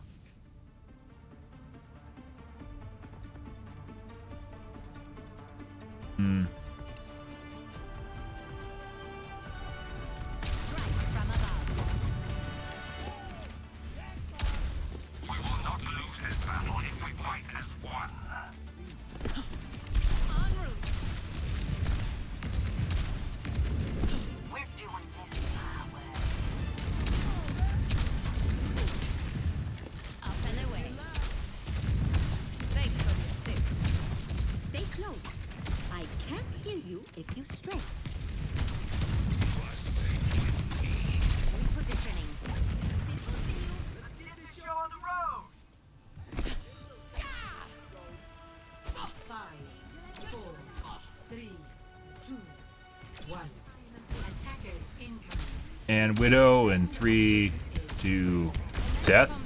We didn't die. That's good. Almost killed me.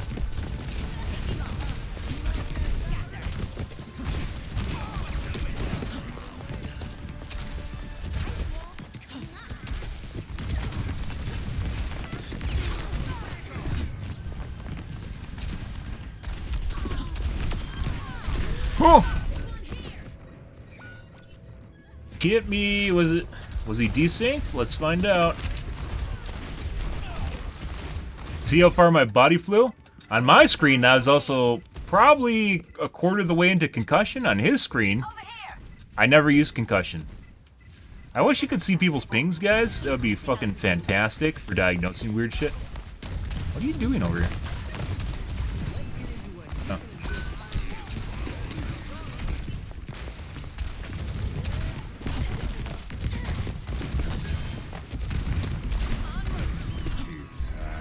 Bye. Hey, buddy.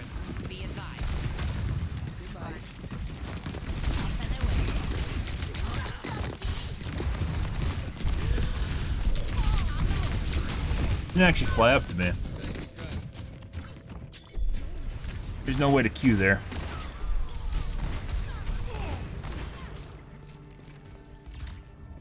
All systems nominal. The payload.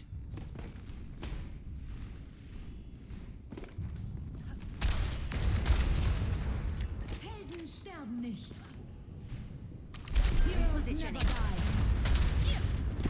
Taking to the air.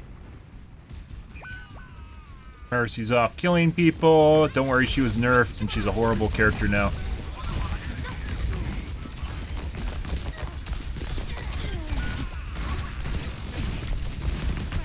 What the fuck is this guy doing? What are you doing?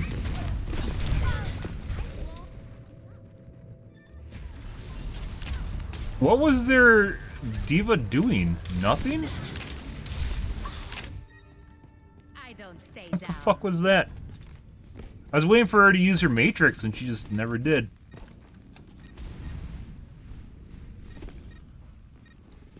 Why does it seem like our tanks tonight are... This is for our team too. Tanks in general are just a lot worse than they used to be.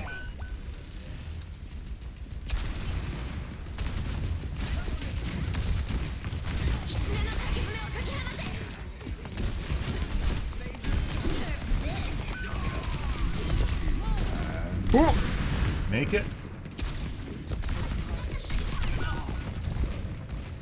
He might have something weird going on. He drank from the forbidden juice, guys. Looks like he has some no regs going on there too. Earlier above the point he was missing me though. But that's messing with his axis, which isn't really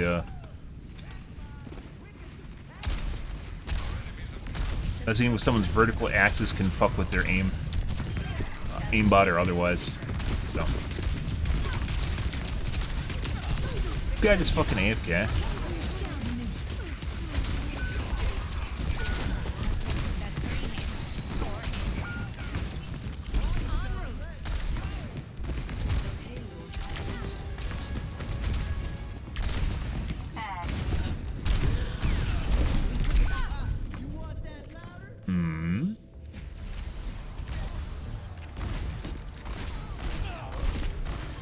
No. We can do better than this. Come on, we're shredded.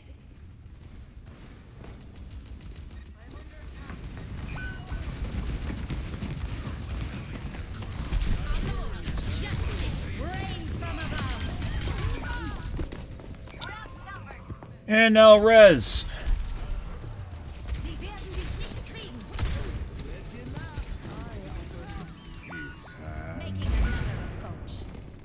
We're literally missing a team here, guys. The fuck is this shit?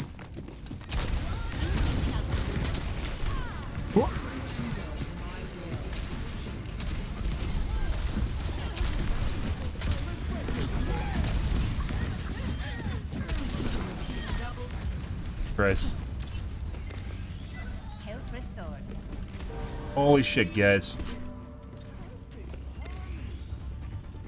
It also feels like we're missing healers here, too.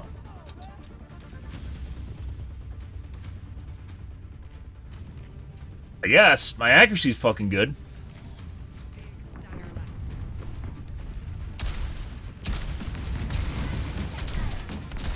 I wonder if this actually helps a lot more the higher your higher your DPI is. I shouldn't have done that, by the way.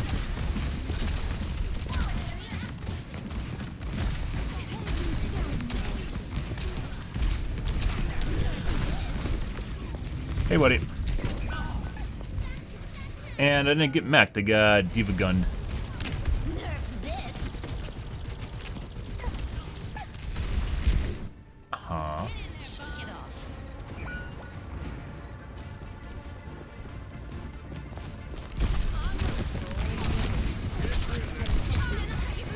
Yep.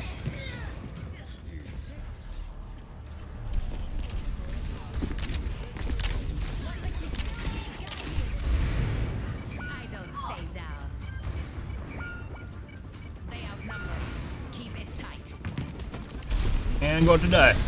Good. Aimbot grenade. Go. Fun. And it's basically like we didn't even have a fucking team next game. Felt like we didn't have any healers after first point.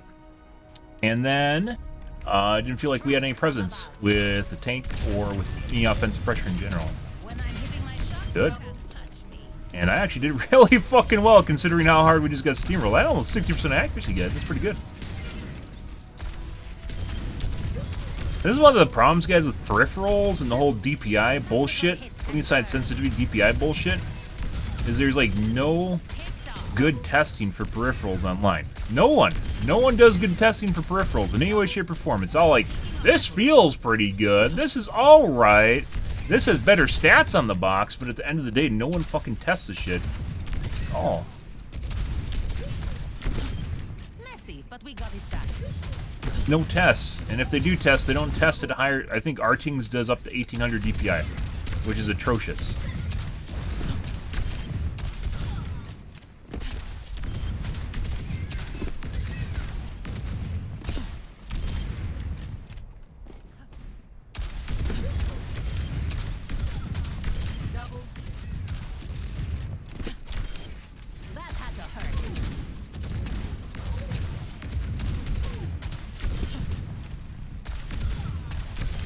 Also, I think I'm going to keep my gamma settings. My gamma and digital vibrance settings definitely makes this feel as though it's easier to see people now. But I don't know if we played any dark maps today. or really bright maps. Well deserved.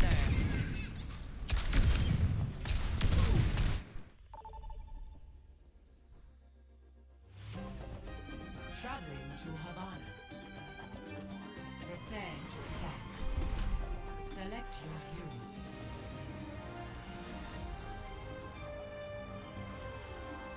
Good, good, good. Happy Monday, Tuesday, guys. Hope you guys are having a wonderful evening.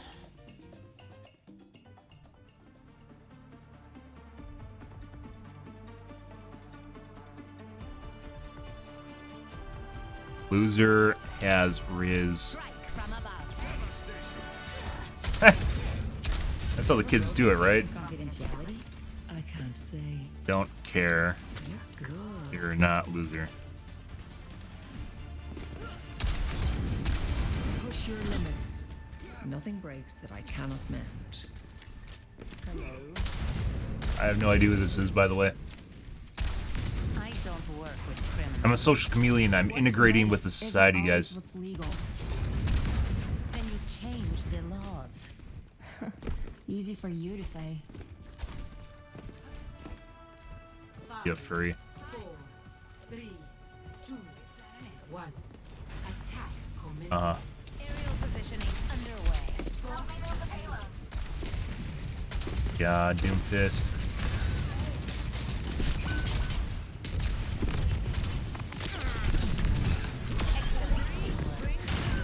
They have a mercy, right? Yeah.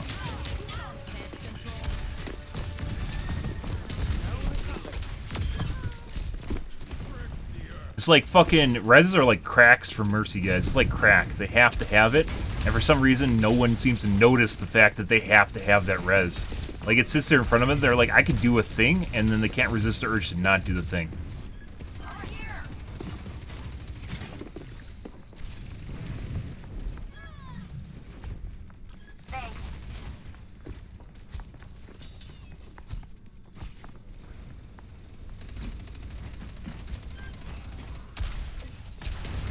I see an enemy. Yeah.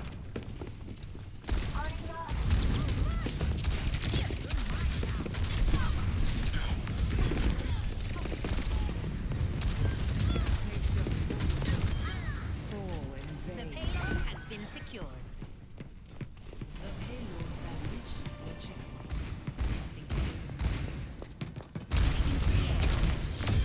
You were watching the skies. They're Enemy here. he came out with Moxie. He wanted to get that free kill. Taken down. As is usually the case when people toggle too.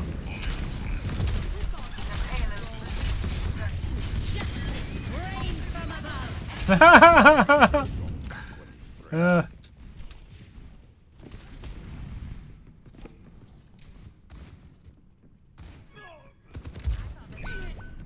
Pain is inevitable. Over there.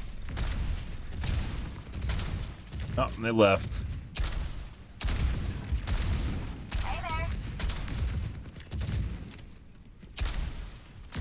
I do want to do this for my keyboard too. Said I didn't, but I do. Actually, I have no. I've had no ghost key presses. I think they're demoralized. The payload has reached the checkpoint.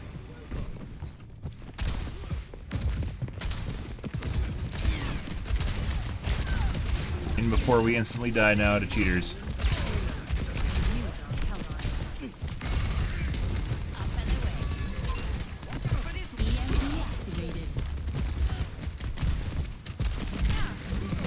I was just looking to the left to try and push him off the edge, and he just came around the corner when I wasn't looking at Piggy.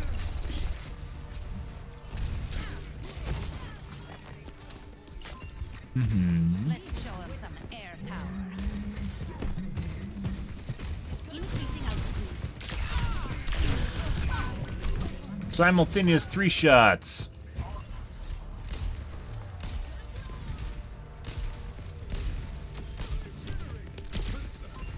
Hmm. Oh, I'm gonna shove them in a locker. We may have a toggle.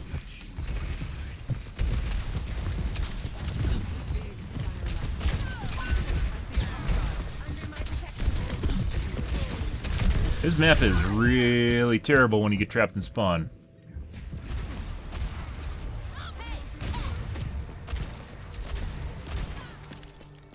Cheating. That's a new guy. All systems nominal.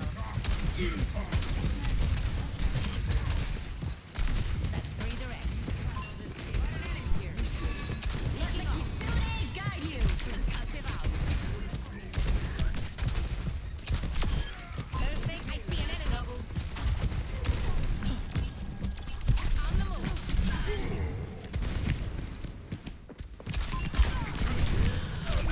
Pretty sure Ash is cheating. Good? What's new, though? Not miss. While she was in the air jumping.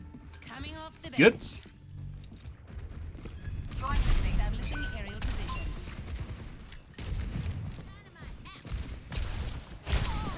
Yeah, that was while she was falling to the ground. Rain from above. Positioning. Could have left. I don't know why I didn't leave. Could have left. Should have left. Didn't leave. We're going to see if we can... This is tough to do because it's not a square. Do something.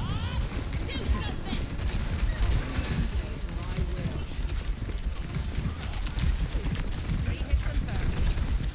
Feet in the air. Blasted.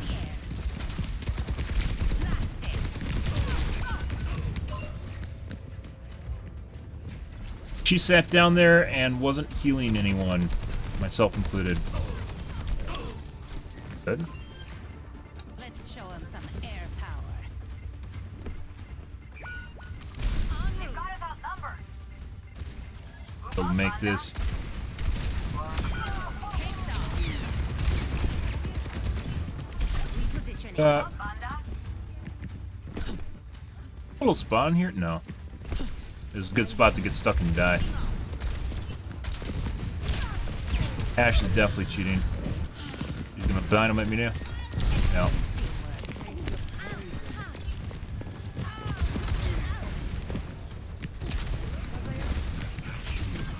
But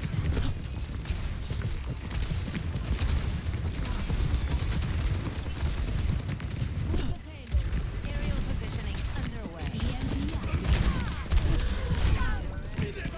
yep. It's kind of weird that they can fucking sit and spawn and shoot at your cap point. This is like the only map where you're actually capable of doing this, by the way. Ash is definitely cheating. They need to remove that. Shove them in a locker. En route. Maybe they wanted to make it. I mean, it's obviously a defendable position to begin with, so there's that.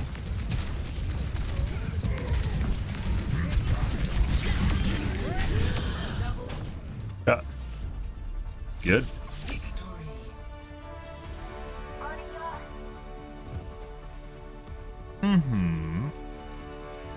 Our doom rolled.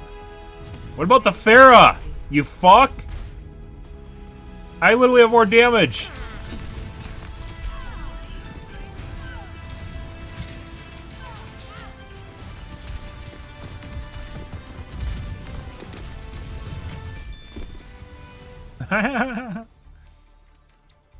Cares about the Pharah. Pharah, the most hated character in the game, guys. Alright, where's our... There she is.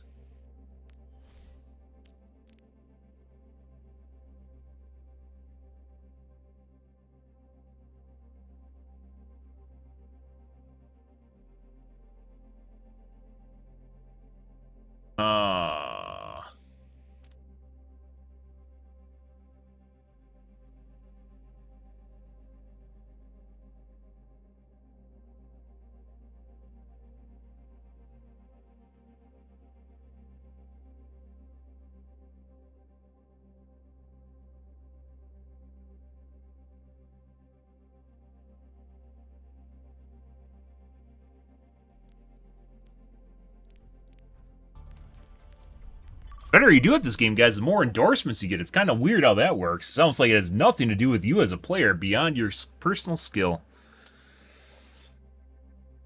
Cards were a much better system. It definitely feels like they're trying to make endorsements like cards. It's not in any way, shape, or form like cards. Traveling to Nepal. Such a stupid system, and you'll oftentimes just sit at 0 or 1. Select Not 0, you sit at 1.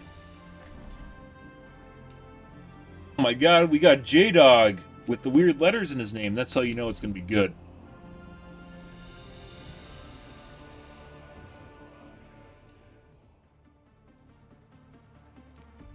Cuttlefish, are you a guy and actually kind of a dick?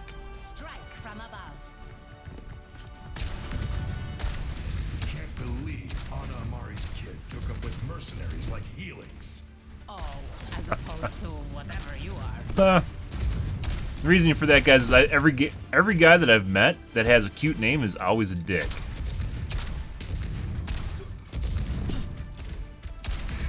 Every guy, like, they call themselves, like, Fuzzy or Cutie Bumpkin or something like that. Every guy that I've met that has a cute name is a dick. It's like Robs. Robs are almost unanimously dicks. It's like built into their DNA or something. And Sams are oftentimes bitch boys, except for me. Break them old guys. What the fuck is this shit? Hey, buddy.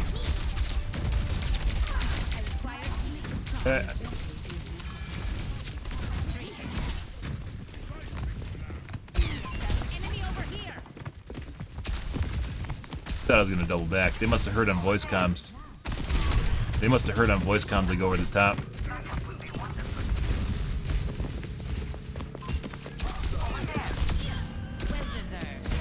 My missile go. Mercy! I'm out of jets. They're out of time. Gotta leave. The respawns are coming back.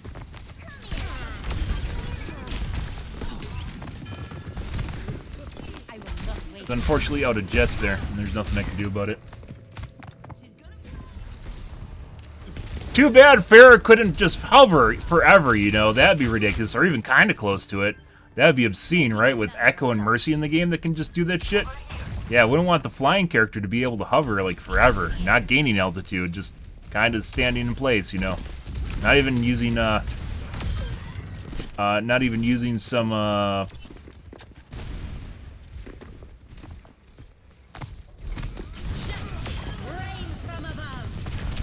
from the side.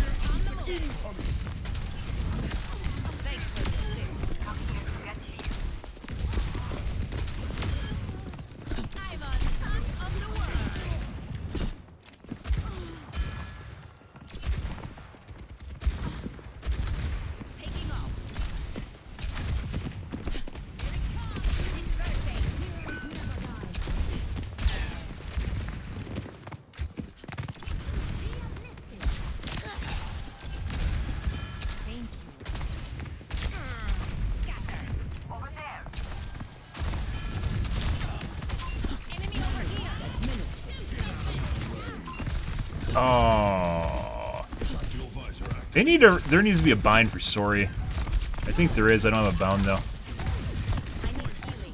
Aerial positioning underway. Helping you out. Ah.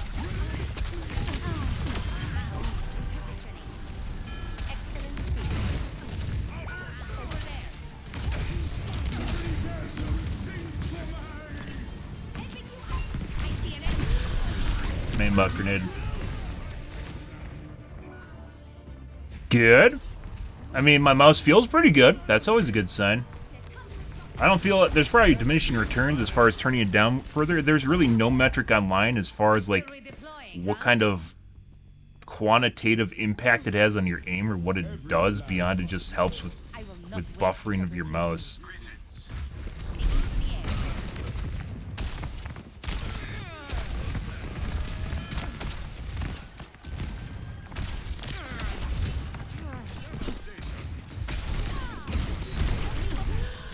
Holy fucking shit, I just about got one shot.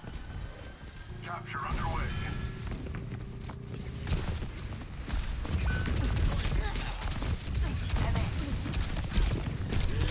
No. One more shot. I didn't have it, guys.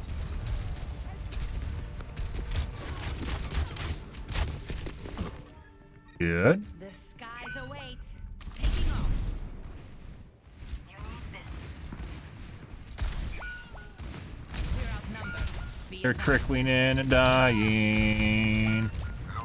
They're trickling in and dying. Prepared.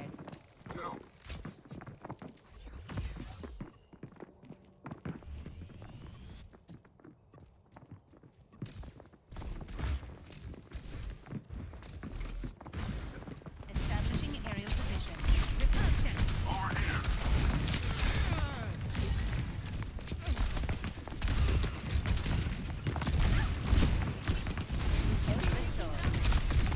Concussive out. You're you better stay out of range. Justice reigns from above. Enemy over here. Ah. That works.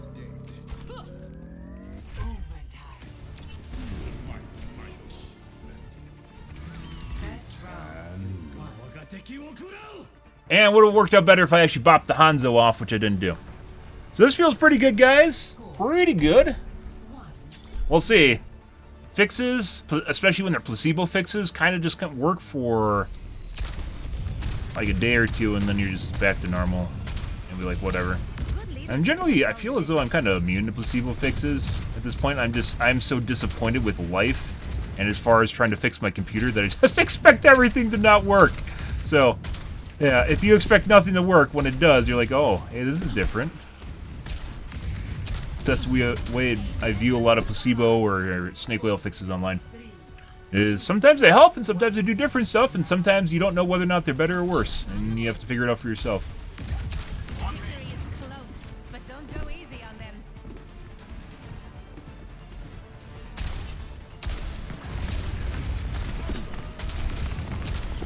Aerial positioning underway. I thought someone had him pinned down. He was getting healed, apparently. Double headshot. Headshot and body shot. En route.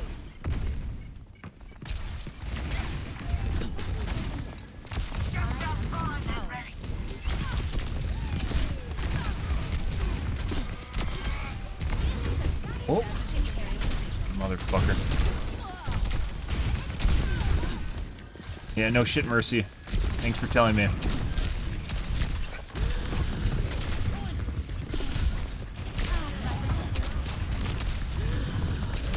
I don't know where my fucking...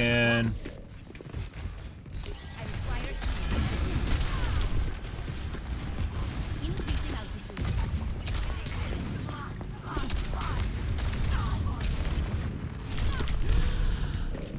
Oh, almost. We have a team here, by the way, somewhere. I don't know what their Doomfist is doing. He's jacking off in the lobby. Or the courtyard. Let's show him some air power. Yep.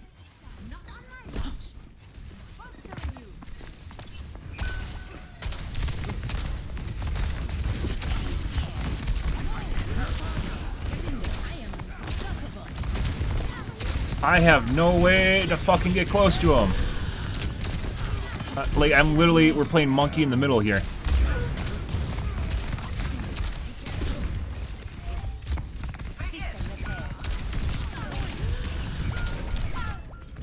Fucking Christ. I have a team here somewhere, guys. I had an Ana boost and literally played monkey in the middle with their entire fucking team.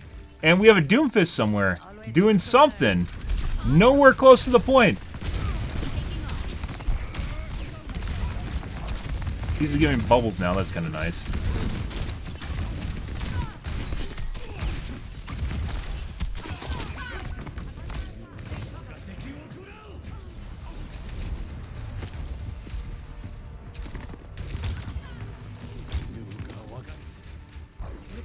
Okay.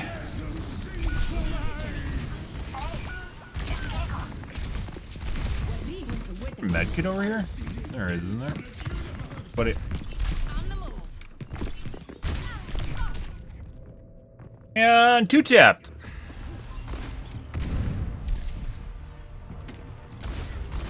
Looks like he toggled. Let's show him some air power. That's a very curious stop, isn't it? No one's gonna touch the point. There's 2 guys on both sides here, and neither went to the point. What the fuck? And we have a tank somewhere doing something that I have no idea what our tank is doing. I'm beating them in damage too, as a DPS, as a Pharah, with people trying to step on my dick. And I don't even have a pharmacy. She teases me. She's not healing me.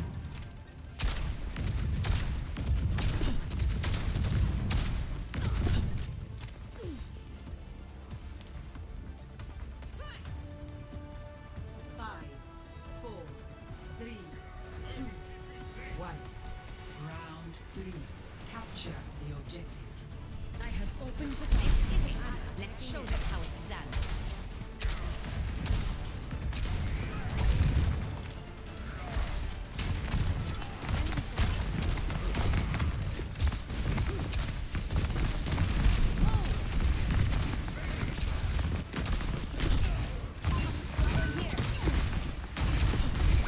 He wants to roll me.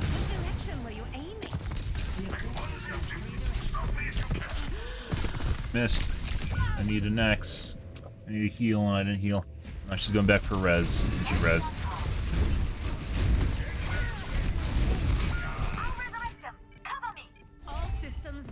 Oh yeah, I to win?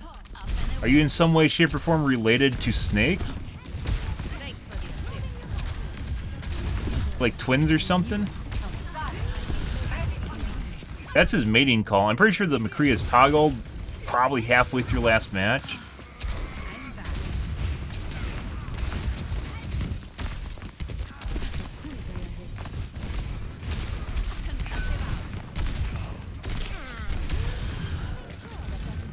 Res.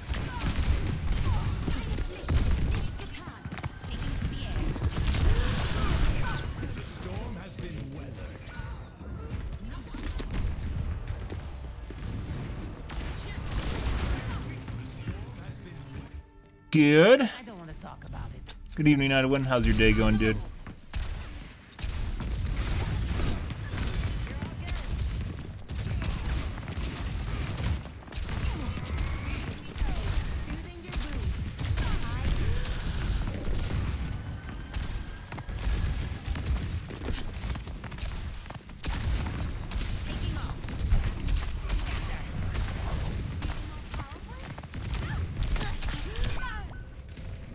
Yep.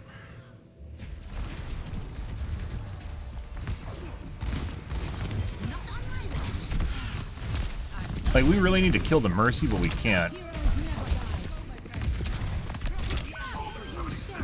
Uh-huh. He's literally just standing in front of my team, guys. I don't stay down. That's ridiculous.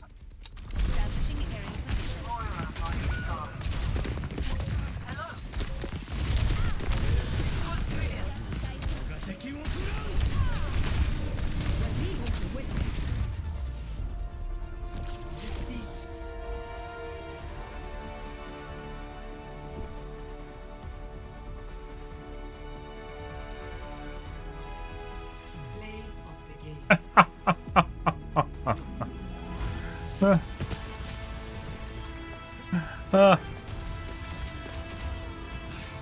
got there.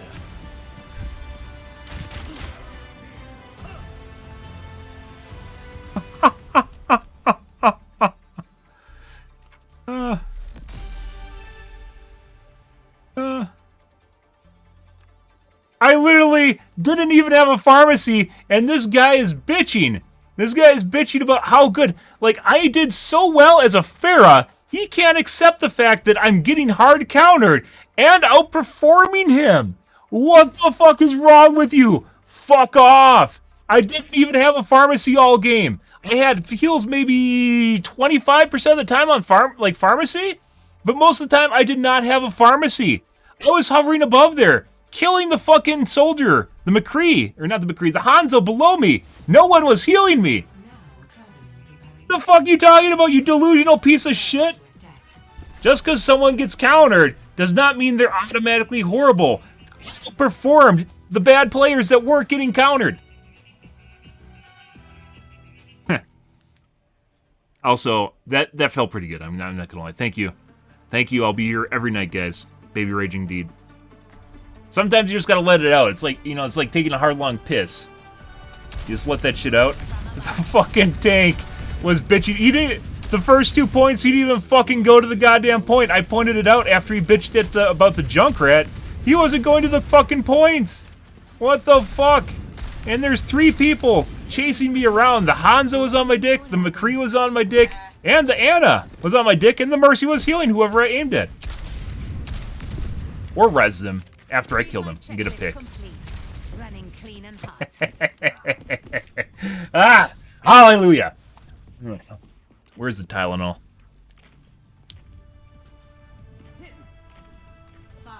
That's a Christmas Vacation reference, by the way.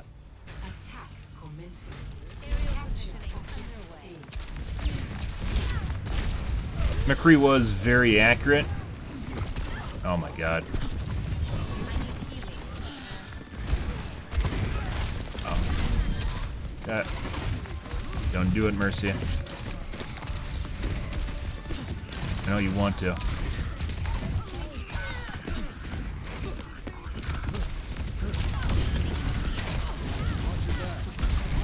Away from me.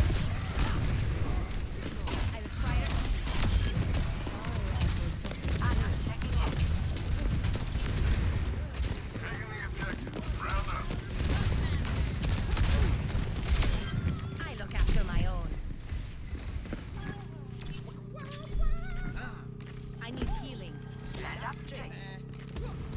I'm really feeling the heat. Like, do they really need to put an X above their head when they say no? Like, it just feels like it's adding insult to injury at this point. I'll show him good. This is the guy from last round, by the way. Apparently with Mercy, Healbot. Oh, that's a wallpaper change.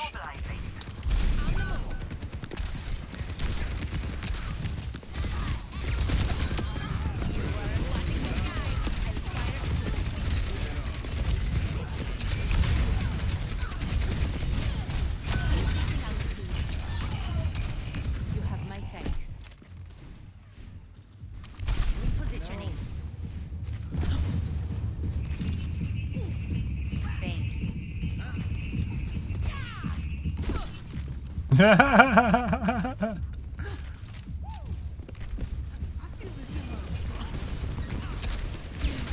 Holy shit. They have the fucking... the alliance over there or something.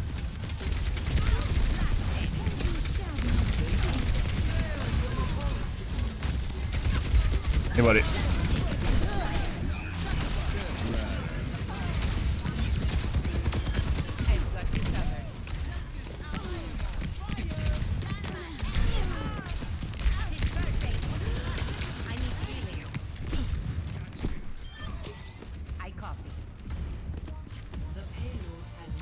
Dude, I'm not gonna lie, this feels a lot better.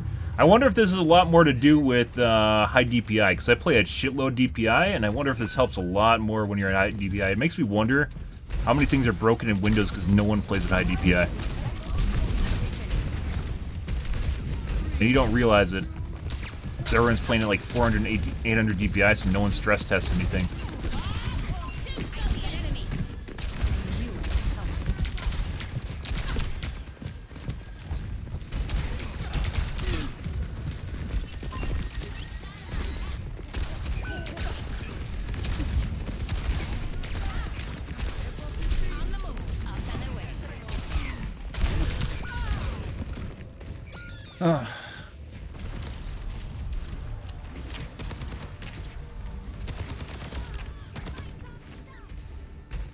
That was the Ash.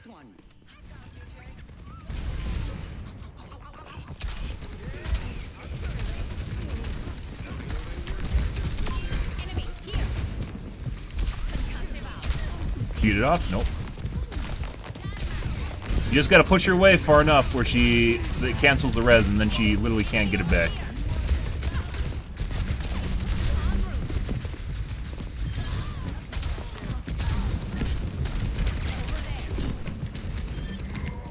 I require healing. Excellent teamwork.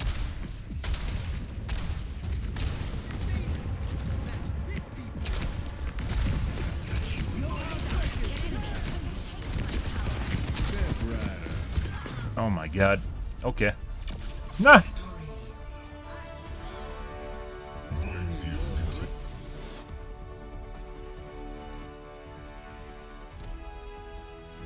I think the Lucio was actually healing me regardless of him keep saying no, so.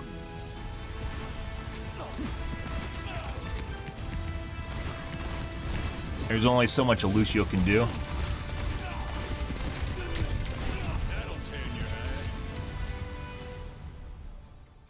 Holy shit, guys. We are performing. It's like I've played games my entire life.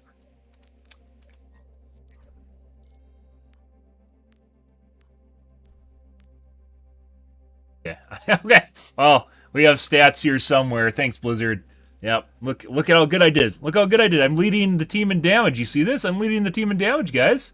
Isn't that amazing? Look at that. Look at that. I'm leading the team in damage. And a limbs and assists and no deaths. Great stuff.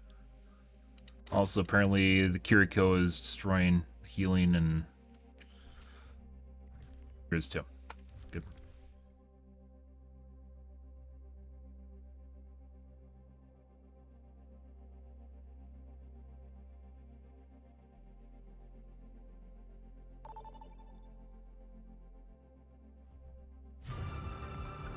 Now arriving at the Shambhala Ministry. Prepare your defenses. Select your hero. So is midairs. Thing that I really need to get down. I need to be able to kill the 6-dimensional fighter known as Mercy. You can kill a Mercy, guys, you can kill anything in the air. So. Especially when she goes Super Saiyan.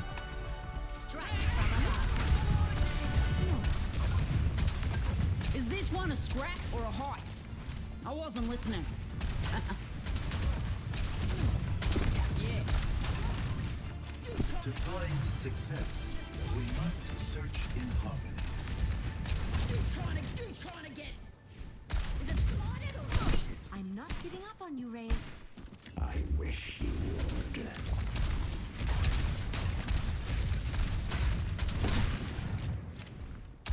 That weight is left behind. 9. Power. 3, Up and away. 1. Attackers incoming. Honestly, my hair edge feels better too. I don't know why. Everyone. I see an enemy. You think you can take me? Let's find out.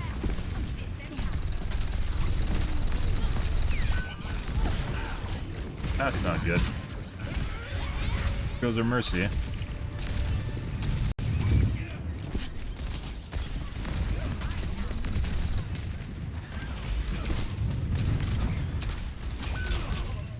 Well, their entire team just dove our healers, guys. Almost.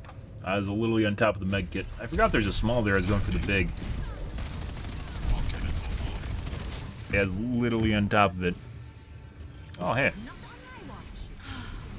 I'm not done yet.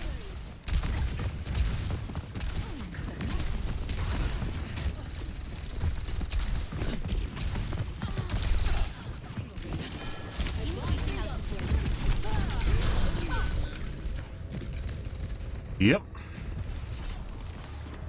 Advancing upward. Always more to learn. On the move.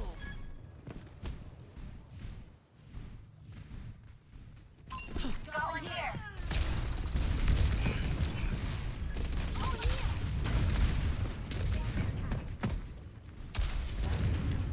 Just in case.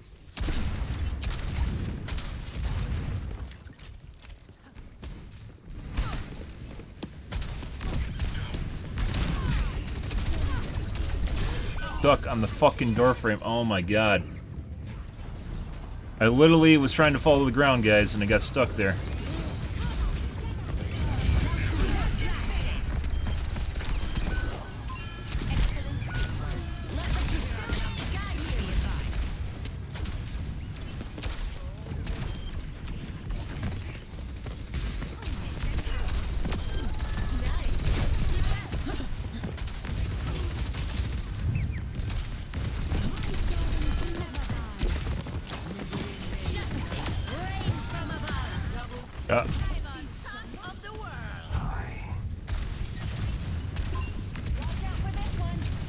I didn't know there's a thing back here. What's going on here? Sombra's the most boring hero. She's good. People just, I don't know why people say she's bad. She's really fucking good. She's like a warlock, though. What you consider a warlock? She like curses people, and it's not readily apparent she's doing work. Like May, even though she's basically stripping the team.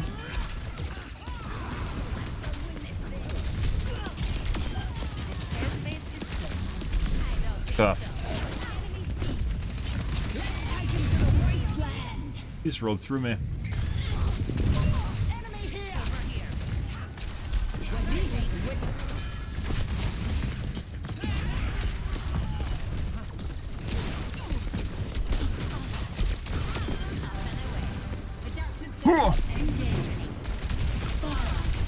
Suck my dick. Oh my god!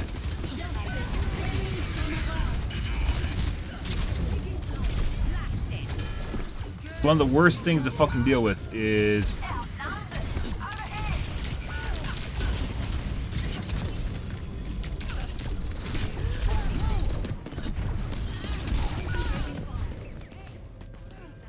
one of the hardest things to deal with is another Pharaoh. Holy fucking shit. Returning to battle. I haven't been doing that bad. En route. Things considered. Taking to the air.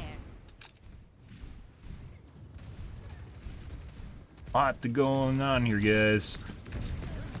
Enemy over here. It's like they're coordinating.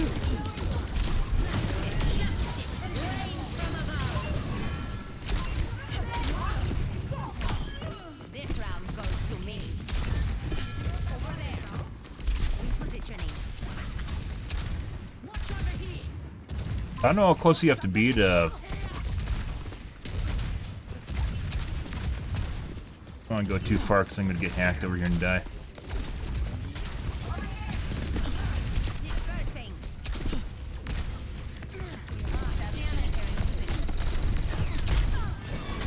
It's like they have a pre-made with the hamster and the Sombra, and they're just basically diving whoever gets hacked.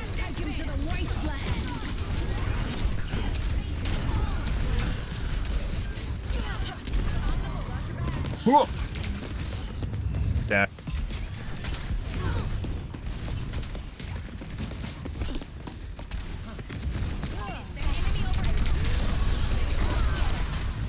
Nice.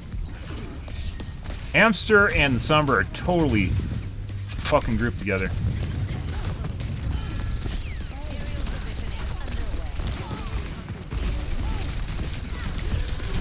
And aimbot grenade.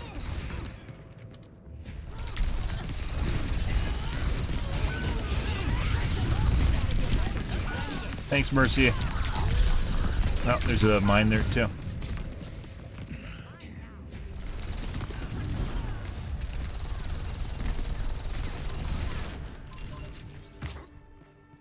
Shake it off. I spelled assassination right. That's 4 S's. Increasing altitude.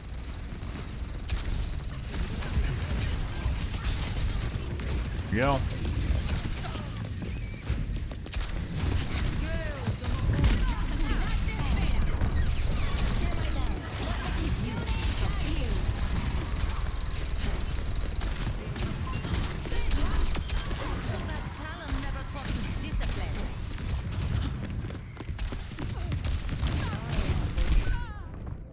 Headshot. Do you think we got a rage cheater? Find out. This is the Echo. Aw. Didn't even know he killed me. Another approach. Weird. On the move.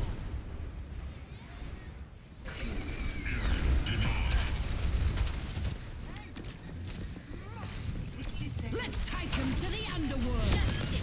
That was a waste. Huge waste. Oh my god, and Lucio just fucking used his ult too. Got one. Oh my god, huge waste. He is very accurate. Soothing your wounds. He's also very accurate.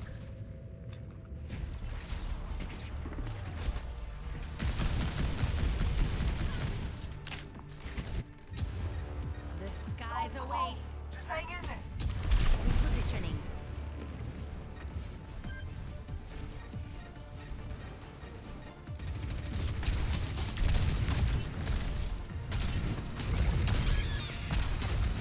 Enemy here. 10 seconds.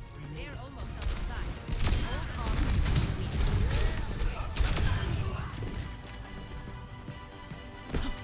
On the move.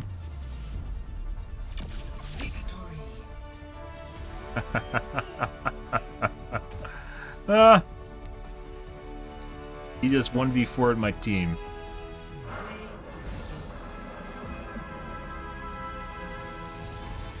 What he's talking about? We didn't do that bad. We're definitely okay. Thanks. Mercy. That res. You'll beat me, die in 5. I didn't get a chance to type it.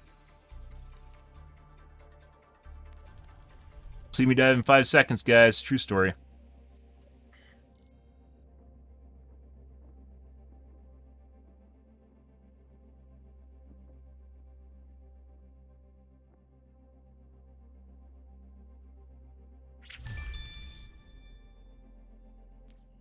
Oh my god, my endorsement's going up. There we go. She saved me. Did the tank do anything? Generally gotten pretty shit tanks all night. Saw the tank make plays at all. Same thing with the Reaper. Stingy with my I can't, guys. I don't have enough self-esteem to endorse the other team. My persona does not allow me to endorse the enemy team. Some people are better than me. I can't do it though. I don't know how many people can. I can't. Even though the Sombra and the Ball were being dicks, like they're actually pretty good at what they're doing. His Sombra would come through and hack someone, and then she would shoot him, and then the Ball would come through and finish him off. They did that probably a dozen or so times. Half a dozen, somewhere around there.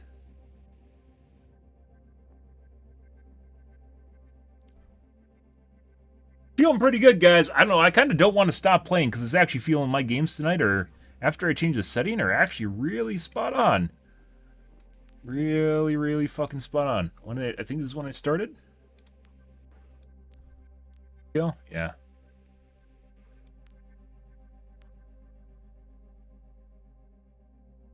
$58.21.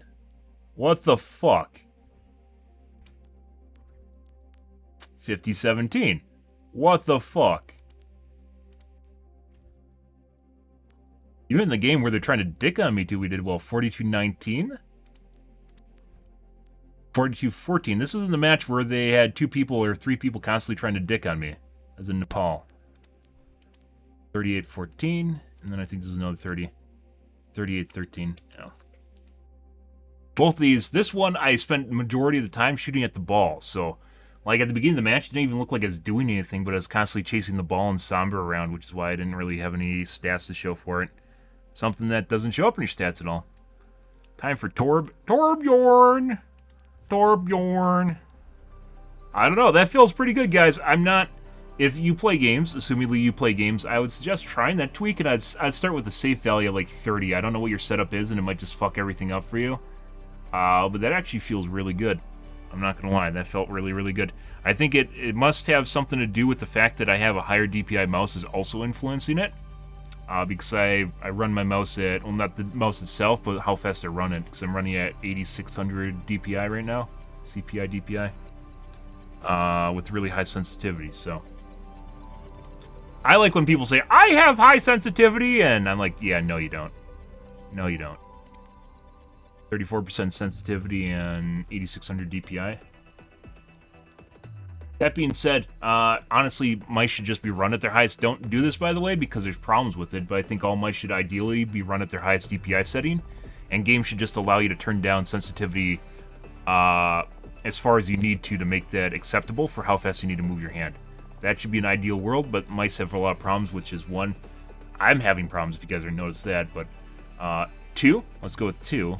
They also sometimes do interpolation above a certain sensitivity, or above a certain CPI level, and they won't tell you when they start doing that. It's not outwardly apparent, and they'll start fucking with it, or they become less accurate. The accuracy of the sensor itself goes down, and once again, no one tests it, and you can't figure it out. It's very difficult to diagnose.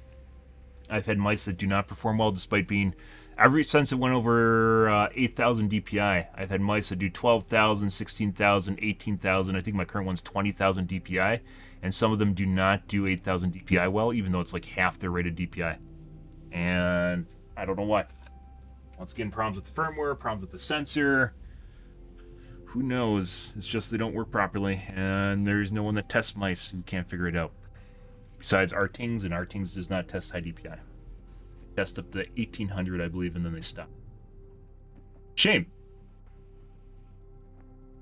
But alright, guys. I'm out here for this evening, guys. We had some really good games here at the end, I'm not going to lie. Pretty fucking good. After adjusting that setting, pretty good. I think I need to start documenting this too, because if I don't, I'm going to forget about it. And that's going to... I'm going to have problems in the future if I don't remember what I'm doing. The settings I've changed up till now have generally been tweaks that are relatively normal. This one's not. And as such, I'm probably going to forget about it. But I don't even think I have my eye burn mode on tonight either. It's weird. It feels like my shots are registering more. It feels like I'm more accurate. And then it also feels like I can see people. It has something to do with your ability to perceive motion. Has a lot to do with how in sync your peripheral is with what you're doing, too. Yeah, my eye scorch mode is not on. VRB is not on. So the more accurate your peripheral is, the better you'll be able to keep up with the action too. Yeah, so I don't know what's going on, but here we are, guys. Pretty good, though. But alrighty, guys, I am out here for this evening, guys. Tomorrow will be more Overwatch 2, so you guys have it to look forward to or not to look forward to. If you're new to the stream, you enjoyed the bullshit, you enjoyed the fun, make sure to follow button in the top right-hand corner. You stream every day from evening to late night, GMT-6, so 8 to 9 p.m. Central Standard Time to 1 to 2 a.m. Give or take, depends on my life, what's happening, etc., etc. It's actually technically more, I don't want to say the new time because then it's going to make me accept it, and I think it's going to move even further back. But right now it's about 11 to 4 a.m. instead. But it's been that way for like 3 months now, so I don't know, guys. Just taking it as it goes, but yeah. I'm out here for this evening, guys. Thanks for watching my stream as always, and I hope you guys have a wonderfully fantastic Monday night and Tuesday morning, guys. Have a good day.